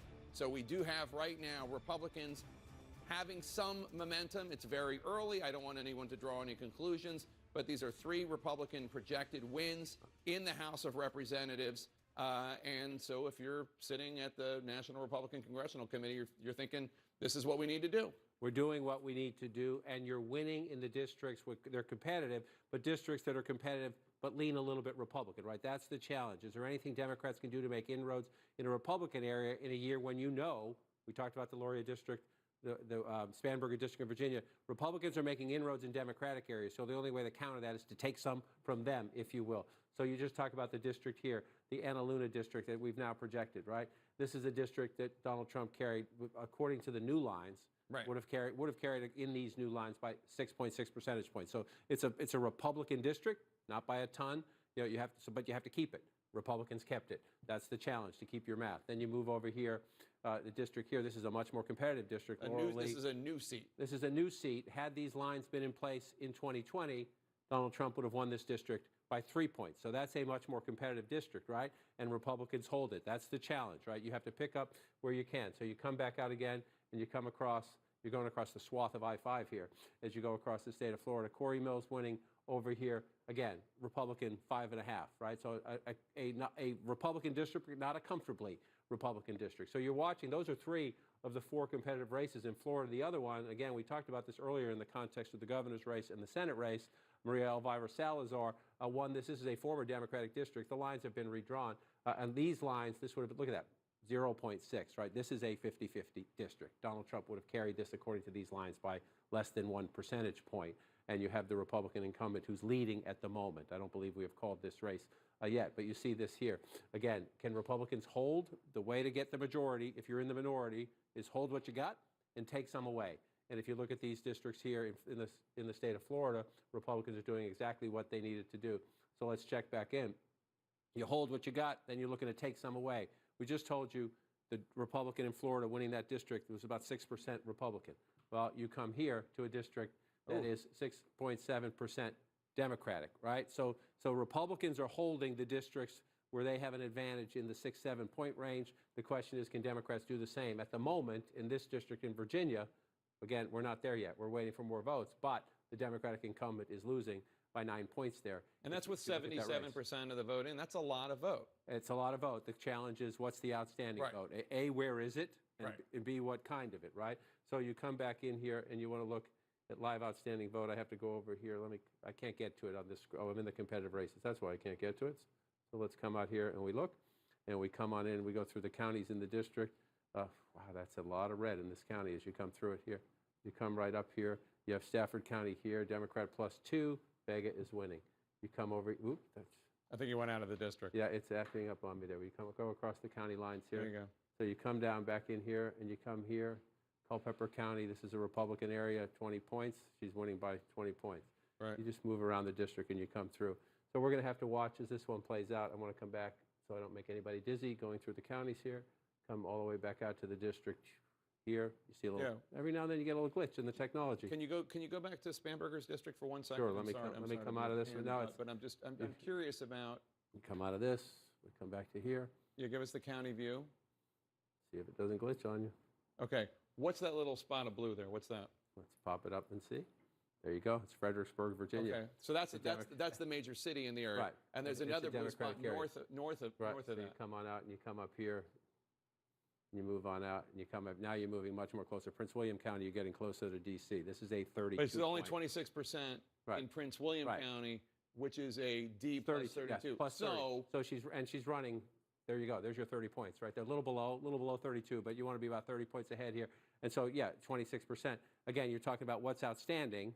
Well, that's important. If you're in Stamberger's camp right now, you're thinking, well, we still got 74% of the vote in Prince William. Closer in Democratic suburbs, you've still got a lot of votes to come in, which is why you don't call the race and you bring it out. This one's a little unstable at the moment as you come through it. We can switch over here if it keeps doing that. But yes, so there's outstanding votes. And so if you're in the Spanberger headquarters right now, you're calling your precinct captains out there to try to figure out where they are.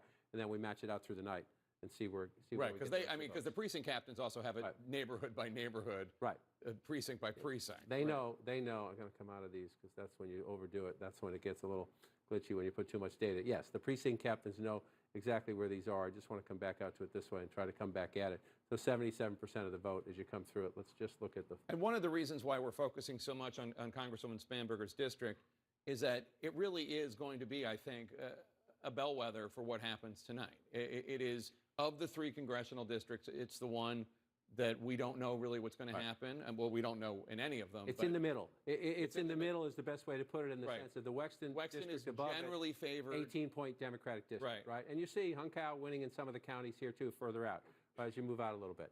We're still waiting for votes here. But you have an 18-point Democratic district there where the Democrat is leading. Then you come down here, and it's a 7-point Democratic district, and you have the Republican ahead. Again, Florida, the Republicans are holding their +7 district here in Virginia at the moment. They're on defense. And then you come down to the third one down here, which is the true swing district, Democrat 1+8, and you have the Republican candidate comfortably ahead at the moment in that district. Still more votes to count. Of the 3 Democratic congresswomen from Virginia, Luria is in the toughest battle. Yes, without a doubt. Then Spanberger, then Wexton. So Spanberger, the reason to look at her seat is because if it falls, it's probably going to be a lot of other Democrats that are going to have bad nights. Can we take a look at the Senate? Yes. If that's okay with you? Yes, to your point about that one, if only the Luria district fell in Virginia, you're likely to, and districts like that followed it, you're likely to get a Republican majority because they only need a net of 5, but a smaller majority. Right. If the Luria districts and the Spanberger districts, meaning districts like that as you move across the country, keep falling, that's how Republicans build a majority. And that's what we're going to watch. Now we're going to come back here to the Senate. What do we got going in Pennsylvania right now? You'll notice, people at home, that Mr. Tapper is a fan of the Commonwealth of Pennsylvania. That's all right. That's home. Home is where. Well, it is perhaps the most competitive Senate race, either this one or Georgia. Yeah. Or when we get Western Nevada, we can have a competition about it. But these are the 50-50 very competitive Senate races. And again, this is we have to be very careful because we're looking at overwhelmingly Democratic areas reporting votes so far. Allegheny, Pittsburgh, and the suburbs around it. John Fetterman is the lieutenant governor. He's from Braddock, which is out west here, very well known. Plus, it's a huge Democratic area to begin with. Then you move over here. This is suburbs of Cumberland County, just outside of the capital, Harrisburg. It's R+10 district, though. It's R+10, but which is why you're most likely looking at an early vote count here as you come through it here. And then you come over here to Philadelphia. Let me come here, where you have 91%, but it's just 11%. It's only 11%. Fetterman needs to keep, he's not going to get 92% of the vote in Philadelphia, I suspect, by the time we're done, but you need to keep it way, way up. About this is interesting, if you notice where, you heard Kate Baldwin earlier tonight. When Donald Trump came last to Pennsylvania, they were out here. They were out here in Westmoreland County, Latrobe, right? So let's go back to 2020, and let's look at the presidential race. Come with me here, the presidential race. When Donald Trump comes, they go here. You see why. Yeah. Right? So Latrobe, Westmoreland County, that's where Oz is standing in front of Trump's plane with Trump, trying to turn out vote because he needs to run it up in Trump country, Pennsylvania. Where was he last night? He was over here. Come down from Allentown, you come down here. He was in Pennsburg, which is right here, just south of Lehigh County, about 25 miles from Doylestown, which is the county seat of Bucks County, right? So let's go back to the Senate race when, in 2016, when Pat Toomey, who has this Senate seat, won re-election, right?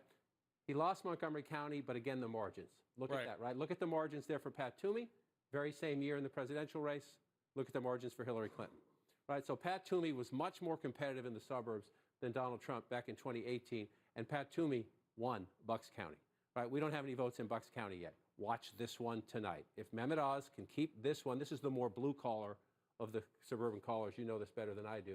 Of the collar counties of Montgomery, right around Philadelphia, Montgomery County, Bucks County, you come down here as well to Delaware County, and you come back here just to look. I keep telling you, it's Delco. Delco, right. I said that last time because you told me to on television, and Twitter loved it. But you come back to the results now of where we are. This is very early, but this is where we're going to watch. I mean, it's going to be right here. Can Oz win or run about even here, and can he get closer here than Donald Trump did against Hillary Clinton or Joe Biden? Because this is why, right here, is why Joe Biden won the Commonwealth. Hillary Clinton just lost it, and Joe Biden won it right here. Yeah, and it'll be interesting to see, again, as we're looking in Georgia, the ticket splitting. It'll be interesting to see the people that vote for the Attorney General Josh Shapiro, who's a Democrat, but then cross the aisle and vote for. See, this is what county? I just switched it over. Oh, this is just the state. Okay. This is.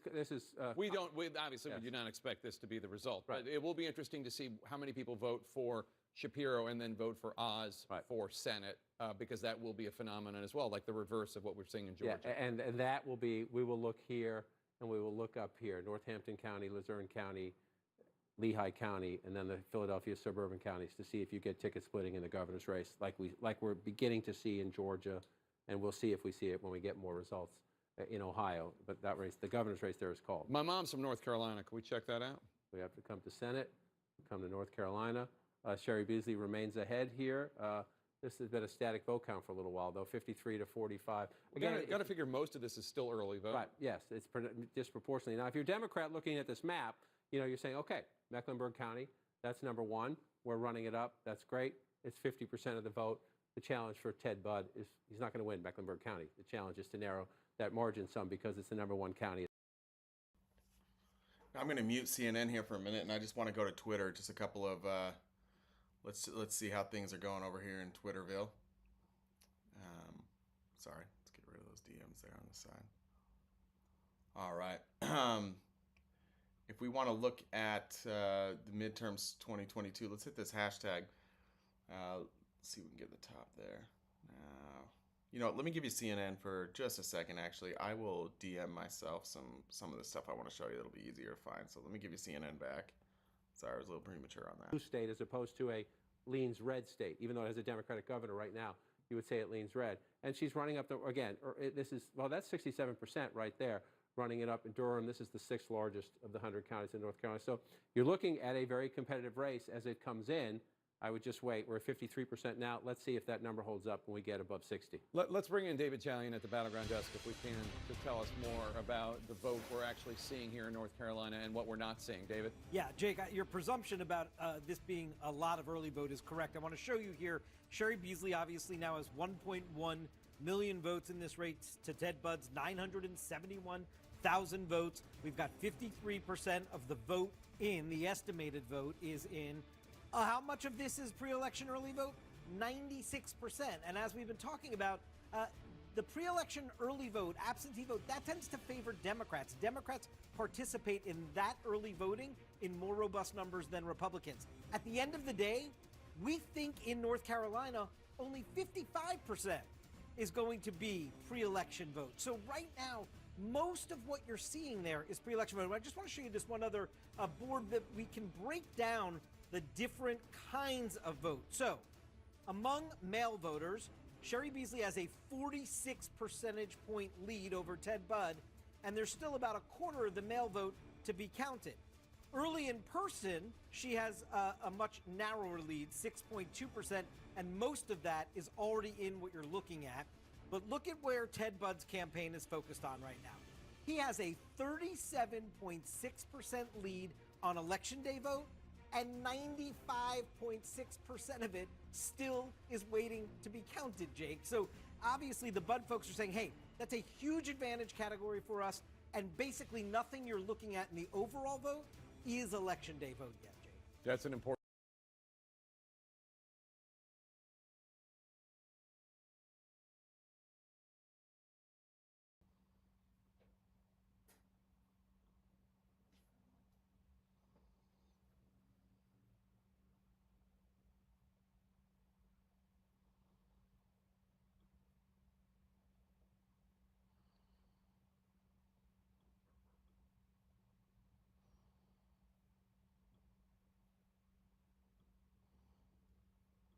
Like we saw in 2020, and as the polling indicates it will come in this year, and again, we'll count them and see if that's the way it turns out. But then you also see all these medium-sized, moderate-sized, and even smaller-sized red circles. There is a ton of outstanding vote in the Republican areas of North Carolina. That will be Election Day vote, and that will be disproportionately, Ted Budd is leading in these places. You just pop one up to take a. CNN does a really good job of focusing on these key races. Obviously it's early in the night, but it looks on the early voting.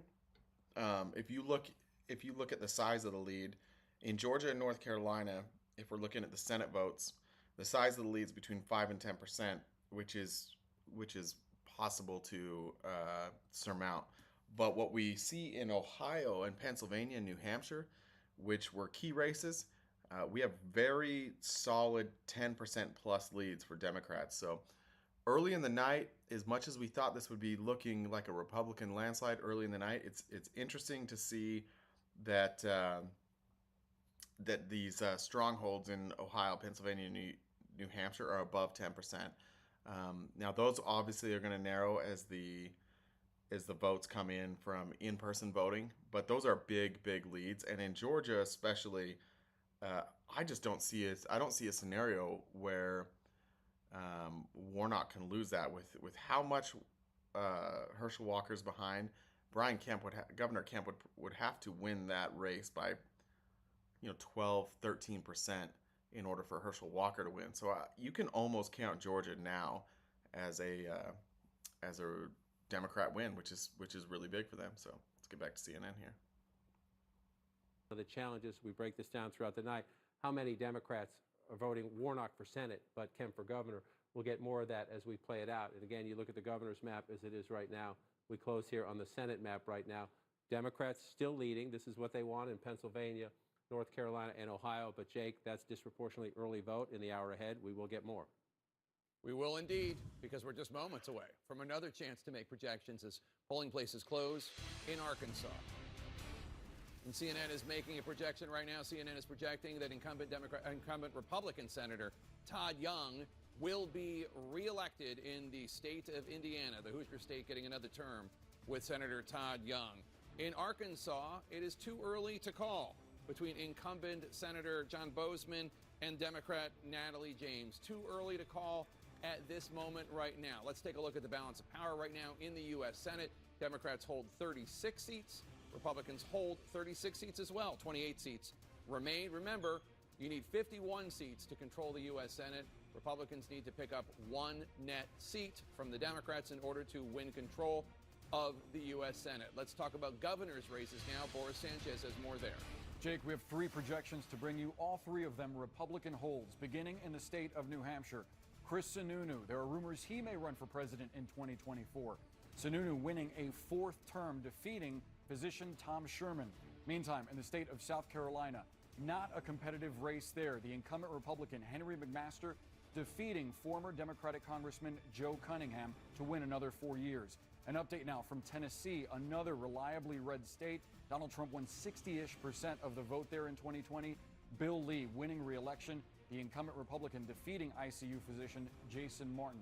Let's get a look at some key race alerts now, beginning with that all-important race we will not stop talking about in the state of Georgia. The last time we checked, Stacey Abrams had the lead. Now that has flipped.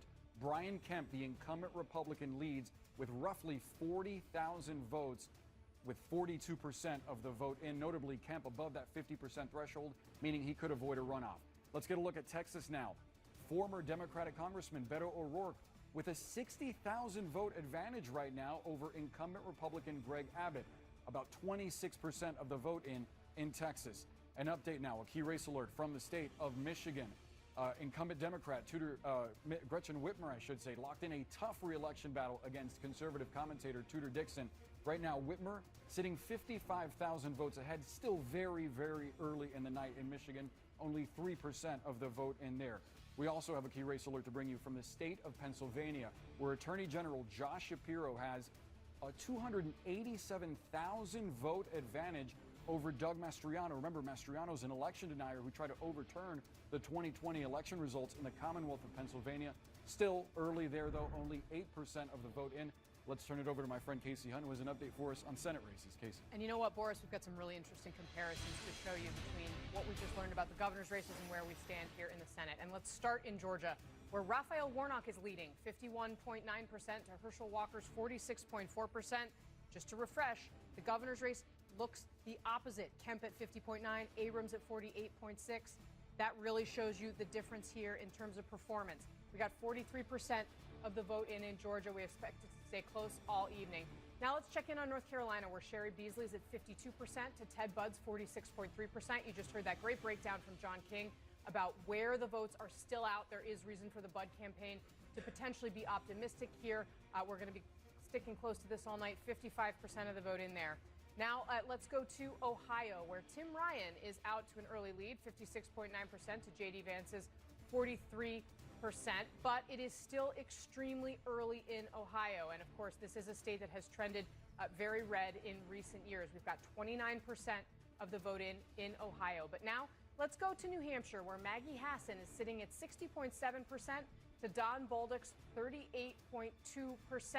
Democrats in New Hampshire telling me they feel very good about where Maggie Hassan is at this hour. But, of course, it's extremely early. Just 14.9% of the vote has been counted in New Hampshire. But now let's check in on Pennsylvania, because we can compare these numbers here to what Boris just told us in the governor's race. John Fetterman at 80.1% to Mehmet Oz's 17.9%. Obviously, the race is going to end much closer than where it stands right now. But Shapiro is sitting at 84.5%. He's the Democratic candidate for governor. That gives you a little bit of an idea of how Fetterman is underperforming Shapiro, which has been the concern for Democrats all the way along, that potential ticket splitters, especially in the Philadelphia collar counties, would pick Mehmet Oz for Senate and Shapiro for governor. Jake. All right, Casey, thanks so much. Really appreciate that. We've been telling you all night there are about 82 House seats that are competitive, races that are competitive, that we're really keeping an eye on, because it is in those 82 races that the balance of power in the House of Representatives will be won or lost. Let's give you an update right now. Right now, of the 23 competitive seats that are too early to call, the voting has ended, but they're too early to call. Democrats are leading in 15 of them. Republicans are leading in 8 of them. It's early yet. That doesn't necessarily mean Democrats are going to win 15 of them, but that is the state of play as of right now. Let's go over to John King at the Magic Wall to talk more about some of these House seats. Tell us what you're seeing, John. Well, to your point, leading the vote. We're not done in these races. And again, if you're watching at home and you're a Democrat, you think, or even a Republican, Democrats are winning, right? Well, that's a better number for Democrats maybe than some might have thought coming into the House, but they need to do better than that in these competitive seats. So let's just come over here and remind people, in the uncalled races here, it's the ahead that matters. So we're going to come over here and we'll look at these competitive races. If you're the Democrats and you're looking at this map, you start in the Northeast. Number one, ranked choice voting here. And we got a long way to go in this district here. Only 2% of the vote in. Jared Golden, a Democrat running in a district Donald Trump carried, if these were the lines, in 2020 by 6 points. This is a very tough lift for a Democratic incumbent. He's done it before. So we'll see how it plays out. That's one. That would be one. This one we might not know the answer for a long time because of the ranked choice voting. So then you come down to the state of New Hampshire and you pop it up and you see 2 districts, Democrats leading in both right now, but we are very early in the count in New Hampshire. But if you're at the Democratic campaign headquarters or the Republican campaign headquarters, these ones here, you're looking at these, Republicans can get a majority without these seats, but if they're red at the end of the night, you're talking about a bigger Republican majority, which is why we will keep an eye on these competitive races. A tenacious Democratic incumbent in a tough race. She knows the district. She campaigns hard. Again, over here, a Democratic incumbent, Chris Pappas. We talked earlier, Governor Sununu is winning big in the state, right? So the question is, can all the Democrats, whether it's the Senate race or the House races, hang on in that environment? So let's pull it out, come back nationally, and drop down. I started my career in the state of Rhode Island. You see red in Rhode Island, you want to take a look at it, because this district has been Democratic for a very, very long time. This is a surprising candidate here, very, very close. Seth Magaziner, state treasurer, against the former Cranston mayor, Alan Fung. Republicans, if they can pick up this seat, if this seat is red at the end of the night, Republicans will have a majority, and I would argue that majority would be rather large, because this is a Democratic 13-point. Joe Biden, by the lines of this district today, would have won it by 13 points in 2020. So watch the result of about 62%. That's a very close race. We keep watching it. But if you're looking at the map, that would be a big takeaway for the Republicans. We come down here to New Jersey. This has been a race people have been looking at. Again, another Democratic incumbent who's in a tough district. This was a Joe Biden by just shy of 4% district in 2020. Tom Malinowski ahead at the moment. This is early vote, running against the son of the former governor, Tom Kaine. 11%, one of the competitive districts we're watching. Again, if you're seeing how big of a Republican night it is, if they win the 1% or the marginal districts, okay. Can they win the 4% districts? And then you build from there. That's how Republicans are trying to build. And then we'll just come back and we come down in here. We come check back in 2 places. We'll do Virginia first, then we'll check Pennsylvania. And again, Republicans continue to lead. We've been checking on these because the polls closed earlier. In 2 of the 3 competitive races in the Commonwealth, or Virginia, just checking on the margin one more time again. That one got closer. That one got closer. You have Jennifer Wexton still ahead, but Hunkow has closed that to 49% right there. We're at 90%, and we're watching it. And so think about that. Think about that even if Wexton holds on to win this seat. This is an 18-point Democratic advantage for Joe Biden in 2020 if the lines were as they are today, and you have a Republican candidate at the moment with 10% of the vote out. Could change, 10% in the populated suburbs here just outside of D.C., but that is a close race in a district that if you went back 2 years ago was not close. That tells you about the environment. You drop down here, and again, Leslie Vega, we're at 89%, a little shy here in a district. This is a Democrat +7 district, and you have the Republican candidate ahead by 4 or 5 points, 5 points if you do just a shy shade of it. And then you come down here. Again, we've talked about this before. The most vulnerable Democrat in the Commonwealth of Virginia is Elaine Luria. 68% of the vote, so you're hoping and hoping and hoping, but that's a pretty healthy lead for the Republican candidate, Jen Kiggins there. So what does that mean? You go race by race. People at home might start to get confused. What it means is we're starting to fill in the map. Democrats are leading in 18 of these competitive districts, which means they're leading at the moment in more competitive districts, which is good news, but it's not good enough news in the sense that Democrats have to win 2/3 of the competitive races to have a chance to hold the House majority. Also, I would imagine that some of this is early vote. Yes. Meaning that the Democrats are leading right now because Democrats disproportionately vote early, vote by mail, et cetera. Without a doubt, that's what's happening here. Just to illustrate your point, I bring up Ohio, and I just want to check if the vote count has gone. It's gone up some, but not much. About a third of the vote now. Marcy Kaptur, again, her district used to be cut off about here and come east. They added Republican areas, the Ohio legislature, Ohio governor, Republican legislature. They added seats here. But she's up comfortably at the moment, but it's a third of the vote, so we want to see. And this would be news down here, in that this is a Republican incumbent, Steve Shabbat, Cincinnati, and the suburbs to there. It gets more rural as you get to the north. Again, 33% of the vote in, though, and it's all early vote. So let me just bring up, remember, there are 82 competitive races that we're looking at overall. Right now, 27 of them, the polls have closed, and CNN is saying they're too early to call. 18 of those seats, Democrats are leading in of the 27. So Democrats are leading in 18 of the 27 competitive seats that are too early to call. Republicans are leading in 9 of the competitive seats that are too early to call. Again, early vote. We don't know what's going to happen. This does not mean the Democrats are going to win 18 of the 27, but this is some reason for hope if you're a Democrat watching at home. It's some reason for hope that at least you're competitive, and you hope maybe as you move further west you get more. The challenge for the Democrats is if you come, the House today, if you come back to the House where we are today, turn off the competitive seats. Again, the lines are different this time, so in some ways it's still a tad misleading to show it. But the basic math is not, that you have 220 Democrats and 212 Republicans in the House today. And so the challenge is Republicans need only a net gain of 5. So when you come back to this year and where you're looking at this, and this is all of the races right now, you only need a net gain of 5. And in those competitive races, 57 of them are Democratic incumbents, so only 22 Republican incumbents. Joe Biden, of the 82 competitive districts, when we put them up on the map, and let me just bring those up to highlight them, of these 82 competitive districts, Joe Biden carried 60 of them 2 years ago, or would have if the lines had been as they are this year in 2020. Joe Biden would have carried 60. So the fact that the Democrats essentially need to win those 60. Right. They need to win them. They need to win somewhere around that number to keep it. And it's just, again, competitive, yes. Competitive enough.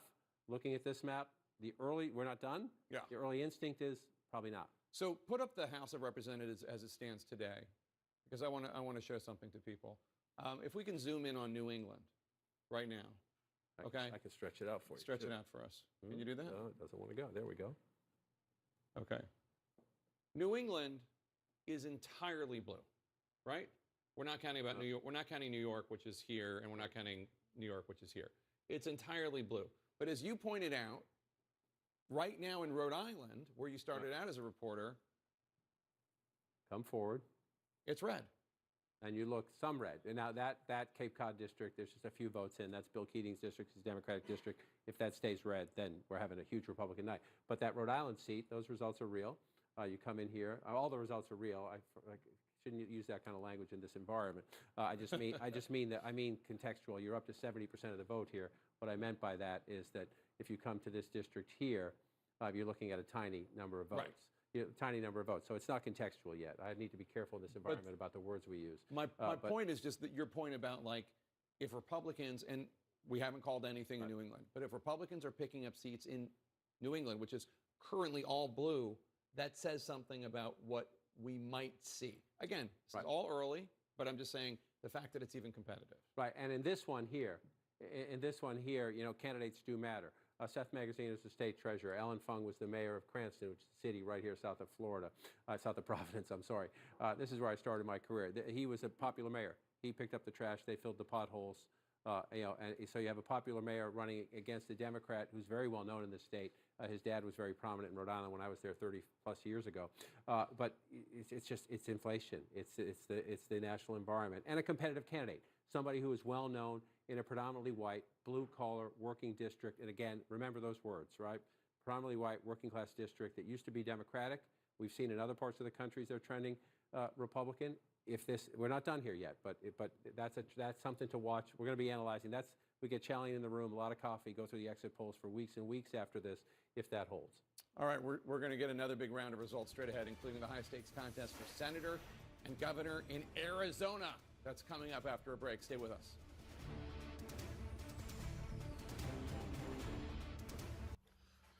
This is where it's going to get really interesting with Arizona. I think we're finally going to get our first set of returns from Arizona. So far, I'm not seeing anything. So I'm guessing this is going to be... we're going to get our first set of returns in Arizona. But I think in Arizona, man, I should know this because I live here, but I believe in Arizona, our first votes counted are the votes that were in person today. So be interesting to start seeing some Arizona stuff here. As we look at the competitive seats, Republicans need to gain 27 competitive seats to own control of the House. Right now, they have 74. Democrats have 33. So strong start to the night for Republicans. Including ketoacidosis that may be fatal, dehydration that can lead to sudden While worsening we're of kidney function, and genital break, yeast or urinary let's hop tract over here. infections. A rare life-threatening Let's see bacterial what we're infection in the skin of the looking at with perineum could occur. PredictIt. Stop taking Jardiance and call your doctor right away if you have symptoms of this infection, ketoacidosis, or an allergic reaction. And don't take it if you're on dialysis. Taking Jardiance with a sulfonylurea or insulin may cause low blood sugar. A once daily pill that goes beyond lowering A1C? We're on it. We're on it. We're on it with Jardiance. Ask your doctor about Jardiance. If SoCal has you wondering, where do I begin? Start here. Cheering for the visiting team? Here's your line of scrimmage. Come for a culinary odyssey? Tonight's special is everything. Here for work? Hang around for the weekend. Hit 3 theme parks. Crush coffees or crafty beers or whatever strikes your fancy. Because with friendly locals, Main Street vibes, easy accommodation. CNN. There we go. Yeah, looks like Senate is gaining some money there. Gaining some traction. If I want to look at the market here, let's see if I can. It's up to 38 cents. It started, or 39 cents. It started there at 33 cents. You can see is where I bought in at. We're still at 8 cents a share on the Democrats winning the House. Obviously, that one doesn't look very good. But if we can get that above 13 cents a share or anywhere near that, I'll probably sell. So. Get you back to CNN now.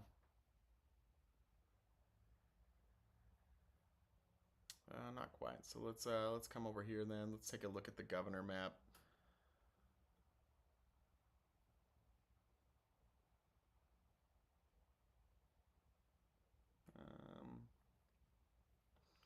Check out the key races.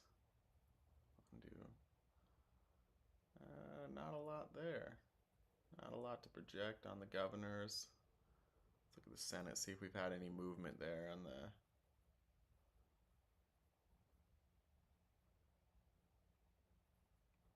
Why are we not getting any... All right, so obviously we got Marco Rubio leading with 50. They called that in Florida. Georgia, Warnock's lead is down to 2%. Looks like we're going to get another update here. in just a bit. So that, I mean, obviously that has massively changed. Leads by 47,000 votes. That's going to be closer than we thought. Ohio, Tim Ryan's lead is still at 9%. That's a bit shocking. North Carolina, Beasley still leads. 60% of the vote in there. That would be that would be a massive upset in North Carolina if that holds. Pennsylvania, my goodness. I mean, the lead. Oh, only 8% of the voting, but that's a big lead for Fetterman. Let's see if we're back to coverage now. We're back to coverage. Here we are, CNN's coverage. North Dakota, South Dakota, Texas, Wisconsin, and Wyoming. The battle for 218 House seats, the number needed to win control of the chamber, is heating up as we get deeper into the night. 82 House seats are on the line in the states where polls are closing at the top of the hour. 23 of those seats are competitive and have the potential to tilt the balance of power. In the fight for the U.S. Senate, Arizona is a critical battleground. Incumbent Democratic Senator Mark Kelly is running for a full term after his special election win 2 years ago. The former astronaut faces Republican venture capitalist Blake Masters. Masters has received millions in funding from his boss, billionaire Peter Thiel. In Wisconsin, Democratic Lieutenant Governor Mandela Barnes is aiming to become the state's first black U.S. senator. He's challenging Republican incumbent Senator Ron Johnson, a close Trump ally who has downplayed the January 6th insurrection. In Colorado, Democratic Senator Michael Bennet is seeking a third term in the purple state that has been leaning blue in recent years. Bennet faces a competitive challenge from a moderate Republican, construction company CEO Joe O'Dea, who has tried to distance himself from Donald Trump. Turning to the governors, in Arizona, the Secretary of State, Democrat Katie Hobbs, is battling for an open gubernatorial seat now held by Republicans. She faces former television anchor Carrie Lake. Lake is one of the most vocal candidates spreading Trump's false claims about the 2020 election. In Michigan, Democratic Governor Gretchen Whitmer has faced harsh criticism from Republicans for her pandemic response. She faces Republican conservative commentator and first-time candidate Tudor Dixon. In New York State, Democratic Governor Kathy Hochul is in a more competitive race than expected against Republican Congressman Lee Zeldin. Hochul is the former lieutenant governor who rose to the top job last year after Governor Andrew Cuomo resigned amid scandal. And in Texas, former Democratic Congressman Beto O'Rourke is in a tough fight to unseat Republican Governor Greg Abbott in that deep red state. We're just minutes away from the second biggest round of poll closings tonight. Let's go to our correspondents. First to Arizona, Kyung La is covering the Republican candidates for governor and senator, Carrie Lake and Blake Masters. Kyung, what is happening there in these final moments before polls close? Well, they are watching the clock very, very closely here, Jake, and here is why. I'm just taking a look through the Maricopa County Elections Department website. There are hundreds of people in line at dozens of locations. And so we're seeing the Republican candidates who are expecting to really have their voters come out today, tweeting again and again, stay in line. Carrie Lake tweeting, stay in line, hold the line. They want as big of a turnout as they can today. Now, when these results start to drop, and we do not expect them until another 1 hour and 10 minutes, polls do close in 9 minutes now. When those results drop, we are hearing all the campaigns saying, patience, patience. We are hearing from U.S. Senate candidate Mark Kelly, a nominee, Mark Kelly, saying whoever is leading tonight may not be the winner. That is the key. It is too early after that first drop. So all of these campaigns saying we're going to watch these numbers, we're going to watch the turnout, and someone else who is also watching what is happening here very carefully is Donald Trump. Carrie Lake's campaign saying that he called her twice, ending one of his calls by saying, go get him, girl. Jake. All right, Kyung La at the headquarters for Carrie Lake and Blake Masters. Let's go north and east now to Omar Jimenez, who is in the campaign headquarters of incumbent Republican Senator Ron Johnson. Omar, what is the mood there? What are you hearing from the Johnson campaign?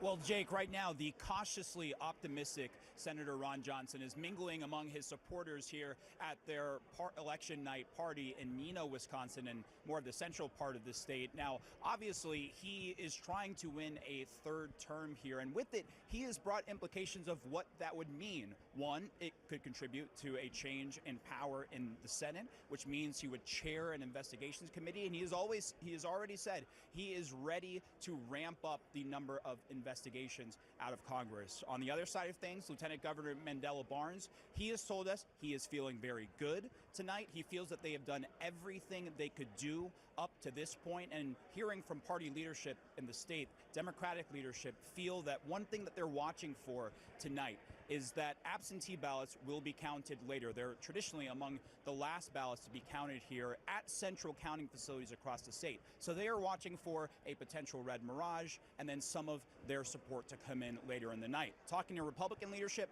they're aware of it, but they say they feel good about what they've seen on Election Day itself, Jake. All right, Omar Jimenez, thank you so much with Johnson Campaign Headquarters in Wisconsin. And we're taking a look at the lay of the land in the U.S. Senate. And we were just joking about what's going on in Maryland right now. Tell everybody. A look at the map can be deceiving early on in the night as we count results, as we've said. Just quickly, where Kyung-La and Omar, we're about to get two of the most competitive states in American politics when those results start to flow in Arizona and Wisconsin. But just to pop up, you see the state of Maryland is red right now. Chris Van Hollen is the Democratic incumbent. Chris Chaffee is his opponent. It's 13-12. Okay, but again, if you look at watching at home and you're just passing through quickly and you see the map red, that's why we want to explain it when we see things like this. We'll come back to that one in 10 or 15 minutes and we'll see if that holds up. That would be a big surprise. But the Commonwealth of Pennsylvania is blue at the moment. That's a Republican-held Senate seat at the moment. North Carolina is blue at the moment. That's a Republican-held Senate seat today. Ohio is blue at the moment. That is also a Republican-held Senate seat. Now, as we move later into the night, people watching at home, we've been cautioning you all night long. Please wait, please wait. Let's wait for more votes. Well, we're getting more votes, but we're still only at 37% of the vote. So you're still looking at disproportionately in the state of Ohio, early vote. I just was looking here a moment ago because this is Tim Ryan's House district. He's a member of the House of Representatives trying to run statewide in a very complicated red-leaning state. This is his House district. This is that base of his House district. It stretches out and down a little bit. Early votes in there, 33%, running a big lead. That's what he needs to do. Obviously, these are the people who know him best. This is his Democratic base. And you come up to Cuyahoga County, only 30% of the vote in here, 74% to 26%. That's a big deal, right? This, again, Democratic base. Cleveland and the suburbs around it. You move over here to Lake County. This will be interesting to watch, right? If this is blue at the end of the night, Tim Ryan is running very, very competitive because this gets more Republican as you move out Lake County in the suburbs. He's ahead at the moment, but it's half of the vote. And David Chalian is going to join us in just a second.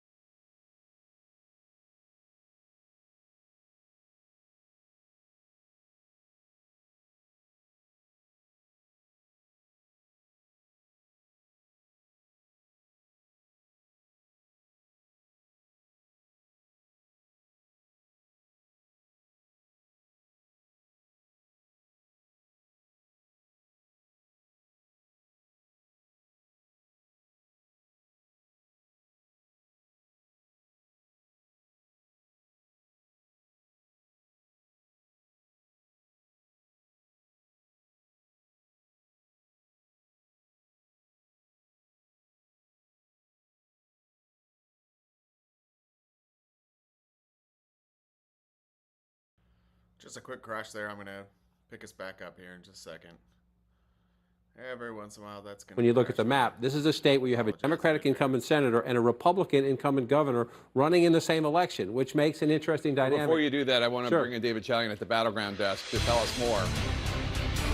David, 53% of the vote is in, estimated. Tell us what we're waiting for. Yeah, so we're breaking this down, Jake. Mail vote, early in person, election day vote. I just want to show you what is still uncounted. So in mail vote, 36.8% advantage for Raphael Warnock, 51.6% of it's still uncounted. Early in person vote, 35.6% still uncounted. He's got a much smaller advantage there.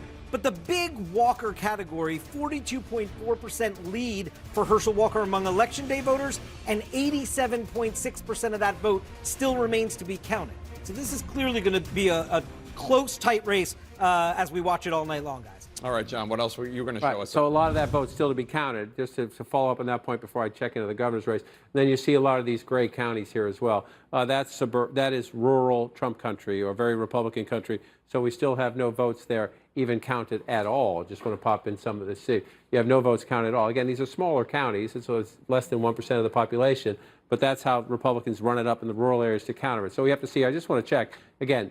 Democratic incumbent senator running in the same election as a Republican incumbent governor. Senator Warnock is at 49.5%.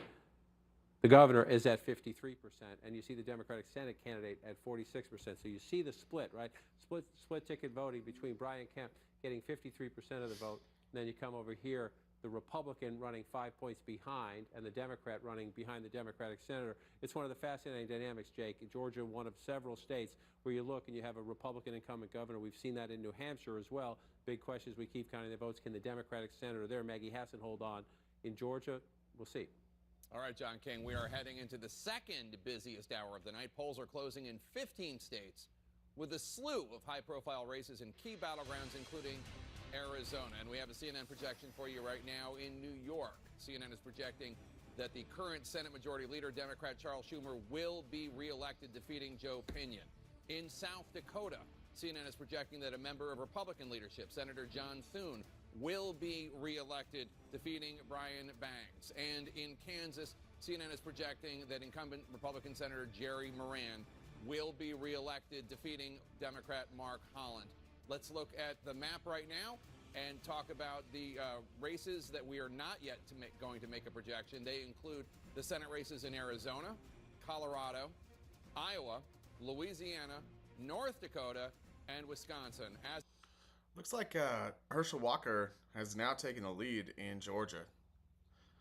That'd be an incredible change and just devastating to have somebody that's stupid in Congress. Seats remaining. Republicans only need to pick up one net seat in order to regain control of the U.S. Senate. There are governor's races going on out there as well. Let's go to Boris Sanchez for that. Jake, two projections to bring you right now, beginning with a familiar face being elected governor of Arkansas. Sarah Huckabee Sanders, the former Donald Trump press secretary / communications director, following in the footsteps of her father, Mike Huckabee, becoming the new governor of Arkansas. We should note she becomes the first woman elected governor of that state, defeating Chris Jones. Another projection to bring you now, this one from Rhode Island. There, incumbent Democrat Dan McKee will win his first full term in the governor's mansion. Remember, he replaced Gina Raimondo when she left the governor's mansion to join the Biden administration as the Commerce Secretary. We have some key race alerts to bring you now, beginning with the state of Texas. Last time we checked in, former Congressman Beto O'Rourke had a decent advantage. Right now, Greg Abbott, the incumbent Republican, has overtaken him, nearly 170,000 vote lead for Abbott with 33% of the vote in. An update now from the Peach State, Georgia. Brian Kemp building on the lead that we saw him take earlier against Stacey Abrams. Right now, he stands 177,000 votes ahead, roughly 8% advantage for Kemp, still above that 50% threshold to avoid a runoff with 55% of the vote in Georgia.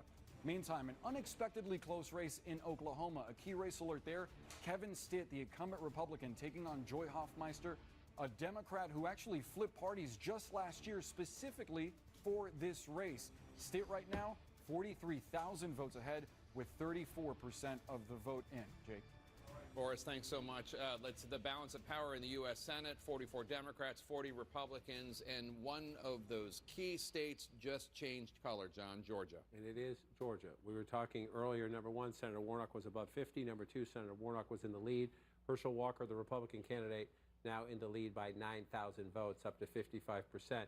I would say prepare for a little bit of a seesaw ahead, but to the point David Chaley was making in our last conversation, as they begin to count more of the today vote. Election day cast votes, that's where Republicans have an edge. Boris just noted Governor Kemp stretching his lead a bit. It's the very same dynamic. They're counting election day votes now. We're starting to count them as we move through the hour and the hours ahead. Remember, Georgia took us a long time in 2020, and those runoffs were close. So now we come back here. Come back here to the Senate race, and you just look at this. This is the state of Georgia today, an incredibly competitive state, a 9,000 vote lead. You're beginning to see the map fill in. If you're in the Walker campaign, number one, you still got 45% of the ways to go. But you also see, see some of these rural counties, they're small, where we have no votes in at all. Those are going to be red at the end of the night.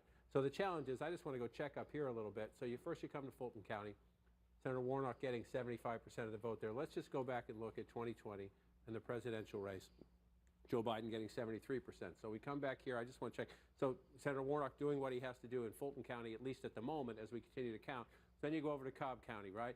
You see it's a more competitive suburb, but Joe Biden won it by 14 points. Now let's come back to where we are and look at the Senate race in Cobb County. And it's a 20-point race. So around the Atlanta area at the moment, Warnock there doing quite well in what he needs to do. Just want to come over here to DeKalb County. Again, only 7% of the vote here, though. So in Atlanta and the suburbs, Senator Warnock is running strong. The question is, where are the Walker votes coming from? So let's see. One of the challenges was, do the Trump voters turn out for not Donald Trump, right? Well, that's where Brian Kemp helps. Even though Brian Kemp and Donald Trump are in a feud, you have a Republican governor running well ahead of Herschel Walker. Republicans are coming out to vote. And in these counties where it's a small population center, it's less than 1% of the vote. So you say, well, it's not significant, but there are dozens of them. And those votes add up. This is a 28-point Donald Trump district. And there you see Herschel Walker running up big margins. Just to check on the governor's race here, governor's running up even slightly bigger margins in these areas. How did Trump do? Sorry, let me come back there. We'll come on back there. So 65 for Walker, and 67 for Kemp, and 64. So Brian Kemp running a little stronger than Donald Trump in that rural area there. So what's interesting is Warnock is outperforming Biden in some of these areas, or at least matching it. But it seems like definitely Kemp, and to a degree Herschel Walker, in some places are outperforming Trump in Georgia. By percentage, yes. And we'll see how the raw votes turn out as we come back. So let's come back here and pull it out as we come. I just want to come back out to see if it changes as we go. There we go. Look at that. It just changed while we were looking at the counties. It swung again. Speaking of states that have changed color, let's go north to the Tar Heel state. Right, so Warnock now leading there, and Ted Budd, again, we talked about this dynamic earlier. First you get the early votes, then you start getting the election day votes. Senator Budd, 5,600 votes, so 5,676 votes ahead, very narrowly. But again, as you start to count those votes, and you start to fill in the rural areas as well, 67%, so 2/3 of the vote. We have a ways to go yet. And again, Sherry Beasley has run a remarkably competitive race, but when you see the dynamic of Democrats get to an early lead, that's the mail-in votes, the early votes that get counted first, Republicans pass them as we count them.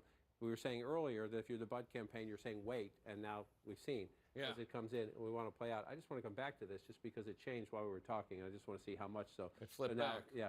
So now it has flipped back. It went from a 9,000 vote Herschel Walker lead to 115,000 votes. That's a big bucket. So that's a big.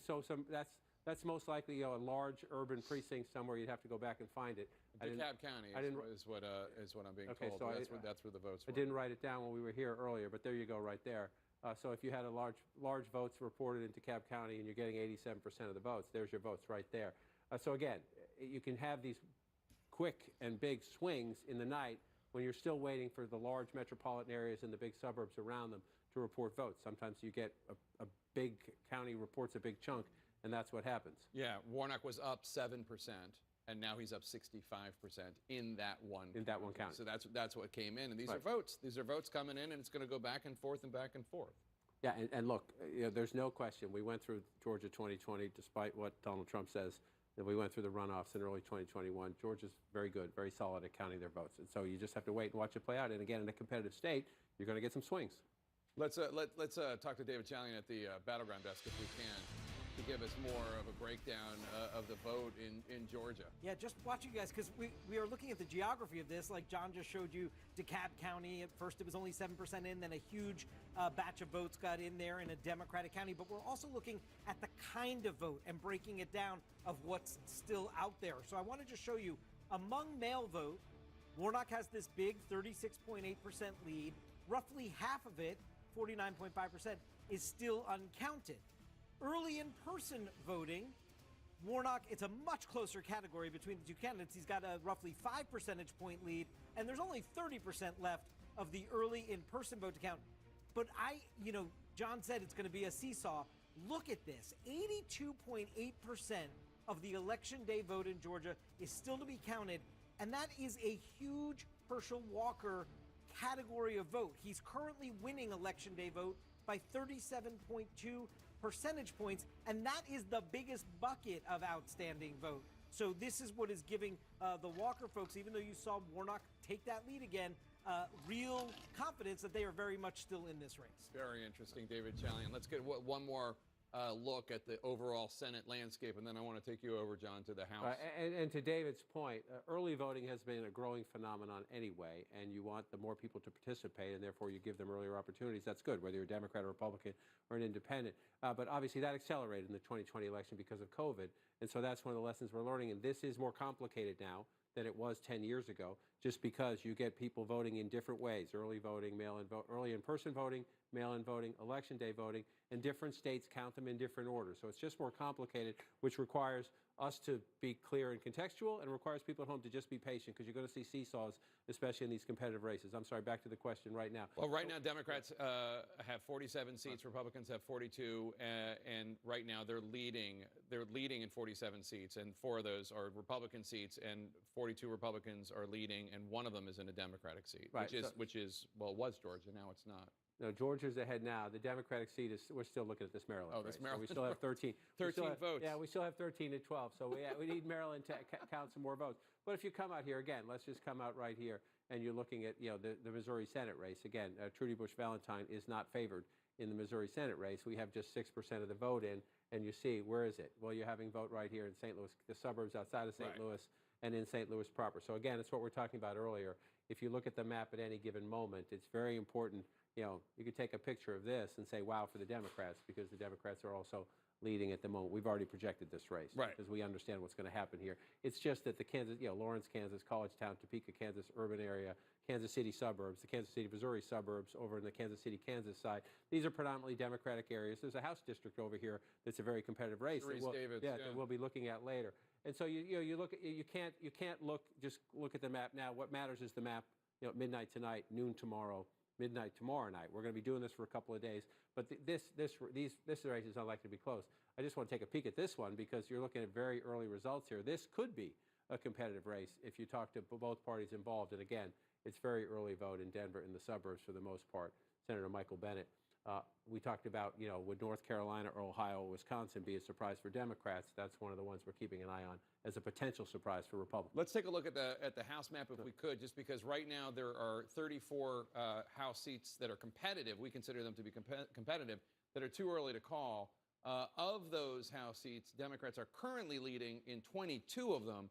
Republicans are currently leading in 12 of them. That's not to say that those are going to be the final decisive answers as to what happens in those 34. But right now, Democrats are doing better in this early vote than they're doing well. They're doing what they need to do. Yes, and so you're looking, these are just the competitive seats you're seeing on the map. If we come out of this, you're watching, these are of the 435 House districts, these are the ones globally of all that we have results in them. But now you just isolate it to the competitive seats, right? We just want to isolate it to the 82 competitive seats that we've identified. And we'll watch. We could be surprised. There could be other seats as well. But you mentioned, to your point, Democrats being very competitive. And again, so where were we earlier?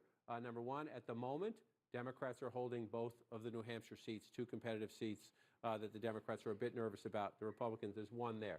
And so then you come down here. The last time Jake and I were talking about the competitive House districts, the Republican was leading this district in Rhode Island. Now you see the Democrat has pulled ahead in the Rhode Island 2nd District. It's a little bit of Providence, it's Cranston, and it's down to the southern part of the state, the western part of Rhode Island, 50.8% to 46.4%. So the Democrat has pulled ahead again as we count the votes. We get more votes throughout the hour.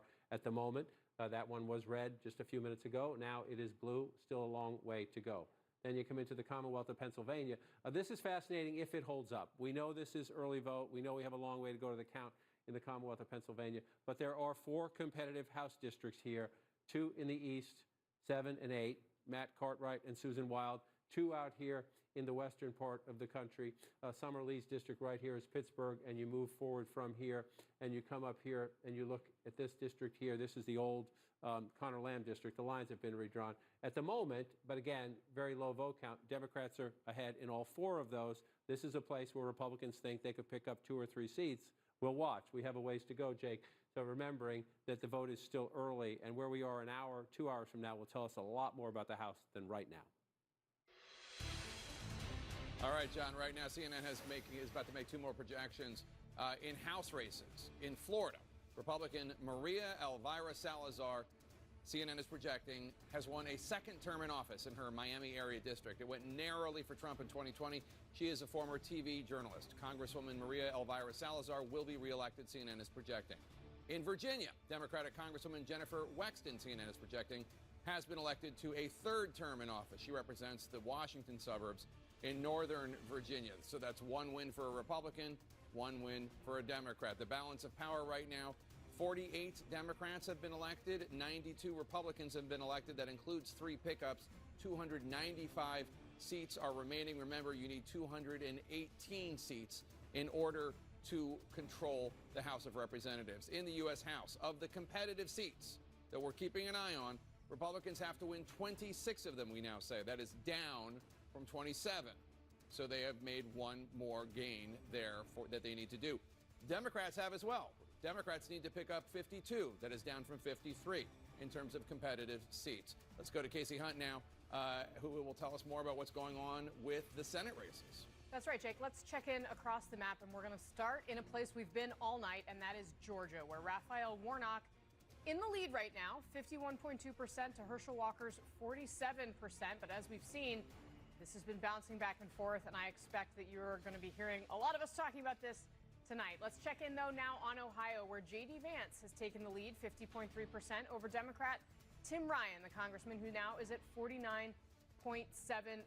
Again, Ohio has trended red in recent years. North Carolina, we've got Ted Budd, the Republican, narrowly ahead of Democrat Sherry Beasley, 49.4% to 48.6%.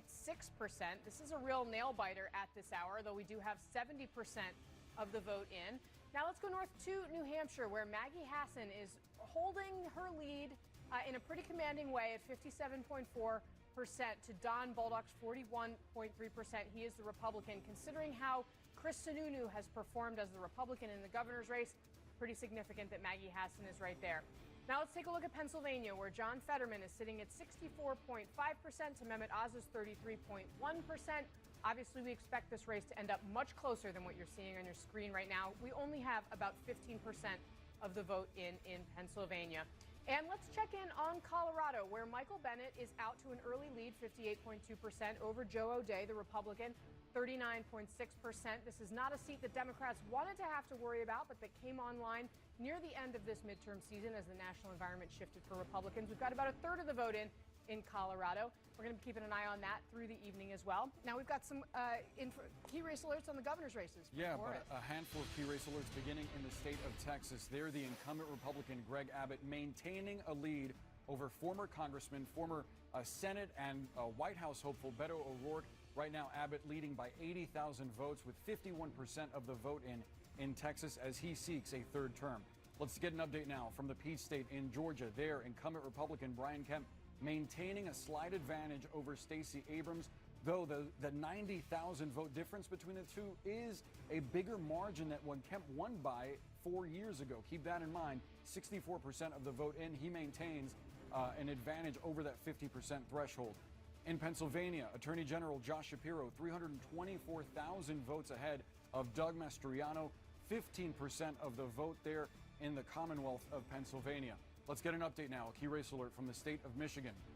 Incumbent Democrat Gretchen Whitmer currently leading conservative commentator Tudor Dixon, an election denier as well, 11% of the vote in. We just got an update. It appears Whitmer is 37-ish thousand votes ahead as we get an update from Michigan. Let's take a look at a race that nobody expected would be as close as it was at the end. Incumbent Democrat Kathy Hochul running for her full 1st term in office. She currently leads considerably over Congressman from Long Island and election denier Lee Zeldin, 265,000 votes as we just got the update from the Empire State, a 9% of the vote in right now in the state of New York. We'll send it back to you, Jake. All right, Boris, thanks so much. Really appreciate it. Let's take a look right now at the governor's races playing out. Some of them are playing out as we expected. Some of them are a lot different than we expected. It's early. Among the governor's races out there, again, a handful of states that are absolutely key presidential battlegrounds in 2024. Every governor's race matters every year, but they matter all the more this year. Supreme Court sending abortion rights back to the states. So let's go through some of them as we go. Boris ended on this one, so let's just look. I want to make the point here that we're just very, very early, right? A surprisingly close race in the polling. We'll see what turns out on Election Day. Crime, a huge issue here. Kathy Hochul trying to win a full term for the first time. But the votes in so far, largely from down here in the New York City area, and a very tiny percent of the vote. You know, we're looking at Queens here. You're looking at the Bronx. So we walk through Manhattan as you come over here. That's the early votes coming in there. So we have a long way to go in the state of New York. Yeah, this race is much more competitive than that vote would indicate. Yeah. Yes, absolutely. So we move over to Michigan again. This has been a competitive race as well. We're only at 11% of the vote. You're watching the map. For me, it's just as the map filling in as one would expect. And you look at it, and the answer is yes. We'll see somewhere out here, you know, Kent County, Grand Rapids, out this way. If Republicans do well here, they're competitive statewide, but it's only 3% of the vote. We'll see how this plays out. And then you come over here. This election will be decided. Wayne County is Detroit, which is down here. I skipped it because we have 0 votes in. It's 18% of the vote in Detroit. Tends to come in a little bit later than the other part of the state. This is where, though, it'll be fascinating. Oakland County, if you go back 25 years, this is a more Republican suburb, but this is where you have your upscale, college-educated voters who have become more and more Democratic. 60%, that's what Gretchen Whitmer needs to do. It's only 40%. And then we'll wait for here. This is Macomb County. Like Bucks County, where you're from, this is the more blue-collar, just north of suburbs when you come up here. And we'll see how this one comes in. Donald Trump did well in Macomb County. If you go back to the 1980s, this was where all the studies were done. The Democratic pollster string. Right, the Reagan Democrats. Reagan Democrats. Right. So we'll watch. We have a long way to go in Michigan. So as you move out here, you come this way. This is interesting because this would be, again, it's a very modest number of votes, and they all come from a critical suburb, mind you. Waukesha County, here's Milwaukee. Suburbs here. Democrats can get votes in the closer in suburbs. As you move more out west, exurbia, rural, it gets more Republican, but it's very early here. Tony Evers, the Democratic incumbent, again, Tim Michaels, near the end of the campaign, said, if you elect me, no Republicans will ever lose again in Wisconsin, which brings the democracy question into play very early. We'll watch this race play out. But again, key presidential battleground. When you move out here in the middle of the country, where you see this one, people don't think of Kansas as a Democratic state. Kansas has a Democratic governor. Kansas, remember, after Dobbs, had the big referendum where Kansas voters, common sense conservatives, said no to opening the state Supreme Court, to allowing more abortion restrictions. It'll be interesting to see. This is very early. You say 35% of the estimated vote, but if you're looking out here, this is red. This at the end of the night will be red, barring some huge surprise. Where are the votes so far? Well, again, it's just, we talked earlier, you're close to this is Kansas City, Missouri here, Johnson County, Wyandotte County. These are the Kansas City suburbs, if you will. And then you're moving into the Democratic area. Lawrence, Kansas is Douglas County. That's the fifth largest county, Democrat by 40 points, right? So you think Kansas is a red state, but it has a Democratic governor. This was a 40-point county for Joe Biden. You come over to the Topeka area.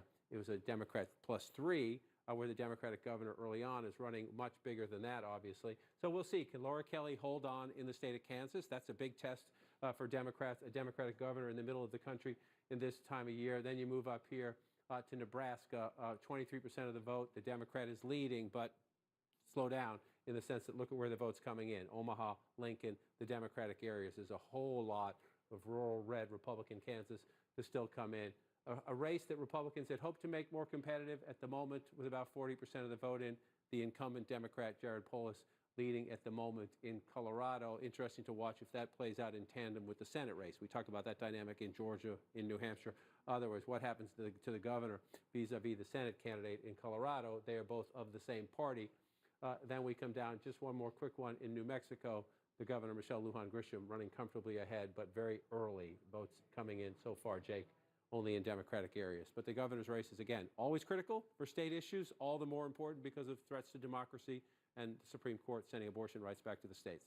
All right, John King, thanks so much. And CNN has some more projections. Right now, CNN is projecting that incumbent Senator John Bozeman from Arkansas will be reelected. He defeats Natalie James. In Vermont, CNN projects that Congressman Peter Welch will get the promotion and become the next senator from the state of Vermont in an open seat, defeating Gerald Malloy. Let's take a look at the overall balance of power in the 100-seat U.S. Senate. Democrats currently control 38 seats. Republicans currently control 39 seats. 23 seats are remaining. We also have a key race alert that we're going to go to Casey Hunt right now. Casey?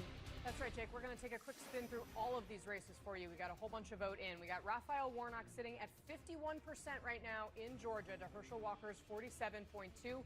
He is, of course, right now above that critical threshold to avoid a runoff. We're going to be keeping close tabs. We've seen this move back and forth here in the last hour or so. 65% of the vote in there. Now let's check in on Ohio, where J.D. Vance still in the lead, but it's close. 50.3% to Tim Ryan, the Democratic congressman, 49.7%. John King is going to need to walk us through where the votes are still out to let us know if it's actually going to end up being that close. It's about 45% of the vote in there. Now in North Carolina, look at this. Ted Budd sitting at 50% to Sherry Beasley's 48%. This is actually a little bit of a wider lead than we've seen at some points on this race tonight. We've got 72% of the vote in North Carolina. All right, let's move now to New Hampshire, where we've got Maggie Hassan sitting at 57.8%, Don Bolduc sitting at 40.9%. Smart Republicans and Democrats that I'm talking to who are looking at these numbers say Hassan is in a very strong position at this hour. But, of course, we only have 30% of the vote in, so we'll keep an eye on that one. Now let's go out to Colorado. This, again, a reach for Republicans. Michael Bennet at 58.6% to Joe O'Dea, the Republicans, 39.2% at this hour. But, of course, we do need to know where the votes are coming in because we're only looking at 40% of them so far. Now let's check in on Wisconsin, expected to be one of the tightest races on the map tonight. So take these numbers with a grain of salt. Mandela Barnes in the early vote out to 70% ahead of Ron Johnson, the incumbent Republican, who sits at 29.8% right now. I'm sure John King can explain to us why it looks that way. There's about 4% of the vote in right now in Wisconsin. Now I want to check in on Iowa, another unexpected place on the map, but there was an Iowa poll late in the cycle from a very trustworthy pollster out there that showed Chuck Grassley, the incumbent Republican, in a tight race with Democrat Michael Franken. And some early returns show Franken out ahead 58.3% to Chuck Grassley's 41.6%. But there is very little vote in Iowa at this hour. We only have 11% in. Let's also dip in on Pennsylvania.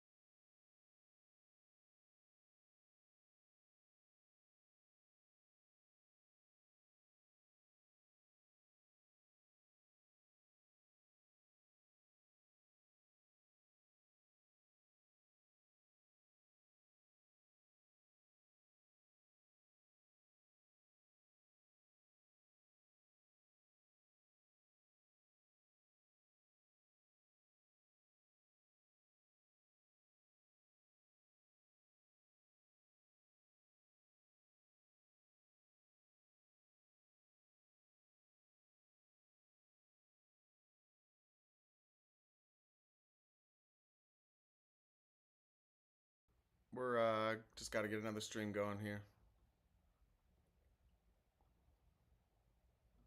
That's one question for Oz. How does he do out here? Then the other question for Oz is how does he do here? Right? How does he do? This is Trump country. This is where Trump loved his big rallies in Butler County. Right. And you come out here. So, again, it's 20% of the vote. So can Mehmet Oz match Donald Trump in the Trumpy parts of Pennsylvania, percentage-wise, and then with suburban voters there, and again, I'll come back here closer to your birthplace, suburban voters here, that's just not a contextual number yet because it's early. Can Mehmet Oz thread the needle? Get Trump voters to embrace him, but get suburban Republicans to say, he's not that much like Trump. I can vote for him. We have a long way to go before we know that, but that's the question. And you've heard Oz, in the closing weeks of the campaign, try to paint himself as a Pennsylvania Republican, a liberal, more moderate Republican, talking about how he wants to go to Washington to fight against the extremes on the left and the right. Did he convince people in the collar county in the collar counties like Bucks County, Montgomery County, Delco, et cetera, that he meant it? Or did he undermine that when he appeared at a rally with Doug Mastriano and Donald Trump on the other side of the Commonwealth? Right. Or if you're conflicted by that, when you have to actually check the box, how do you settle that conflict, right? In the sense that you know it better than I do. I mean, we don't have any votes in Montgomery County yet, but this is where his last event was in Montgomery County. Just over, this is Lehigh County. So it's blue-collar Lehigh County, the most blue-collar of the suburbs, Bucks County, the more upscale Montgomery County. His event was right here, sort of at the verge of all these key counties there. And that's where he was saying, I'll be balanced, I'll be more of a moderate voice. Well, those are the people who elected Earl Inspector. Those are the people who elected Dick Thornburg governor. Those are the people who elected Tom Ridge, who's from this end of the state and Erie, as their governor. Pragmatic, common sense. And they're the people who the margins, they didn't vote.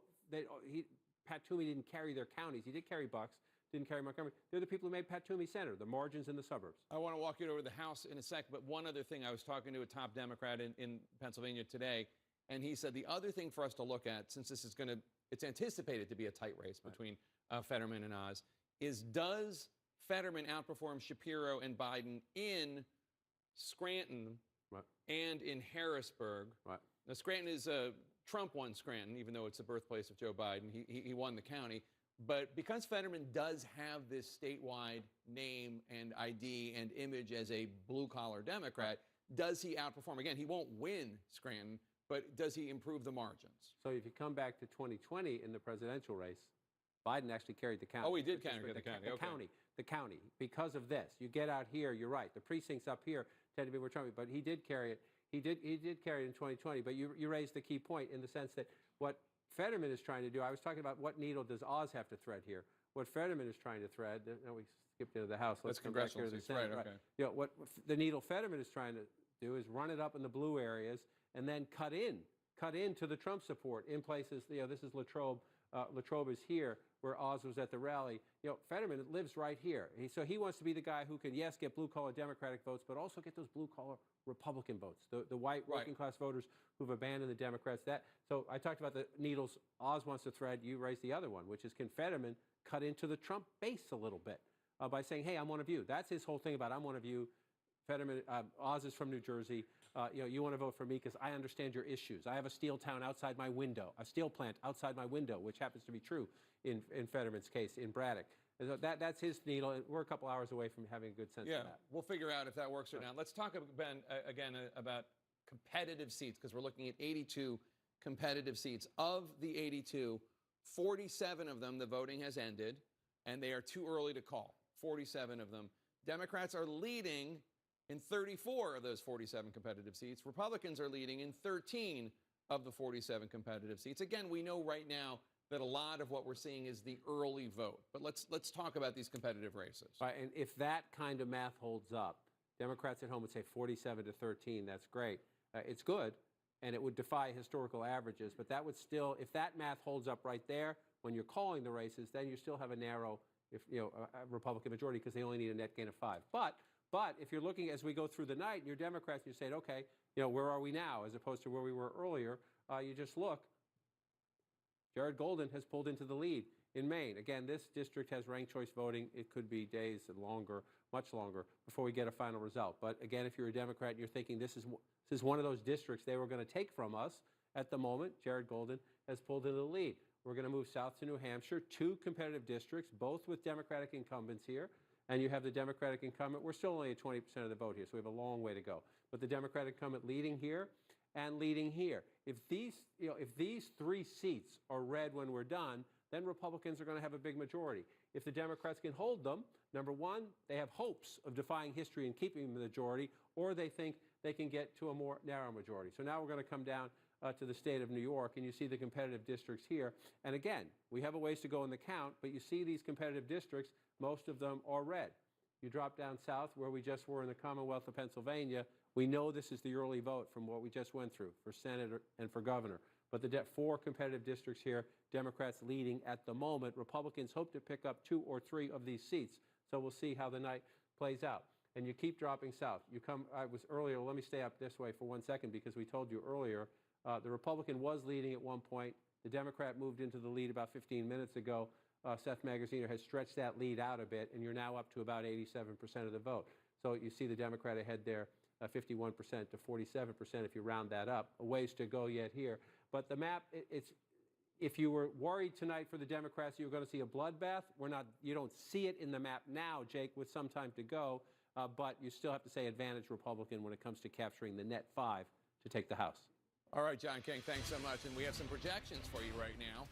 CNN has 3 projections. One of them is a pretty significant one. CNN is projecting that incumbent Democratic Senator Michael Bennet will be reelected, defeating Joe O'Dea. Republicans had a lot of hopes that Joe O'Dea was going to be able to pick off Bennet in purple Colorado. They fell short, which indicates that this is not necessarily going to be the kind of night, the kind of great night Republicans were expecting. 2 other projections in Maryland, the Democratic Senator Chris Van Hollen will be reelected, CNN projects, defeating Chris Chafee, Republican. And in North Dakota, CNN is projecting that former governor and current Senator John Hoeven will be reelected, defeating Democrat Katrina Christensen. The balance of power in the U.S. Senate, as you know, 100 Senate seats. Democrats currently have 40. Republicans currently have 40. There are 20 seats remaining. That's what we're going to be doing for the rest of the night and perhaps a few more days after that. Republicans, of course, remember, need to pick up 1 net Democratic seat in order to regain control of the U.S. Senate.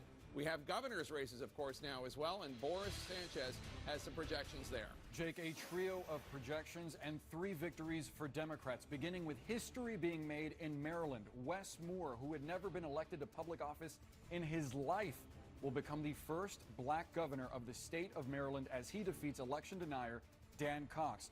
Another historic win in Massachusetts for Democrats, Maura Healey. In another pickup for Democrats, she becomes the first woman elected governor of Massachusetts and the first openly lesbian governor in the history of the United States as she defeats election denier Jeff Deal. Meantime, the first openly gay governor in U.S. history will win re-election in Colorado. Jared Polis defeats Heidi Ganahl, a Republican entrepreneur. We also have some key race alerts to bring you right now, beginning with the state of Georgia. We've not stopped talking about Georgia all night. We will continue talking about these races. Brian Kemp right now, 204,000 votes ahead of Stacey Abrams, roughly a 7 percentage point advantage with 72% of the vote in the Peach State. Let's get a look at Texas now. There, incumbent Republican Greg Abbott with a similar lead, 282,000 votes ahead of former Congressman Beto O'Rourke, 56% of the vote in the state of Texas. An update now from Michigan. This tough re-election battle for incumbent Democrat Gretchen Whitmer. She stands roughly in the same place where she was when we last checked in on Michigan, a 40,000 vote advantage against former TV host and conservative commentator Tudor Dixon, only 13% of the vote in Michigan. Let's take a look at a true toss-up. Joe Biden won the state of Wisconsin in 2020 by an eyelash, only about 20,000 votes. Tony Evers, the incumbent Democrat right now, holding on to a 76,000 vote advantage over Tim Michels with 21% of the vote in Wisconsin. We want to send it over to Dana Bash now, who has some analysis for us. Dana. Thanks so much, Boris. And that number that you showed in Wisconsin, there are so many races there that we're watching tonight, such a battleground. But let's go back to the pair of firsts that Boris was talking about, governor's mansions. You're going to have a Democrat in the governor's mansion again, and in Maryland, in Massachusetts and Maryland. Yeah. Maryland is, because we're local, we see the signs everywhere. Talk about Westmore and the importance of it. Well, look, there's a lot of history that could be made tonight. I think these are two big ones, but especially for Democrats in Massachusetts, the first openly gay governor in that state, but the first lesbian in the entire country. There could be actually a second tonight if Tina Kotek wins in the state of Oregon. But that's a significant moment for the state of Massachusetts, that governor's mansion returning to Democrats. But in Maryland, in Westmore, I think what you're seeing there is someone who Democrats agree is perhaps the future of the party, a huge rising star, someone who, as Boris said, has never held public office before, taking over that governor's mansion from a very popular Republican governor. I think that's definitely one place I would be watching. Yeah, there's no question. We obviously here in Washington, we see in a lot of the ads for Westmore an enormously impressive candidate. I agree with you. He's going to have a national profile. What's so interesting, these are two deep blue states, Maryland and Massachusetts, and for the last 8 years, both of them have been governed by moderate Republicans, Larry Hogan and Charlie Baker, both very popular, but both Healy and Moore were advantaged by the fact that they had hard right candidates who were strongly against abortion, strongly for Trump, and one of them said that Pence was a traitor. The other one said the 2020 election was rigged. That kind of politics from a Republican isn't going to work in Maryland and Massachusetts. Yeah, no question. And the resume that Westmore has is just stellar. He was a veteran from Afghanistan in the 82nd Airborne. But I want to go back to Maura Healey and Massachusetts, because I'm sorry, when you think about it, the history-making moment of her being the first openly lesbian, okay. But the first woman, there's never been a female governor in Massachusetts? I mean, it is amazing. Massachusetts is not the only place where that is a piece of history that has not happened. I mean, there are a lot of places in this country, but especially when you look at these statewide contests where it is still a barrier to reach for women to be elected to those positions, for Black people to be elected to those positions. I believe Westmore would be only the third Black governor that's been elected in this country. So since Reconstruction, I should say. So there are a lot of barriers that we thought we had gotten past that people are still breaking in 2022. No, and you're exactly right about Westmore. I mean, the first Black governor of Maryland, another deep blue state. A few barriers being broken tonight. We may see how the national race goes, but in a couple of very blue states, a couple of very impressive blue candidates. Okay, back over to Jake. Thanks so much, Dana. Coming up, the first results from Senate races in Nevada and Utah that could be key to the fight for Senate control. Our election coverage continues in just a moment. Stay with us.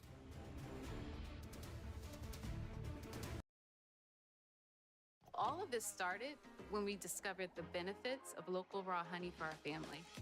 And then we said, hey, you know what? This is a business right here. We went out and started to sell it. To help us get going, we got the Chase Business Complete Banking Account. It's more than a bank account. It comes with Quick Accept, which lets us take card payments anytime, anywhere, and get same-day deposits at no extra cost. It's more than honey. It's about building something for a family that will endure. Chase for Business. Make more of what's yours. Got the rings? Hello. You guys don't look that bad. Yeah, thank you. Thanks, man. Luxury that lets you feel infinitely you. All of this started when we discovered the benefits of local raw honey for our family. And then we said, hey, you know what? This is a business right here. We went out and started to sell it.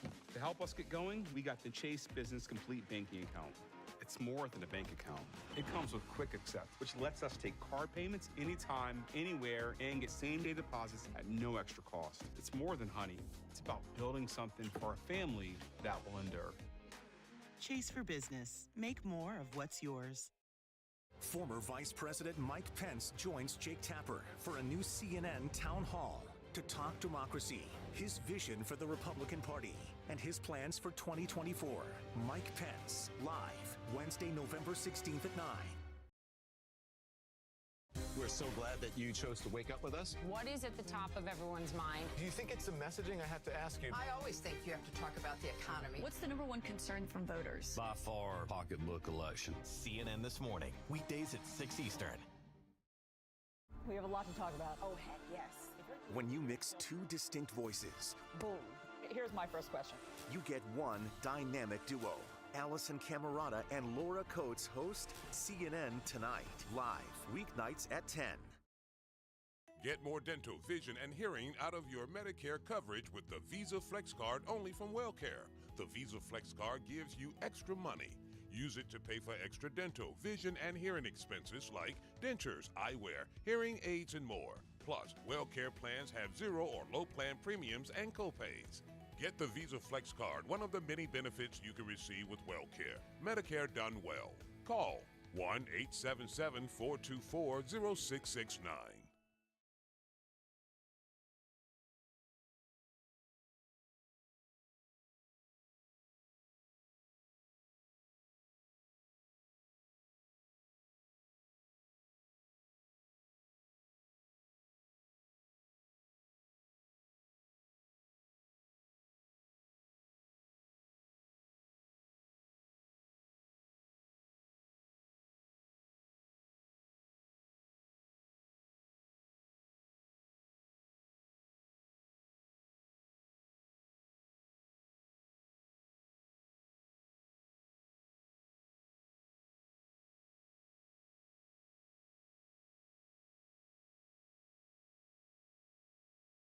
Former Vice President Mike Pence in a live CNN town hall, November 16th at 9.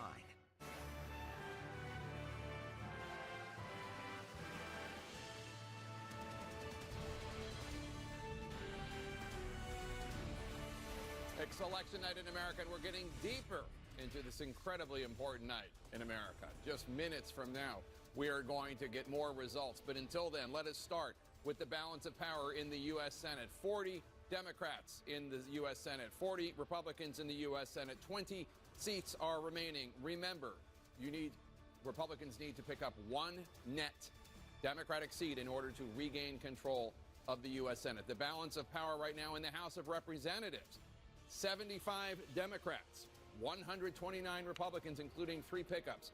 231 seats are remaining. 218 seats are needed to control the House of Representatives. The state of play right now, when it comes to the House of Representatives, when it comes to competitive seats, there are 48 seats where the polls have closed and CNN has said it is too early to call. Of those 48, Democrats are in the lead in 37. Republicans are in the lead in 11. There are 82 competitive seats total. That is the state of play as of now, especially as those early votes are being tabulated. Just minutes from now, at 10 p.m. Eastern, polls are going to close in Nevada, in Utah, and Montana. Both parties aiming for the magic number of 218, the total number of seats needed to control the U.S. House of Representatives. 11 House seats are at stake in the next hour. Every seat matters in this heated battle for the House. 4 of those seats are considered competitive in this next round of poll closings. Turning to the battle for the U.S. Senate, it really could all come down to Nevada. Incumbent Democratic Senator Catherine Cortez Masto, the first Latina U.S. Senator ever, is also one of the most vulnerable Democrats in the U.S. Senate. She faces a strong challenge by the former state attorney general, Republican Adam Laxalt. In the Utah Senate race, Republican Senator and Trump loyalist Mike Lee was facing a heated challenge by an independent candidate, former CIA officer Evan McMullin. McMullin is an anti-Trump former Republican who ran for president in 2016. The clock is ticking closer to the end of voting in 3 more states. And when those votes come, we will bring them to you. Let's go to Gary Tuckman now. He is in Nevada at a voting location in Las Vegas. And Gary, you've seen a surge of late voters? A surge of late voters, and I'll go this far, Jake, to tell you this. I've covered a lot of midterm elections. I've never seen a line this long at a voting place for a midterm election. This is Las Vegas, Nevada. This is the Boulevard Mall, about a 5-minute drive away from the Las Vegas Strip. And right now, I just finished counting, there are 250 people in line. Polls close officially at 7 p.m. Pacific time in about 8 minutes. But if you're in line before 7 p.m., you will be permitted to vote. We talked to the person in the front of this line. They said they waited an hour. When we talked to that person, it was 10 minutes ago. More people have come in. So this poll can be open for another hour and 15 minutes, an hour and a half. One other thing we want to tell you about results here in the state of Nevada, there are 17 counties. Each of the, including this one, Clark County, where more than 70% of Nevada's population lives. We have been told that until all 17 counties have processed their votes, none of them are to report their votes to Carson City, the state capital. So the results will all come out at once when all 17 counties are done. So that could take a long time. So the polls close officially in 7 minutes, but we should not expect results coming for a long time because of what I just told you. I can't believe you were walking in that line the entire live shot. That is indeed a long line. Let's go to Sarah Seidner, who is in Phoenix, Arizona, Maricopa County, getting a sense of what's going to happen there. Obviously, Sarah, you've been reporting on some of the problems that have been happening in Maricopa County. How are things now? We're told that all of those problems have been resolved, but as you know, the polls did close at 7 p.m., and we have heard from the chairman of the County Board of Supervisors, who apologized for the problems that happened earlier in the day, but said that every single vote will be counted. Rest assured. He wanted to make sure that voters knew that very clearly. In about 6 minutes, we are going to have some of those first results just rolling in. And remember that in this county, about 85% of people vote early. And so those vote counts that you start hearing in just a bit here are going to be from early voters, people who came to the polls before today or who mailed in their ballots as well.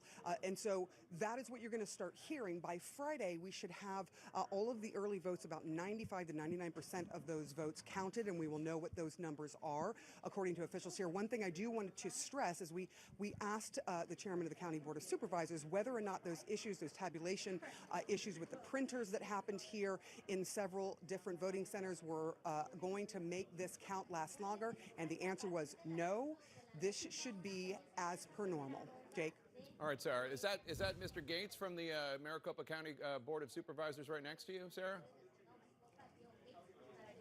That is, and we were hoping to bring him in live. If you have some time, we would like to do that if you wouldn't mind. We'll come back later. Tell him we said hi. We'll come back and get a status report from him. Let's get more on Arizona right now from Brianna Keeler at the voting desk. Brianna. Yeah, let's take a closer look here, Jake. A judge in Maricopa County, which of course is where Phoenix is located, denying a request from Republicans to extend polling hours by 3 hours. The judge saying there was no evidence that anyone was prevented from exercising their right to vote. That hearing wrapping up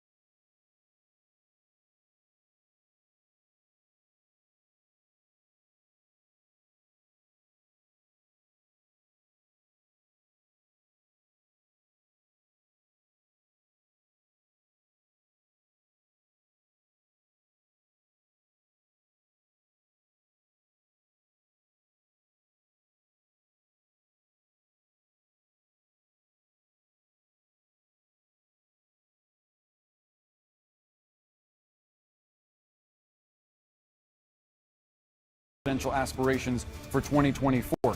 An update now, a projection from the state of Oklahoma. There, Kevin Stitt getting a big boost from national Republicans late in the game, a big influx of cash there. He defeats Democratic challenger Joy Hoffmeister to earn a return trip to the governor's mansion in Oklahoma. An update now from the state of Vermont. In a state that Joe Biden won by a considerable margin, Republican Governor Phil Scott earns another 4 years. He is the only Republican holding on to statewide office in that state as he defeats progressive educator Brenda Siegel. A number of key race alerts to bring you now. Beginning in the state of Texas, Republican incumbent Greg Abbott building on his lead. He's now 368,000 votes ahead of Beto O'Rourke with 58% of the vote in the Lone Star State. Let's get a look at Michigan right now. Gretchen Whitmer, roughly the same place, maybe a slimmer advantage than the last time we checked in on her contest with Tudor Dixon. 36,000 votes ahead for the Democratic incumbent with 16% of the vote in. An update now, again from Georgia. Brian Kemp there, 247,000 votes ahead of Stacey Abrams. Notable in this rematch, last time around, Kemp only won by about 50,000 votes. This is a much bigger lead, and as you just saw, he added another 1,000 votes to that advantage with 77% of the vote in Georgia. We finish with Wisconsin. The key race alert there, 85,000 votes separating these two candidates. Tony Evers, the incumbent, holding on to an advantage over election denier Tim Michels, 35% of the vote in Wisconsin. And as we turn it over to Casey Hunt, we have to point out there's also a big Senate race in Wisconsin as well. There sure is, Boris. We're going to walk across the map here. I want to start, take a guess, Georgia, which is where we've been talking about all night. Raphael Warnock back in the lead by 0.1%. Look at that, 2,300 or so votes separating Warnock from Herschel Walker at this hour. We've got 77% of the vote in, but I think it's very obvious to everybody watching this could go either way. Let's take a look at Wisconsin. We obviously just saw what Boris was pointing out. It's similar on the Senate side. Mandela Barnes, the Democrat, sitting at 51.8%, but that is not as strong as the gubernatorial candidate. Ron Johnson, the incumbent Republican, at 48%. We expect this to be one of the closest Senate contests throughout the night. We've only got 34% of the vote in, so keep watching that one. Pennsylvania, let's check back in. This has changed pretty dramatically since the last time we really looked at it. John Fetterman is now at 52.1% to Mehmet Oz's 45.4%. This is starting to look a lot more like we expect it to look as they count the votes, perhaps over the next couple of days, depending on how close it remains. Right now, about 146,000 votes separating them. Fetterman has been underperforming the Democratic candidate in the governor's race, Josh Shapiro, so another thing to keep an eye on. Let's check in on Ohio, where J.D. Vance has expanded his lead a little bit over Democrat Tim Ryan, the congressman who's challenging him. This is, of course, retiring Republican Rob Portman's seat, so if Vance can hang on to this lead, it'll represent a Republican hold, 53.4% to Ryan's 46.6%. We still do, of course, have about 30% of the vote outstanding there. Now let's go down to North Carolina, where Ted Budd is still leading Democrat Sherry Beasley, 50.8% to Sherry Beasley's 47.1%.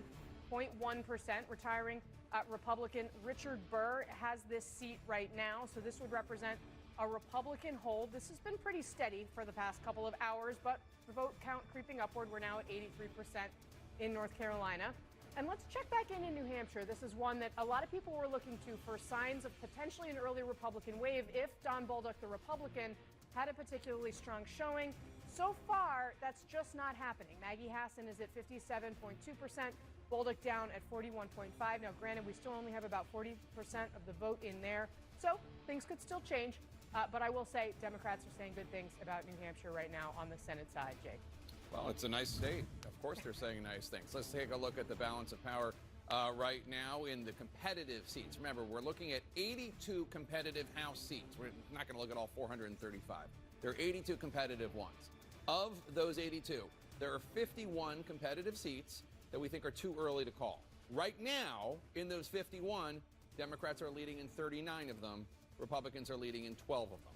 It's early. We do not know that this is going to be determinative, but this is certainly, if you're a Democrat watching at home, better news than what a lot of Republicans were hoping for at this point in the night. Let's go over to the magic wall right now. John King, let's take a look. And if you don't mind my asking, there is a little county, a little district in Virginia, of the three that we're watching in Virginia, Congresswoman Abigail Spanberger's district. And I'm wondering, it's changed to blue. It has changed to blue, and we talked about earlier what was happening. 3 competitive districts in the Commonwealth of Virginia, excuse me. The Republicans hoped to pick up all 3. They thought maybe they could get 2. The Wexton race we called a little earlier, that's the most Democratic. She's winning comfortably. So then we come down, and again, Washington, D.C. is here. We come down to the Spanberger race. She is now pulled ahead, narrowly ahead, but 4,863 votes with 98% of the vote in, estimated vote in. So still some counting to do. So what happened here? Remember last time we were here, we didn't have many votes from Prince William County. This is the largest population base in the district. It also happens to be the most Democratic area, closest to Washington, D.C. And look at this. Yes, 89, but it's still 11% outstanding. Still more votes to come from the most Democratic area of the district. Joe Biden carried this county by 32 points. And there you have it right there. She's carrying it by 32, 33 points. So this county performing. So when you pull back out, again, Democrats are looking at these House races filling in. And what you do see is the Democrats are very competitive. Is it enough to keep a Republican majority? That's a much bigger question, and we'll walk through the night because Republicans only need a net gain of 5. But in terms of Democrats fighting tough in the competitive districts, you see it right here. A lot of red here in the district as you look for Vega, but the largest population center of the district is right here. And so, again, we have to finish the count here, but we're up to 98%. You come out, I just want to come down south to the Loria district, which is this is the much more competitive district. She has narrowed. Loria has narrowed this, but she's still down 9 points or 10 points if you round up the Republican candidate, Jen Kiggins. It's gotten a little bit tighter as things have come in. You're seeing it on the county level here as it breaks up throughout the district. This will be an area people study after the election, right in the Virginia Beach area just south of Norfolk. But you come back up. I want to come back to the House competitive map. Again, if you're Democrats and Republicans looking at Virginia saying, we're going to get at least 2 of those 3, at the moment you're thinking, okay, maybe we can keep it to just 1. This is a footnote I want to make because it's early. I don't want to draw any conclusions here, but this district has gotten a lot of attention in recent days because Sean Maloney is not just a Democratic incumbent from New York. He's the head of the Democratic Congressional Campaign Committee. He's the head of the fundraising arm to help Democrats try to keep the majority. At the moment, he's losing in his district. I want to turn off the county line for a minute just to show you the district here. You're in the Hudson Valley, a little bit northwest of New York City, losing at the moment, but it's only 9%. So this is one of those races. Republicans would love this. They consider this, if they can get it, a trophy because he's the campaign committee chairman. But it is very, very early. And again, in the other competitive districts in New York, early for them too. So that could change. But Democrats ahead. Democrats still holding both in New Hampshire. Democrats holding that seat in Rhode Island I talked about. We're not done yet, but they're leading. Democrats, this is another one we haven't talked about all night long. Republicans were hoping to pick up, you talked about New England earlier, hoping to pick up a Democratic seat in Connecticut. Only 10% of the vote, but the Democratic incumbent ahead at the moment. Vice President Kamala Harris was dispatched to Western Connecticut a few weeks ago, early October, to buck up Democratic turnout in this area, and it's only 10%, but still, right now, Democrats holding it. 10%, and it's early vote, and so that's one of the reasons. Again, we've been urging patience all night, but if you look at the map right now, you see these are the 82 competitive seats, and you're seeing, again, these races aren't called. That's a very important point to make. Most of them are not called, but you're seeing a lot of blue. If you're the Democrats, you're thinking, okay, at least at the moment, this Republican bragging about a big red wave, this map is incomplete. We're not done. We haven't called these races. But if you're looking now, you don't see it. Can you get a Republican majority here? Yes, you can. Sure, absolutely. Yes, you can. But you see, you don't see 30 seats looking at this map. And we'll know a lot more 2 hours and 3 hours and into the morning than we will now. But again, we'll see if this one holds up. This is an incredibly competitive race for a Democrat. He has a narrow lead here, 27% in. Again, ranked choice voting kicks in here. So this one's going to take a long time to finish the count. But if you're going into ranked choice voting, you'd still rather be the guy with the most. And I just want to check where we are in the vote count here in New Hampshire, because again, the Republicans really thought maybe, especially with the governor, Chris Sununu, coasting to re-election, that they could pick up at least one of these. Ann Custer holding on as we're up to 27% here. Chris Pappas leading much more narrowly. This is the more competitive district. This one here, you move up into the North Country, this is more Republican territory. 24%, it's more competitive. So we have a long way to go in counting that one. But you pull back out to the map, and so North Carolina, we have some competitive seats here. The Democrats at the moment, I just want to check, leading here, 91%. So that, you look at a hold, and you come here. This is a fascinating race here in the sense that. Oh my goodness! Look at this, 74% in, and Wiley Nickel is up. up 11,000 votes. But again, remember what happened in the Senate race there as well when the day of votes came in. So we have to wait and see. But again, if you're looking at the map and you're a Democrat, you're thinking, you were worried. You were worried if an incredibly bad night would be Republicans cutting into you, especially in the Northeast, which has been traditionally blue Democratic territory for some time. And the map, it's not great for Democrats, but it's certainly not bad in the sense that when I say not great, again, the margins here. Right. Democrats have no margin for error in the Senate right. and a tiny, tiny margin of error in the House, meaning how many seats can we lose. But if you're looking at this map right now and you're Democrats, you don't see the blowout here. Incomplete. A lot of votes to count still. Right. I guess the most accurate thing you could say is there are a lot of Democrats in Washington, D.C. that were holding their breath, thinking that there was going to be a lot more red in this map right now in the night than there is. And here's an example of it here. Again, just to come out, we're up to 65% now. We were talking about this earlier when Tim Ryan, the Democrat, was leading in the early count in the Senate race. We knew that was early vote, and we kept saying we need to wait. We now know that the Republican candidate in the Senate race has passed and taken the lead. So here's Marcy Kaptur in a district the Republicans who control the governor's office and the legislature redrew her district at 65% of the vote. Still a ways to go, and you're still the Republicans benefit from the election day vote, so we're still not there. But if you're Marcy Kaptur, one of the hardest working Democrats, not taking partisan sides, she works the district hard. She goes home, and you're looking, this is all new territory for here, way out here. And at the moment, if you break it down by county, you take a look at the district. This tells you, this is when they redrew the district, they added this. So it's just they're interesting to watch, Jake, as we go through. Still a lot of counting to go, but more blue than Republicans had hoped on the map at this moment. All right, John. And CNN has some projections for you right now in the U.S. House. 1 Democrat, 3 Republicans. CNN is projecting the Democratic Congresswoman Abigail Spanberger is the winner in Virginia's 7th congressional district. She's a former CIA case officer. She's criticized her party for moving too far to the left. This was a seat that Republicans hoped to pick up. They failed to do so, CNN projects. Republican State Senator Jen Kiggans has, however, flipped a Southern Virginia district. She defeated incumbent Congresswoman Elaine Luria, who serves on the January 6th committee. That is one of the Republican pickups they were hoping for this evening. Republican and emergency room Dr. Rich McCormick has, CNN projects, flipped a Georgia seat that was gerrymandered to become more Republican. He's a Marine veteran who served in Afghanistan. In addition, in New York, Republican Nicole Maliotakis has been reelected in New York's 11th congressional district, which includes Staten Island and part of Brooklyn. It was a rematch of her 2020 win over Democrat Max Rose. Let's look at the balance of power right now in the U.S. House of Representatives. 81 Democrats in the House, 145 Republicans, including 5 pickups. There are 209 seats remaining to be called. You need 218 to control the U.S. House of Representatives. The state of play right now when it comes to those competitive seats, we've been telling you about these 82 competitive House seats all night. Democrats, well, let's start with Republicans. Republicans need to win 23 of the outstanding competitive seats. Democrats need to win 51 of the outstanding competitive seats. Anderson Cooper, I'm going to go to you right now with your panel. This is a suspenseful night. What's great about election nights is that at the end of the day, the polling and the prognostication and the pundits, at the end of the day, it's up to the voters. And the voters get their say, and sometimes they throw us a lot of surprises like tonight. And that is what makes it exciting and what makes it a very long night, which is why we are going to be here for quite some time. I want to talk with the team here in New York about what's going on in Virginia. Abigail Spanberger winning, Elaine Luria losing. What does that say about where things are? I'm happy about Spanberger because, she's great, moderate, understands kitchen table issues, works hard, and it's a Biden +7 district.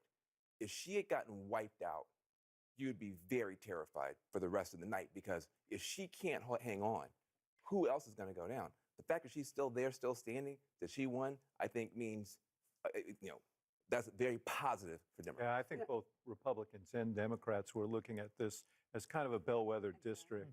If she had gone down, that would have been very good news for Republicans. It doesn't mean that, there are races out west that are perilous for Democrats. We'll see how those go.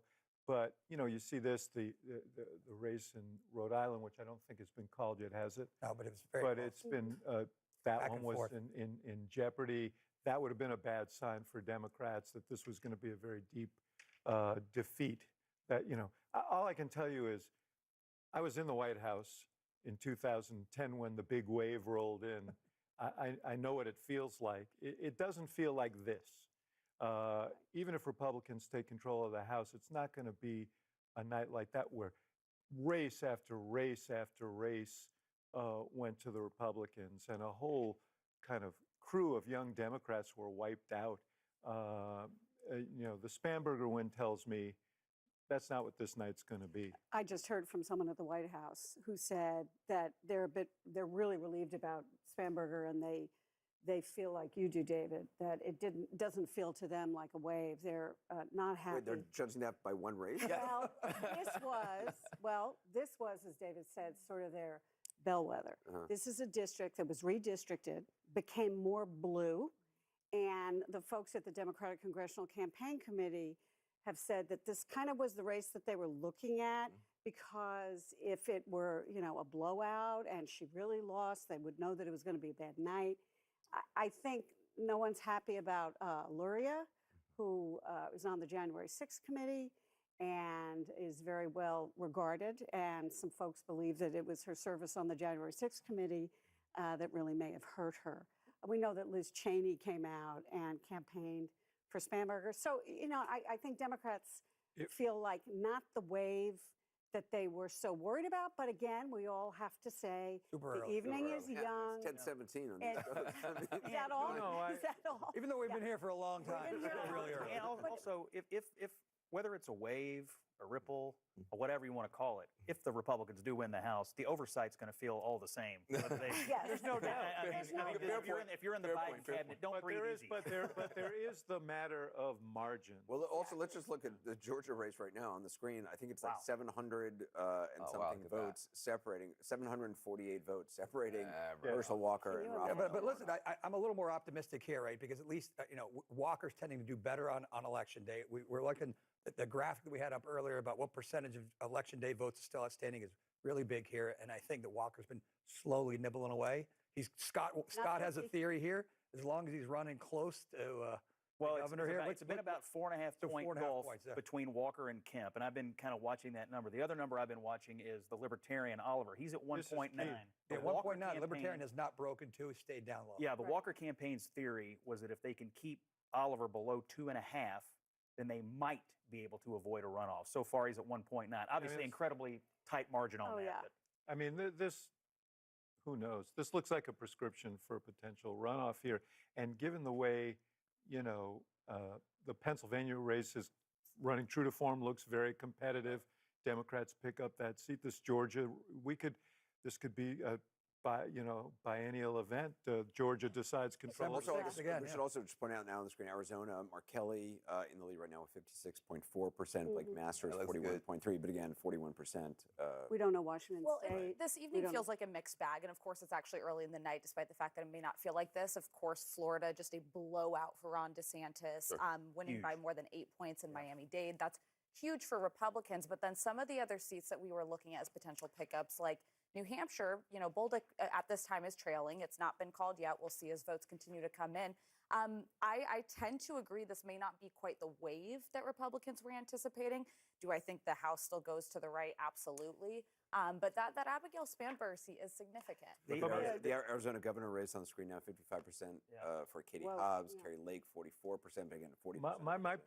My point is the margin is really, really important in the House, because Kevin McCarthy knows that he needs to have enough of a majority so that Marjorie Taylor Greene and that Freedom Caucus doesn't have essentially leverage on him by the neck when it comes to the agenda there. And he has spent, his super PAC has spent like over $300 million trying to broaden the battlefield so that he'll have a larger majority. So every one of these races that they were hoping to win that they don't get, even if they get the majority, which I still think is likely, makes his position more perilous in trying to run that caucus. Can we just talk about Florida, because we really haven't had a chance to do that. I was texting with a source in Florida, political source, who pointed out to me that this will be the first time since Reconstruction that Florida won't have any Democrats in statewide office, period. So, and DeSantis is victory, the message, Miami-Dade. Oh, the message that DeSantis sent tonight. I mean, this got called early, and Florida counts their votes quickly, so we won't be talking about it as we watch these other nail biters. The message that Ron DeSantis sent to the Republican Party tonight about what he's capable of, crushing up and down the state among the Hispanic counties where they have a lot of Hispanic votes, suburban voters, rural voters. When you talk about building a coalition to run a presidential campaign that could win, that's the message that DeSantis sent tonight. So to me, for 2024 implications, this crush, because if the rest of the country is a little bit more muddled and Florida crushes, think about the political message that sends about what should this party do. I was going to say, sitting across the state at Mar-a-Lago, right? Curiously, I think former President Trump has to be watching that, looking at the margins. Totally. Governor DeSantis won the last election by 33,000 votes. I think he's barely winning.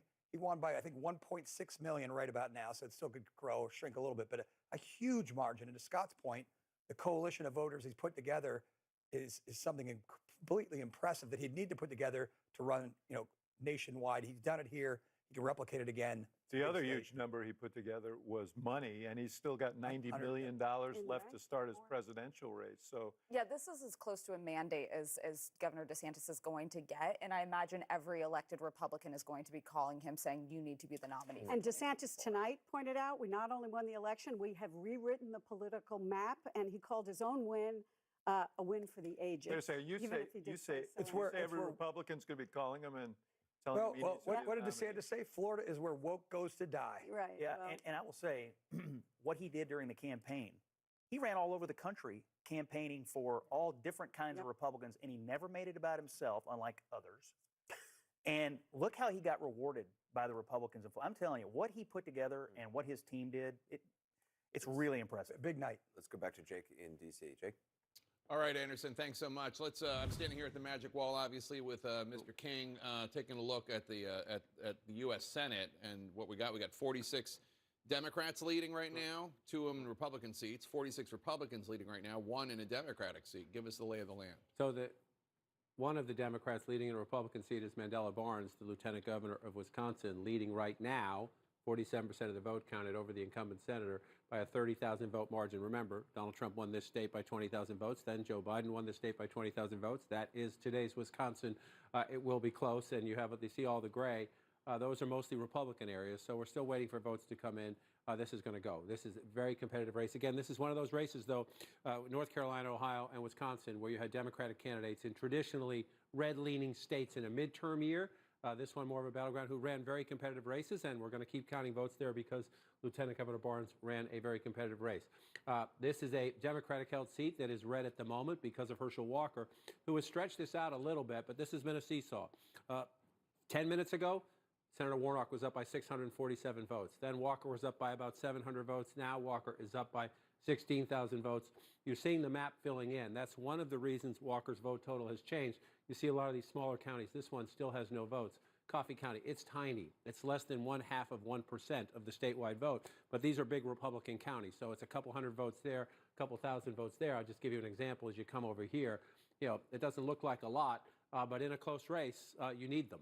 And so that's what has happened recently. Some of these smaller rural counties have started reporting their vote, and Walker has come up.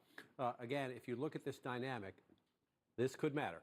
Right. That could matter because who's ever on top, you need 50% plus 1 vote to avoid a runoff. And so we got 20% of the vote to count. So that could change. One of these candidates could pull more significantly ahead.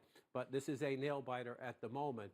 And just to come over and look, a very known quantity, the Republican incumbent governor at 54% with a 285,000 vote lead, if you round that up just a little tiny bit, right? So the well-known Republican quantity, the Republican incumbent governor with 54% of the vote, the newcomer, the untested in politics, Herschel Walker, running below 50% of the vote. So Brian Kemp helping, but not helping everywhere, if you will. Yeah, and it's not just that Herschel Walker is untested in politics. Right. He's had a very rough campaign with all sorts of allegations about his personal life, about kids he's fathered and not been there for, and on and on and on. May I ask you, because I know you have this technology, can you show me where Herschel Walker is underperforming Brian Kemp, the governor? Right, so you're looking at this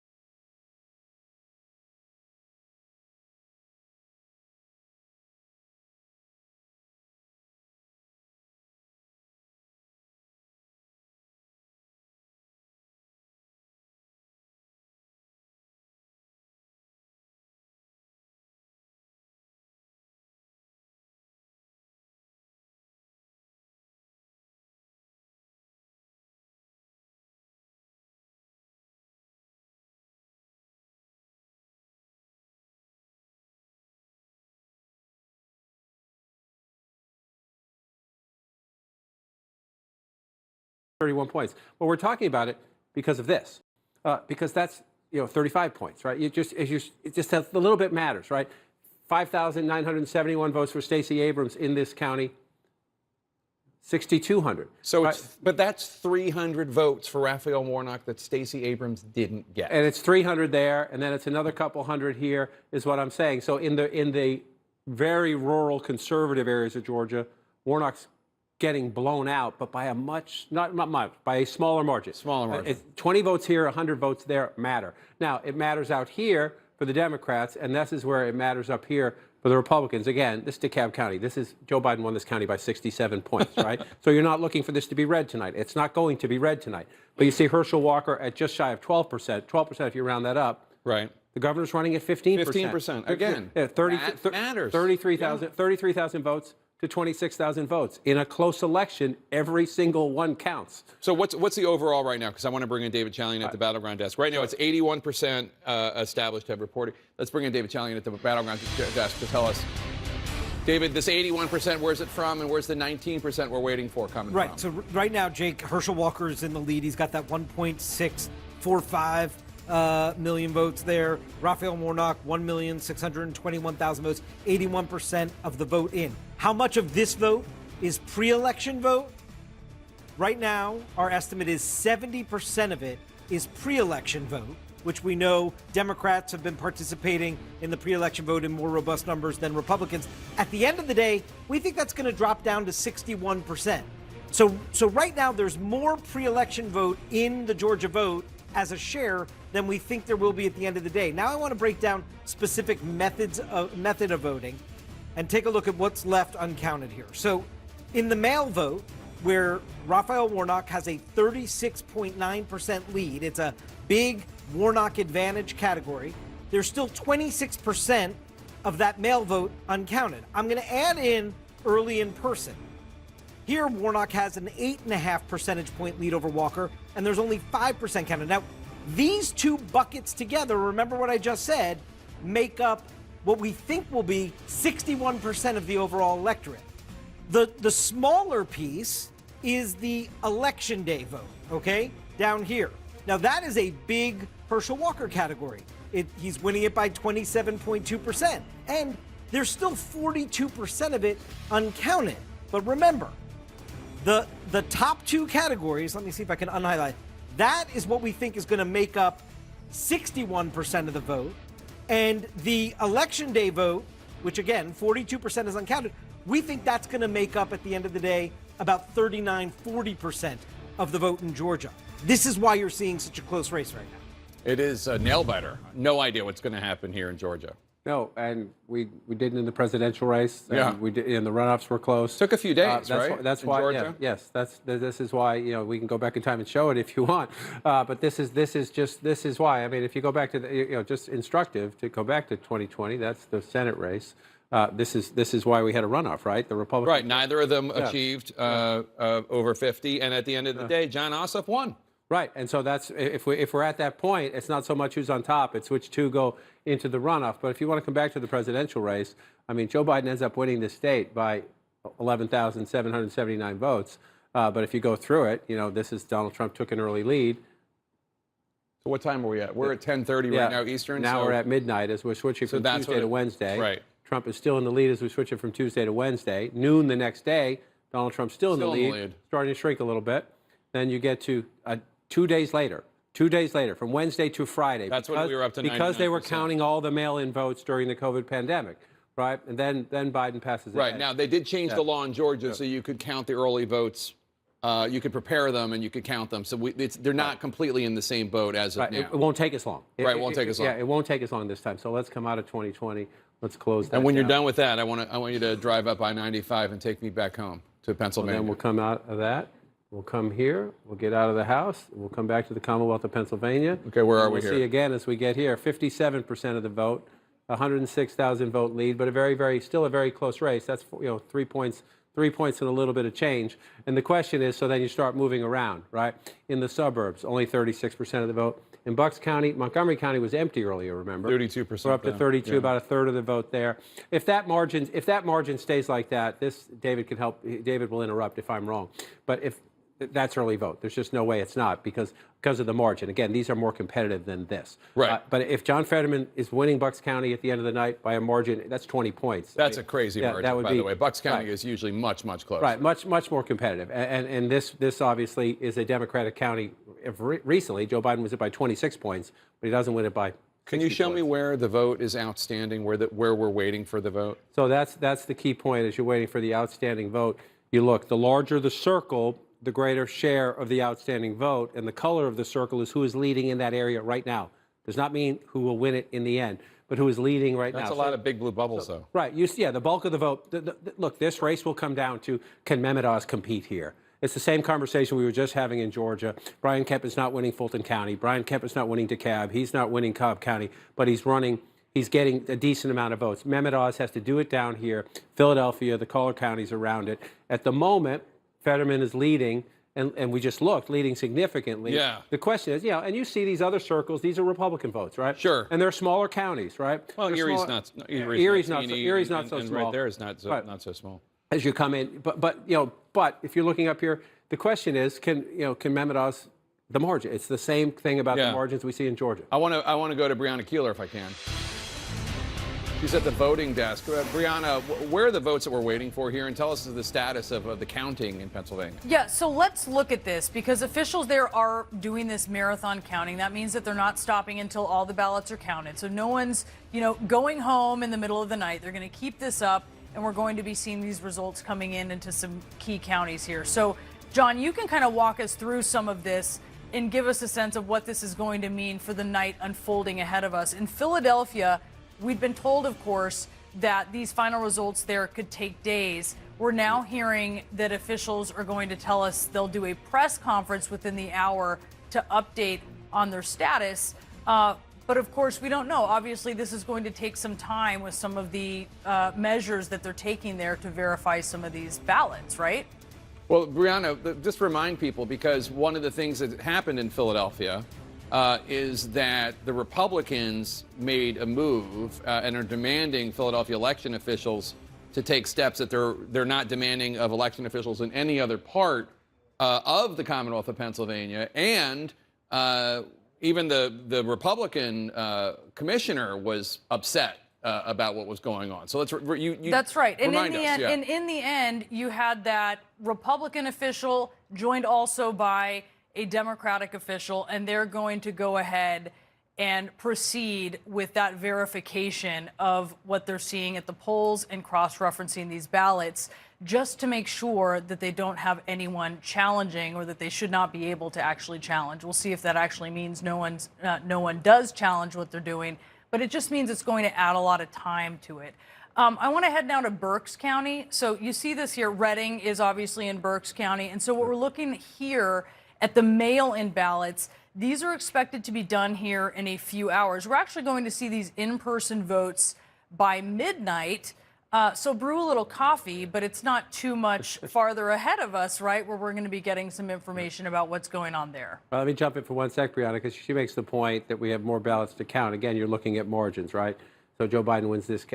Donald Trump wins this county by a little bit more, 8 points, right? So that's 6 points right there. The question is, can John Fetterman keep it that close? It's just one county, but you're looking at margins all across. But as Bree notes, we have some outstanding votes to count. Sorry to interrupt. Go.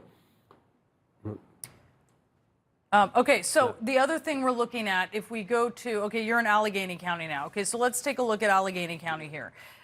Obviously, where Pittsburgh is, 90 to 95% of the results should be in by 11 p.m. And obviously, Allegheny's showing up first as you've been watching all of those results coming in. But we should be getting a really strong picture of what is happening there, where you can compare what John Fetterman is doing, obviously, to the gubernatorial candidate and get a sense of how things are going. Yeah, and look, I mean, this was always going to be a nail biter, and it was always a very, very tight race, especially with, I think it's fair to say that Oz closed pretty strong. Yes. But at the end of the day, Fetterman is a known quantity, the lieutenant governor.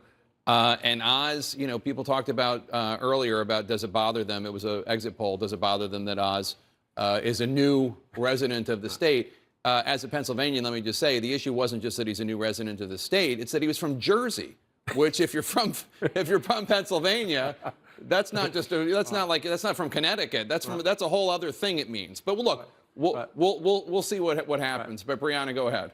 Okay, so let's look at Bucks County, heading to those suburbs that you were just checking out there outside of Philadelphia. 40,000 mail-in ballots now have been scanned. They're expecting all of the votes to be counted by midday tomorrow. Okay, so we've got some time ahead of us to find out what is happening there in Bucks. It's an interesting point. Mail-in ballots. So in 2020, those were disproportionately Democrat. We don't know that they are this time. Yeah. Right? But in 2020, they were disproportionately Democrat. In Bucks County, I've been talking about this all night, but because it's so important, Pat Toomey wins Bucks County 6 years ago. He's reelected in a pretty competitive race to the United States Senate. Right. So this is very key. Again, so the mail-in ballots. If you look at the moment, that's a 20-point lead in Bucks County. If it's anywhere close to that at the end, John Fetterman is the next senator from the Commonwealth of Pennsylvania. But we're only, so you're at 61%. Fetterman may well win. He's not going to win Bucks County. Yeah, you're at 61% statewide. It's just important. So in the places, Philadelphia and the suburbs, 61%, but only 36% here, which means you have a way to go. Right, 32% here. This is 6%, 6.5% of the state population. This is 5% of the state population, and you've got a lot of votes to count still. So this was Democrat 4.4. I mean, that would be outstanding. So we have ways to go. We're still counting. We're still counting votes now, and then Brianna talks about mail-in ballots that might not be counted till tomorrow. Remember, this was the state. Again, there aren't as many this time, and they're prepared to count them better this time. Right. But this was the state that took us until Saturday in the 2020 election. Well, go ahead, Brianna. I think we're going to see that again. We have the acting Secretary of State saying, be patient because this is going to take a few days. So it sounds like it could very much be a repeat of that. And, we're going to be dying to see what's happening here, especially in Philadelphia, but we're just going to have to be patient. And the other thing to keep in mind is that in 2020, Donald Trump was on the top of the ticket, and he was telling people, his supporters, do not vote by mail, do not vote early. Oz, to his credit, to his sanity, has not been saying that. And in fact, the way he won the primary, if memory serves, is that ultimately he beat a very strong challenge from Dave McCormick by beating him in the obviously in the total vote count, but that included early ballots. Yes. He wasn't telling people not to vote. Right. That'll be one of the great case studies, again, when we're done with the count, the most important thing, who controls the Senate, who controls the House, what about these governor's races, as we get through all that, when we can do a closer analytical environment, look at the Ron DeSantis win in Florida. Florida Republicans did much better in early voting this time than they did in 2020. The Kemp campaign says, I haven't looked at the data yet, the Kemp campaign says when you look there, they did better, even though Democrats are dominating the Georgia early voting, the Kemp campaign, again, on the margins, the Kemp. So it's just a simple question. With Donald Trump saying don't do it, just ask yourself this. Would you like a month to turn out your vote or 1 day to turn out your vote? I mean, what Donald Trump did to Republicans in 2020 was, forgive the word, asinine. Because he cost them the ability to have more time to turn out more votes. And in a digital age, the second you return your ballot or the day after, I know it. So I can move on to somebody else. You're not wasting your money still texting Jake Tapper saying you need to vote. Your vote's cast, we know, we move on to the next one. The fact that Donald Trump took that away from Republicans in 2020 hurt them. I know. It's an excellent point. We now have some news from Boris at the projection desk for governors. That's right, Jake. A handful of projections to bring you, and in all of them, Republican victories beginning in Texas. Greg Abbott, the incumbent Republican, winning a third term, defeating former Congressman Beto O'Rourke. Meantime, in the state of Iowa, another incumbent Republican defeating the Democratic challenger Kim Reynolds there, winning re-election against small business owner Deidre DeGier.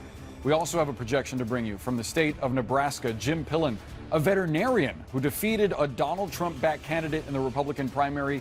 He becomes the next governor of Nebraska, defeating state legislator Carol Blood. And no surprises in the state of Wyoming, a state that Donald Trump carried with some 70 percentage points in 2020. Mark Gordon, the incumbent Republican there, defeats Teresa Livingston, an Air Force veteran. Let's get you some key race alerts now. And in 4 of these key races, the Democrat is leading an election denier. First, in Michigan, Gretchen Whitmer, the incumbent Democrat, she builds on the lead that she had when we last checked in on this race against Tudor Dixon, now sitting 112,000 votes ahead with 30% of the vote in the state of Michigan. An update now, Jake, from your home state, home Commonwealth maybe? Josh Shapiro, the Attorney General there, 430,000 votes ahead of Doug Mastriano with 62% of the vote in. Meantime, our first look at the Arizona governor's race with this key race alert. Katie Hobbs, the Secretary of State that helped certify the 2020 election results in Arizona, she's leading former TV anchor turned unrepentant election denier Kari Lake, 184,000 votes, half of the vote in the state of Arizona. Then in New York, a race that nobody expected would be as close as it was in polling right at the very end. Kathy Hochul, the incumbent Democrat, 647,000 votes in front of Lee Zeldin, who you may recall voted to object to certifying the election results in 2020 in the states of Arizona and Pennsylvania. Hochul holding on to a lead there. Let's get you a look at Georgia now, this race that we've been talking about all night. Incumbent Republican Brian Kemp nearly 300,000 votes ahead of Stacey Abrams in this rematch from 2018. 82% of the vote in Georgia. Let's turn it over to Casey Hunt now. Casey, you have an update for us on some Senate races. We do, and we're going to start. Can you fill in the blank for me, Boris? Georgia. We're going to start in Georgia, where Herschel Walker, again, I want to compare this directly to the number Boris just gave you, which was 54% for Kemp. Herschel Walker sitting at 49.6. That is considerably behind, but he is ahead of Raphael Warnock, the Democrat, who holds 48.5% right now. Again, this is so close. Neither one has 50%. We are potentially looking at a runoff, 83% of the vote in Georgia. So let's check in on Wisconsin, which has been tightening over the past hour or so. Mandela Barnes, the Democrat, look, you saw it tighten right there on your screen. Now at exactly 50%, just 4,000 votes ahead of the incumbent Republican, Ron Johnson, at 49.8%. Our friends at the Magic Wall are going to be able to give us a sense of how we may see this move in the next couple of hours with 50% of the vote in Wisconsin. Let's check in on Jake Tapper's Commonwealth of Pennsylvania, also mine. John Fetterman, 49.8%, now below 50%. Mehmet Oz, 47.7%. This race really tightening up as we have been expecting all night. About 75,000 votes separate them right now. I think we can expect a really long time count in this race. 64% of the vote in Pennsylvania right now. And I do want to check in on Arizona because this has been a critical battleground as well. Mark Kelly, the incumbent Democrat, sitting at 58.1%. So he's got a comfortable early lead over Blake Masters, the Republican, at 39.6%. I do want to point out Katie Hobbs is sitting at 57% in the governor's race. So Kelly is slightly outperforming Hobbs. Potential to see a split on that race. There, of course, is only 50% of the vote in here, so we could see this tighten up throughout the night, Jake. All right, Casey, thanks so much. Coming up, we're going to go live to Georgia as we follow that incredibly close Senate race and whether it may be heading for a runoff. And we're coming up on the first results from the West Coast, including the powerhouse state of California. Back in a moment.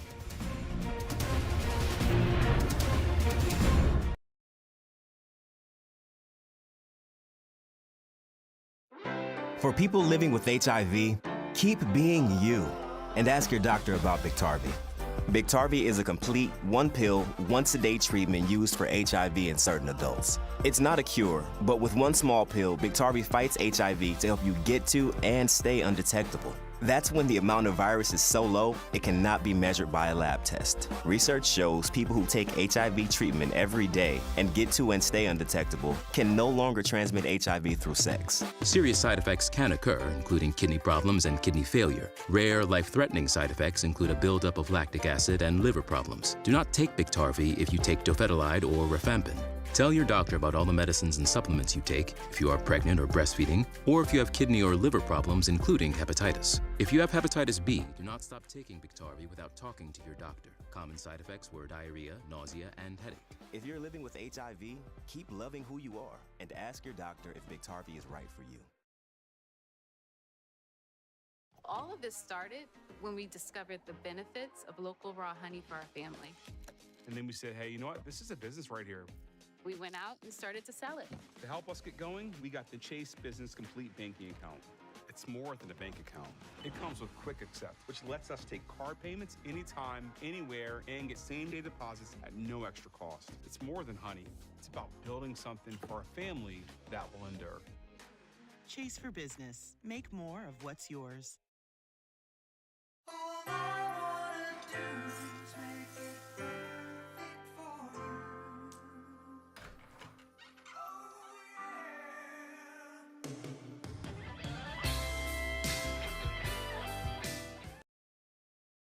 finally here, the Electric e-bikes Black Friday sale. Kick off the holidays with up to $300 off of select e-bike models and $250 in free accessory bundles. Sale includes the versatile and nimble XP Lite, extra capable X Premium, and the brand new and improved Electric XP 3.0, the industry's first fully foldable e-bike designed for 2 people. This sale is only available while supplies last, so visit lectricebikes.com and come ride with us this holiday season. So? The new iPhone 14 Pro. It's amazing. Yep, the camera is incredible. And you'll get our best deal. Nice. But everyone should get it. Everyone can get it. Every new customer. And every existing customer. Every iPhone. Every iPhone. Every iPhone. Every iPhone. Okay, my work here is done. Everyone gets the best deal on every iPhone. Best one yet. Everyone gets AT&T's best deals on every iPhone, including up to $800 off iPhone 14 Pro. Are you coming for my job? Got the rings?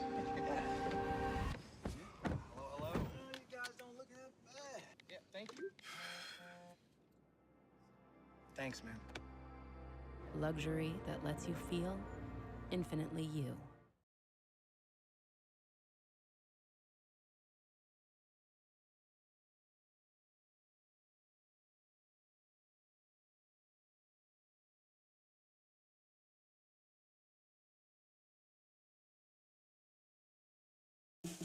CNN This Morning, tomorrow at 6 Eastern. And welcome back. CNN has some projections for you now. They are 3 Republican Senate holes. In Iowa, CNN projects that Chuck Grassley, incumbent Senator Chuck Grassley, will defeat retired Admiral and Democrat Michael Franken. Chuck Grassley holds that seat. In Louisiana, Senator John Kennedy, Republican senator incumbent, will defeat Gary Chambers, who you might remember he smoked a joint during a campaign ad. John Kennedy will hold on to that seat, CNN projects. And then in Missouri, the Attorney General, Eric Schmidt, will become the next U.S. Senator from the state of Missouri. He defeats heiress Trudy Bush Valentine. Let's take a look at the balance of power now in the U.S. Senate. You know it's 100 seats. Right now, Democrats have 40 of those seats. Republicans have 43. There are 17 seats remaining. That's what the rest of the night is about. In order to control the U.S. Senate, you need 50 seats plus 1. Republicans need to pick up 1 net Democratic seat. We're about to head into another round of votes. Every contest counts, with the battle for control of Congress still undecided. Just minutes from now, at 11 p.m. Eastern, polls are going to close in California and Idaho, in Oregon, and Washington State. This will be another chance for the parties to pick up some of the 218 House seats needed for control of the U.S. House of Representatives. A total of 69 seats are at stake in the 4 states where polling places are about to close. 15 of those seats are competitive, most in California. We're also going to be watching the Senate race in Washington State in the hour ahead. Incumbent Democratic Senator Patty Murray seeking re-election after serving 30 years in the Senate. Her Republican challenger, former nurse and first-time candidate, Republican Tiffany Smiley, is positioning herself as a political outsider. The governor's race in California is also on our radar. The incumbent Democrat Gavin Newsom is a national figure who prevailed over a 2021 recall effort. He now faces Republican challenger State Senator Brian Daly. Newsom has a clear advantage in the state where Democrats outnumber Republicans 2-1. Will he take a victory and go on and run for president? That's a question we're all asking.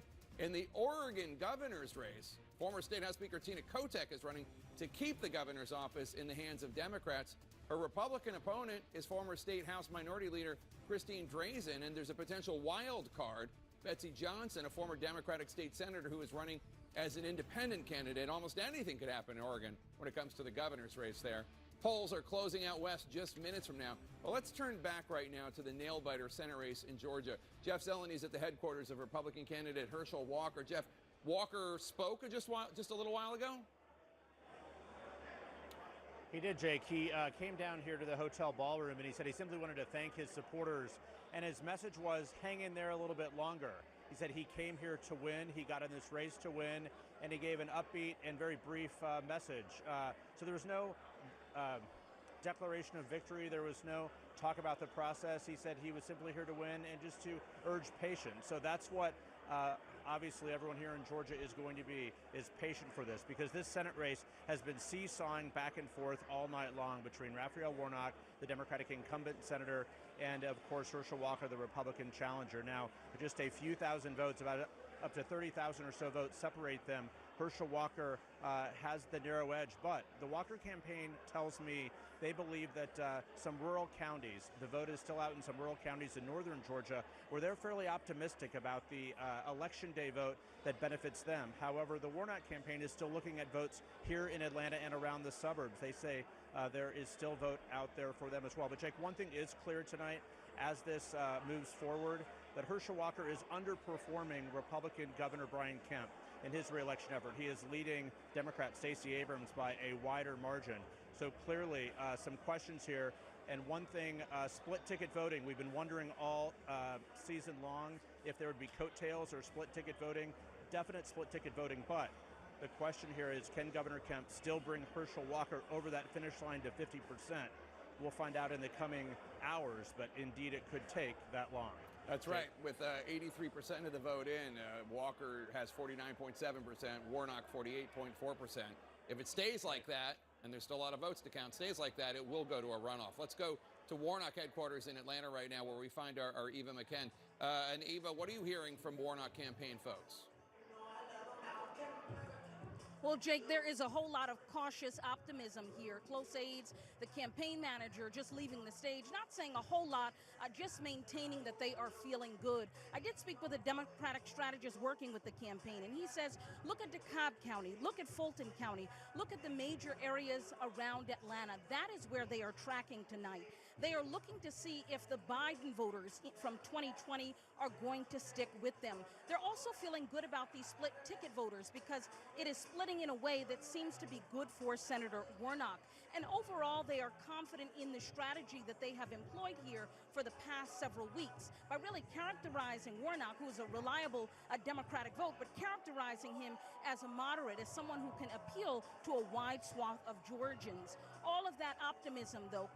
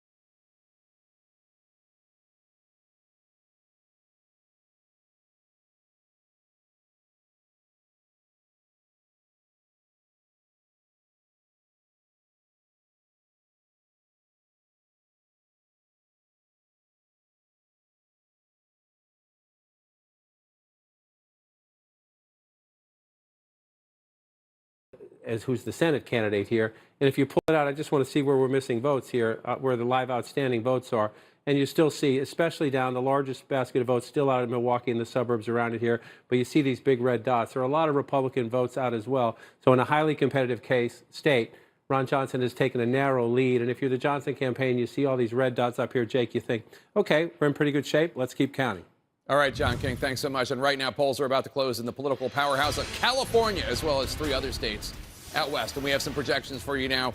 2 for Democrats, 1 for a Republican. In California, CNN is projecting that Senator Alex Padilla, who was appointed to that seat after Kamala Harris became the vice president, that he will be elected senator from California, defeating Mark Mosier. In Illinois, CNN is projecting that incumbent Democratic Senator Tammy Duckworth will be reelected, defeating Kathy Salvi. And in Idaho, CNN is projecting that incumbent Republican Senator Mike Crapo will be reelected, defeating David Roth. States that are too early to call at this hour. In Washington state, incumbent Democratic Senator Patty Murray is running against a strong challenge from Tiffany Smiley, the Republican. That race right now, CNN deems it too early to call. In Oregon, Senator Ron Wyden running for re-election. That race as well, too early to call. Let's look at the balance of power. As you know, there are 100 seats in the U.S. Senate. Democrats currently have 42 of them. Republicans currently have 44 of them. The fight over these 14 remaining seats is what we're going to be covering for the next few hours. Republicans need to pick up 1 net Democratic seat in order to wrest control of the U.S. Senate. We have some governor's races to report for you now. Let's go to Boris Sanchez. Jake, a handful of projections to make. In all of them, the incumbent keeping the governor's mansion. We begin in California with Governor Gavin Newsom. Remember, he survived a recall election last year. There are whispers that he may be considering a presidential run in 2024. He easily defeats election questioner Brian Dahle to win re-election in California. In the most expensive governor's race in the country, but perhaps one of the least competitive, incumbent Democrat billionaire J.B. Pritzker, who largely self-funded his own campaign, he defeats election denier Darren Bailey to win re-election in Illinois. Let's get a look at Maine now. There, the incumbent Democrat Janet Mills had a close race this summer with former 2-time Governor Paul LePage, but LePage fumbled a question about abortion rights during a debate, and Mills never looked back, maintaining an advantage in polling. Tonight, she wins another 4 years in Maine.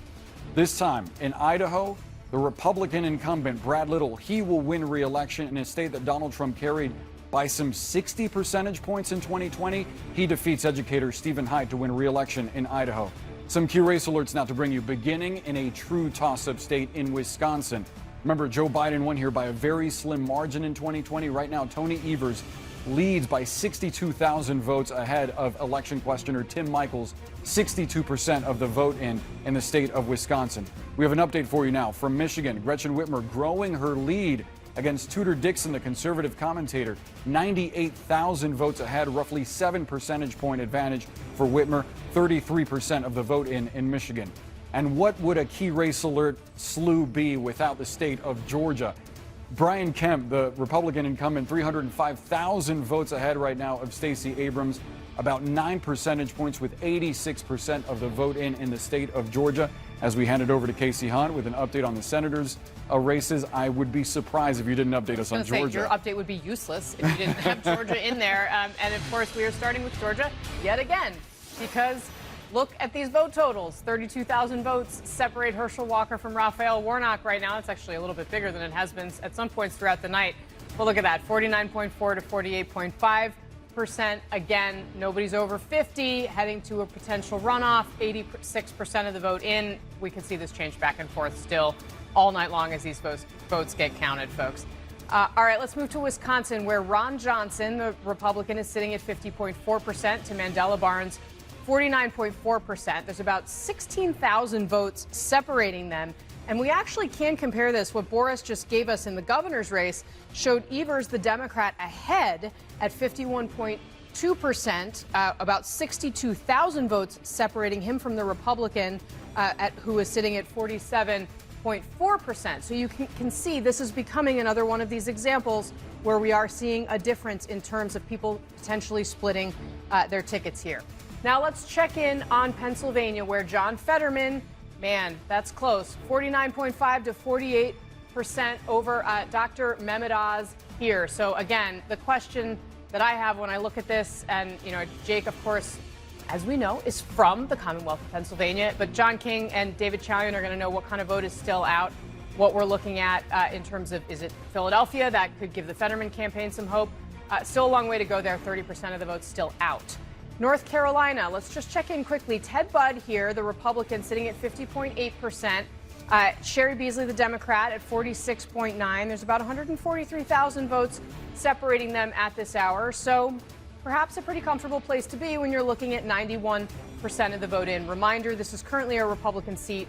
Republican Richard Burr is retiring, Jake. All right, Casey, thanks so much. And just a reminder, we're looking at 82 competitive House seats. That's really what we're looking at in order to determine whether or not Republicans are going to be able to wrest control of the House of Representatives. Of the 23 competitive seats that Republicans need to win in order to take control, they are currently leading in 17 of them, 17 out of 23. So that's pretty good. Let's take a look at the Democrats now. Democrats have a taller order on their hands. They need to win 50 of the 82 competitive seats. Right now they're leading in 35 of them. So neither party is where they need to be. Republicans have a slightly easier job to do in terms of what they need to do. Let's take a look at where we are right now in the battle for control of the House of Representatives. And again, this is where the vote, these are not called races necessarily. This is where the vote is. This is where the vote is. As you fill in across the country, we're now at the West Coast poll closings. We'll get more and more. So this is everything, all 435 districts. Narrow it down just to make it easier to understand the stakes in the battleground competitive districts. You bring them up now, and you just see, just as you're just looking at the map, you don't have to do the math to see more blue than Republicans had hoped. You still mentioned the key point, though. This is a very tough climate for Democrats in that the margin is so small. Republicans need only a net gain of 5, right, which is eminently doable when you look at the map. But we talked earlier, could Republicans pick up seats in New England? Again, we're not done now, but let me just stretch it out for you a little bit. Stretch out the map in New England. If you look at the map right now, again, a lot of these races are not called. Republicans thought they could pick up 1 or 2 in New Hampshire. They'd pick up 1 in Maine. They might get 1 in Rhode Island, and they might get 1 in Connecticut. They're all blue at the moment. They're all blue at the moment. So if you had a lot of red on this map here, just in the New England region, you'd be thinking that would be the building block to a wave. You have no such building block here. Doesn't mean Republicans won't get the majority, but you don't have it. And so, again, some of these races yet to be called, including the main race. I just want to peek at it and bring it up here. Ranked choice voting, this could go on for a while, but you see, we just called the Democratic governor's reelection. The Democratic candidate here in what is a Republican +6 district. Jared Golden has proven he's a tough Democrat, often at odds with his national party. He's leading there. Again, still a ways to go. Let's come down to the state of New York and the competitive districts there. If you walk right through it here, I still want to peek in on this one. This is Sean Patrick Maloney. He's the head of the Democratic Congressional Campaign Committee. 65% of the vote now, and he is losing by 11 points. If you look at that, doesn't mean we're done. We still have more votes to count, but this would be a trophy for Republicans in their quest not only for a House majority, but to knock off a very prominent Democrat and a deputy of the Speaker, Nancy Pelosi. And so, Jake, as we go back to you, we're still working on the House math. It looks okay for Republicans, but doesn't look like a blowout. Certainly not. And we have another big projection for you right now. CNN is projecting that in the state of New Hampshire, live free or die, Democratic incumbent Senator Maggie Hassan will be reelected, defeating retired General Don Bolduc. Maggie Hassan will be reelected, CNN is projecting. This is a seat that Republicans thought they could win. They thought they could defeat Hassan. They were very bullish. They were talking all week about momentum being their way. And instead, Maggie Hassan, the Democratic senator, holds on to that seat CNN is projecting. Let's look at the balance of power right now in the U.S. Senate. 100 seats. Democrats currently control 43 of those seats, with the Hassan keeping her seat. Republicans have 44 of them. There are 13 seats remaining. Republicans need to pick up 1 net Democratic seat in order to wrest control of the U.S. Senate. Those 13 seats are what we are waiting to see to determine if they are able to achieve that. But there are governor's races, too, and we're going to go to Boris Sanchez with some major news there. Jake, there is a major projection we are making right now. Incumbent Republican Brian Kemp is projected to win re-election in the state of Georgia. This is a huge deal for Kemp. Remember, he drew Donald Trump's ire back in 2020 when he refused to find those 11,000 or so votes that Trump was looking for. Kemp, known for restricting abortion access in Georgia, for remaking the state's voting system, the electoral system there. And of course, his defeat over Stacey Abrams stamps him earning another term in the state of Georgia. Let's turn it over now to Dana Bash for some analysis. Dana. Thank you so much, Boris. And we did just get word that Stacey Abrams called and conceded. This is a very big win for Governor Kemp. Not necessarily a surprise, given the way that we've seen it go, but very, very clear, decisive win for a Republican governor who split from Donald Trump and led the state of Georgia in a way that obviously his constituents approved of. I mean, he not just split from Trump. Trump tried to take him down in the Republican primary with former Senator David Perdue, and Republicans in Georgia rejected that. And you're exactly right. They rejected it because, first, Republicans, now the entire state, voters liked the way Brian Kemp was running the state. And I think the biggest thing was the way he handled COVID. In fact, remember, when he opened up the state, Trump said, this is back in the spring of 2020, I think he may be going a little too fast. It turned out that there were no great severe repercussions in Georgia. They reopened the state. The economy came back. And Trump tried to take him out in the primary and failed. Yeah, absolutely. And I think that became a really key part of his message to Georgia voters, that he wasn't beholden to Trump. He didn't get weighed down by some of the negatives, the clear negatives associated with Trump and all the shenanigans. I mean, remember, in the state of Georgia, Trump did not do particularly well, and Kemp is overperforming him. I'm going to go right over to Boris for a projection. Yeah, Dana, another major projection just minutes after the last one in the state of Pennsylvania. Josh Shapiro, the Attorney General, will become the new governor of that state. Shapiro had a big lead in fundraising, a big lead in polls throughout. He continued to tie Doug Mastriano to Donald Trump, and it appears to have paid off. He takes over the open seat left behind by term-limited Governor Tom Wolf. Dana? Thanks so much, Boris. So Josh Shapiro becoming the next governor of Pennsylvania, and sort of a pattern that we've just seen in the last 10 minutes of Republicans who are election deniers losing, both in the governor's race, Doug Mastriano in Pennsylvania, and then in New Hampshire, the Senate race there, Don Bolduc. He definitely was a rabid election denier in the primary there. Then he kind of switched back for a nanosecond in the general, and then went back again. I wonder if at the end of the night we're going to be able to say anything about that as a pattern, or maybe these are two isolated incidents. Well, exactly, because we'll have to see. There are a lot of races what happens when we go out west? I mean, affirmatively, Josh Shapiro, the Attorney General of Pennsylvania, very popular, and somebody who fought Donald Trump when he was contesting the results of the election in 2020 in Pennsylvania. Mastriano just way too far to the right for Pennsylvania. An election denier, was down in Washington on January 6th, arranged buses there, very strongly anti-abortion. This was really never a competitive race. And then the two questions we still have, we just talked about Kemp, we're projecting him to win in Georgia, and Josh Shapiro in Pennsylvania. One of the storylines of the night that is still a big question mark is whether or not they can bring their fellow Democrats across the finish line in the Senate races. Right. I mean, I think that you're going to see the question is sort of moving in opposite directions in those states. In Pennsylvania, Josh Shapiro was doing so much better than Fetterman really throughout this race. And will that pull help Fetterman in what is still a very, very tight race? That remains to be seen. In Georgia, Brian Kemp has been able to really perform well ahead of Herschel Walker in that race. Again, will he be able to pull Herschel Walker up?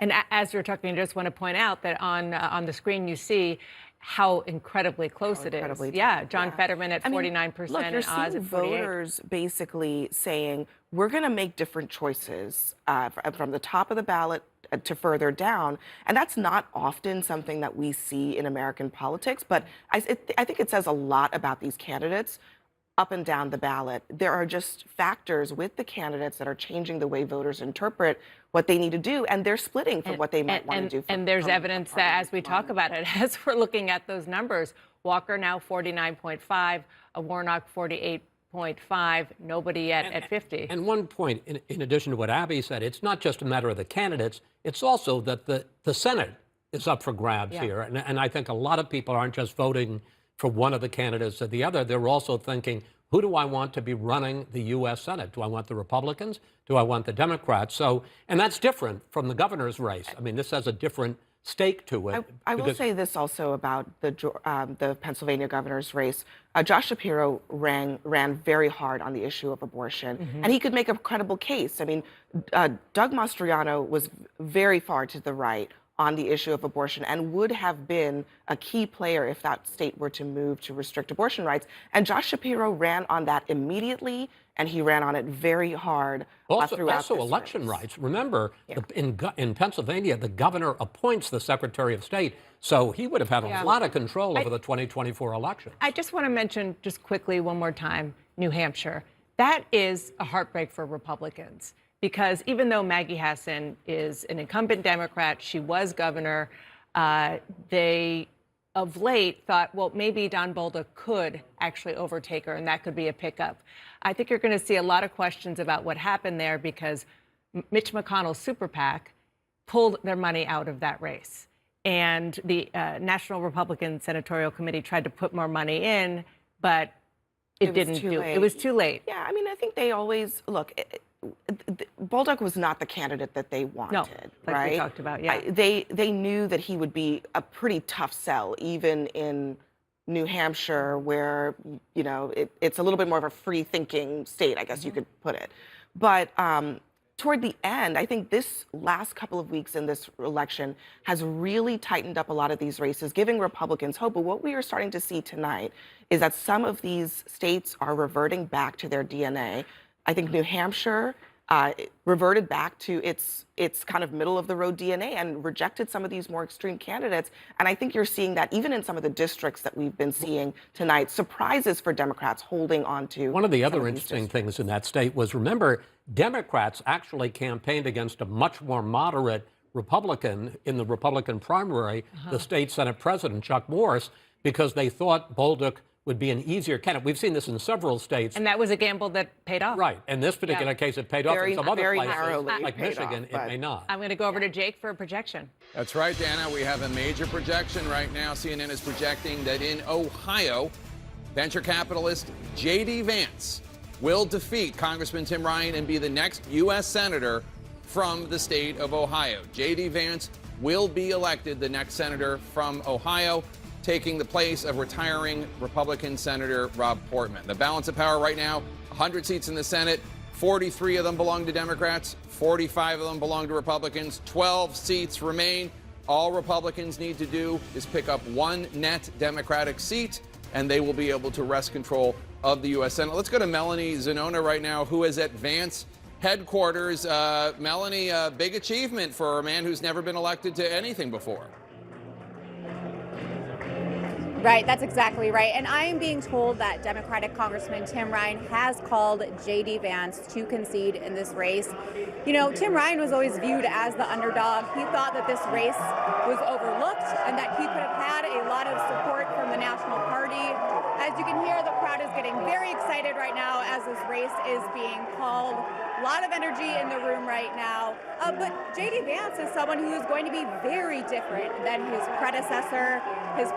Rob Portman, a longtime centrist. J.D. Vance, meanwhile, has been a fierce supporter of Donald Trump. He's been an election denier, a 2020 election denier, although he did say he will accept the results tonight. Have yet to hear whether he's going to come out and make a speech. We're expecting that to happen at some point, but we will keep you posted, Jake.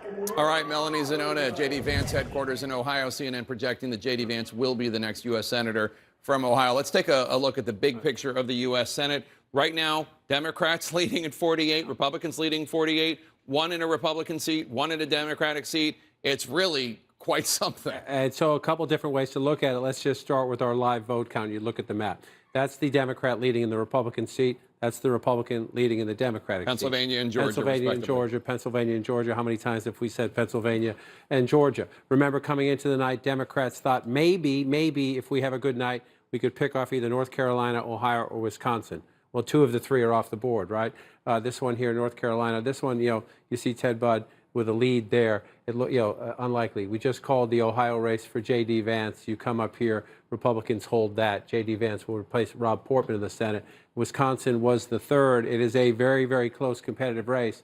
Senator Johnson now with a 32,886 vote lead over the Democratic lieutenant governor. Just changed again. It's up to 43,000 now. This is what Republicans count on in these states. They think, as we get through the night and we count the late votes, the DNA kicks in, an incumbent Republican. But we'll see, 69%. Still a ways to go here. So we have to count these votes. But let's just come out here and look at the importance. So we look at the Senate battle for control and use the map this way. Look at the importance for what? First, let's just go back to where we are to remind people. Here's where we started the night. The narrowest of majorities only because you're a Democratic president and your vice president breaks the tie, right? And so now let's come this way and look at it this way. We come into these states. The Democrat is leading right here at the moment. This race is not over. It is not called. Just think about the importance of this race. For now, to begin the conversation, let's say Fetterman holds that narrow lead there. Okay, Herschel Walker is ahead here, right? No one's above 50% right now. So for the purposes of this argument, I'm going to make that a toss-up because neither candidate is above 50%. Right now, again, we're waiting to call Wisconsin. We're still counting votes out west. We'll see what happens in Washington State. We'll see what happens in Arizona. Democrat Mark Kelly has a narrow lead. We'll see if it holds. Republicans are very confident about winning this one. We're still counting votes. Sometimes Nevada takes a while too. But for the sake of the hypothetical argument, let's say the Republicans are right and they take this. Then where does that leave us? And we come out. It leaves us in a potential situation if Fetterman can hold on to this and the Republicans take that and nothing else changes, everything else stays where it is, where it was when we woke up this morning, then we could have a 50 Republican seats, 49 Democratic seats, and we go again to a Georgia runoff in December, assuming none of the candidates gets above 50% there. That's what makes, as we watch the outstanding, that's what makes this math first so important, assuming if Republicans are right and they can take Nevada, and we're not counting votes here yet. If Oz can come back and win this seat tonight, then you come out in this scenario. If nothing else changed on the map, Republicans would have a majority, and this would be for the extra. And the best Democrats would do is 49. Again, that's assuming Republicans are right. They're very confident about Nevada and that Mark Kelly holds on in Arizona. But it just gets you, if you just come back to where we are, it just gets you into the map that we are in a very narrow chess game for control of the Senate right now, and we have fewer pieces in play, in the sense that we're waiting on Pennsylvania, waiting on Georgia, and then Nevada. Right now, if you're the Democrats, Jake, you're watching Nevada vote count, and you're nervous. Indeed. And CNN now has 2 major projections. In North Carolina, CNN projects that Congressman Ted Budd will become the next U.S. Senator, defeating former North Carolina Supreme Court Justice Sherry Beasley. Ted Budd, endorsed by Donald Trump in this primary, and then Donald Trump rallied for him throughout North Carolina. He will become the next U.S. Senator from North Carolina. In Connecticut, this one's no surprise, incumbent Democratic Senator Richard Blumenthal will be reelected, defeating Republican Leora Levy. Let's take a look at the balance of power at this hour. As you know, 100 Senate votes. Democrats have 44 of them. Republicans have 46 of them. There are 10 seats remaining. 10 seats remaining. And CNN reminds you, of course, that Republicans just need to pick up 1 net Republican seat and 1 net Democratic seat in order to take control of the U.S. Senate. So that's where we are, 44 to 46. And Casey Hunt has some announcements for us at the Senate desk. We do, Jake, and this really shows you, to John King's point, that we are getting down to the brass tacks here in the Senate as we try to figure out which way it's going to go, perhaps by 1 seat. And let's start, as always, in Georgia, where Herschel Walker has a very narrow lead over Raphael Warnock, just 15,000 votes, which is such a small amount considering the millions that have been cast. We've got 88% of the vote in there. Election officials saying we might not know tonight. Pennsylvania, John Fetterman at 49.2%, Mehmet Oz at 48.3%, 37,000 votes separating them, again, among millions cast. And this race is one that we're going to be counting potentially for days here. And as John outlined, this is what will save Democrats if they lose that race out in Nevada, which Republicans are very confident about, and give them a shot to actually retain control. 75% of the vote in Pennsylvania at this hour. Now let's check in on Wisconsin, which remains very close, 51% for the incumbent Ron Johnson over the Democrat Mandela Barnes at 48.8%. This remains very, very close. Mandela Barnes has been underperforming the Democratic governor, Evers. So far tonight, only about we're at 69% of the vote, so we've only got about 30% out of the vote outstanding. Now let's check in on Arizona, where Mark Kelly is sitting pretty comfortably right now, 58% over Blake Masters, the Republican, at 39.7%. That's a 240 or so thousand vote gap. I want to check in with John King and David Chalian to figure out what kind of votes are outstanding, because there's only about 50% of the vote in Arizona, and we could see that tighten up. But now we're going to turn to Boris, who's got some critical updates on the governor's race. Yeah, Casey, it's really interesting, as you pointed out, the lead for the Republican in the Senate race in Wisconsin. As we get you a key race alert from that state, the Democratic incumbent in the governor's race is currently leading. Right now, Tony Evers, 43,000 votes ahead of election questioner Tim Michaels. It just changed. Now it's a 45,000 vote advantage with 69% of the vote in Wisconsin. We want to update you on the state of Michigan right now. Gretchen Whitmer, nearly 90,000 votes ahead of conservative commentator Tudor Dixon. It just changed again. Now it's 88,000 votes. The lead slightly thinning there for Gretchen Whitmer with 39% of the vote in Michigan. In Kansas, perhaps the most vulnerable Democratic incumbent running for re-election, Laura Kelly, in a state that Donald Trump won,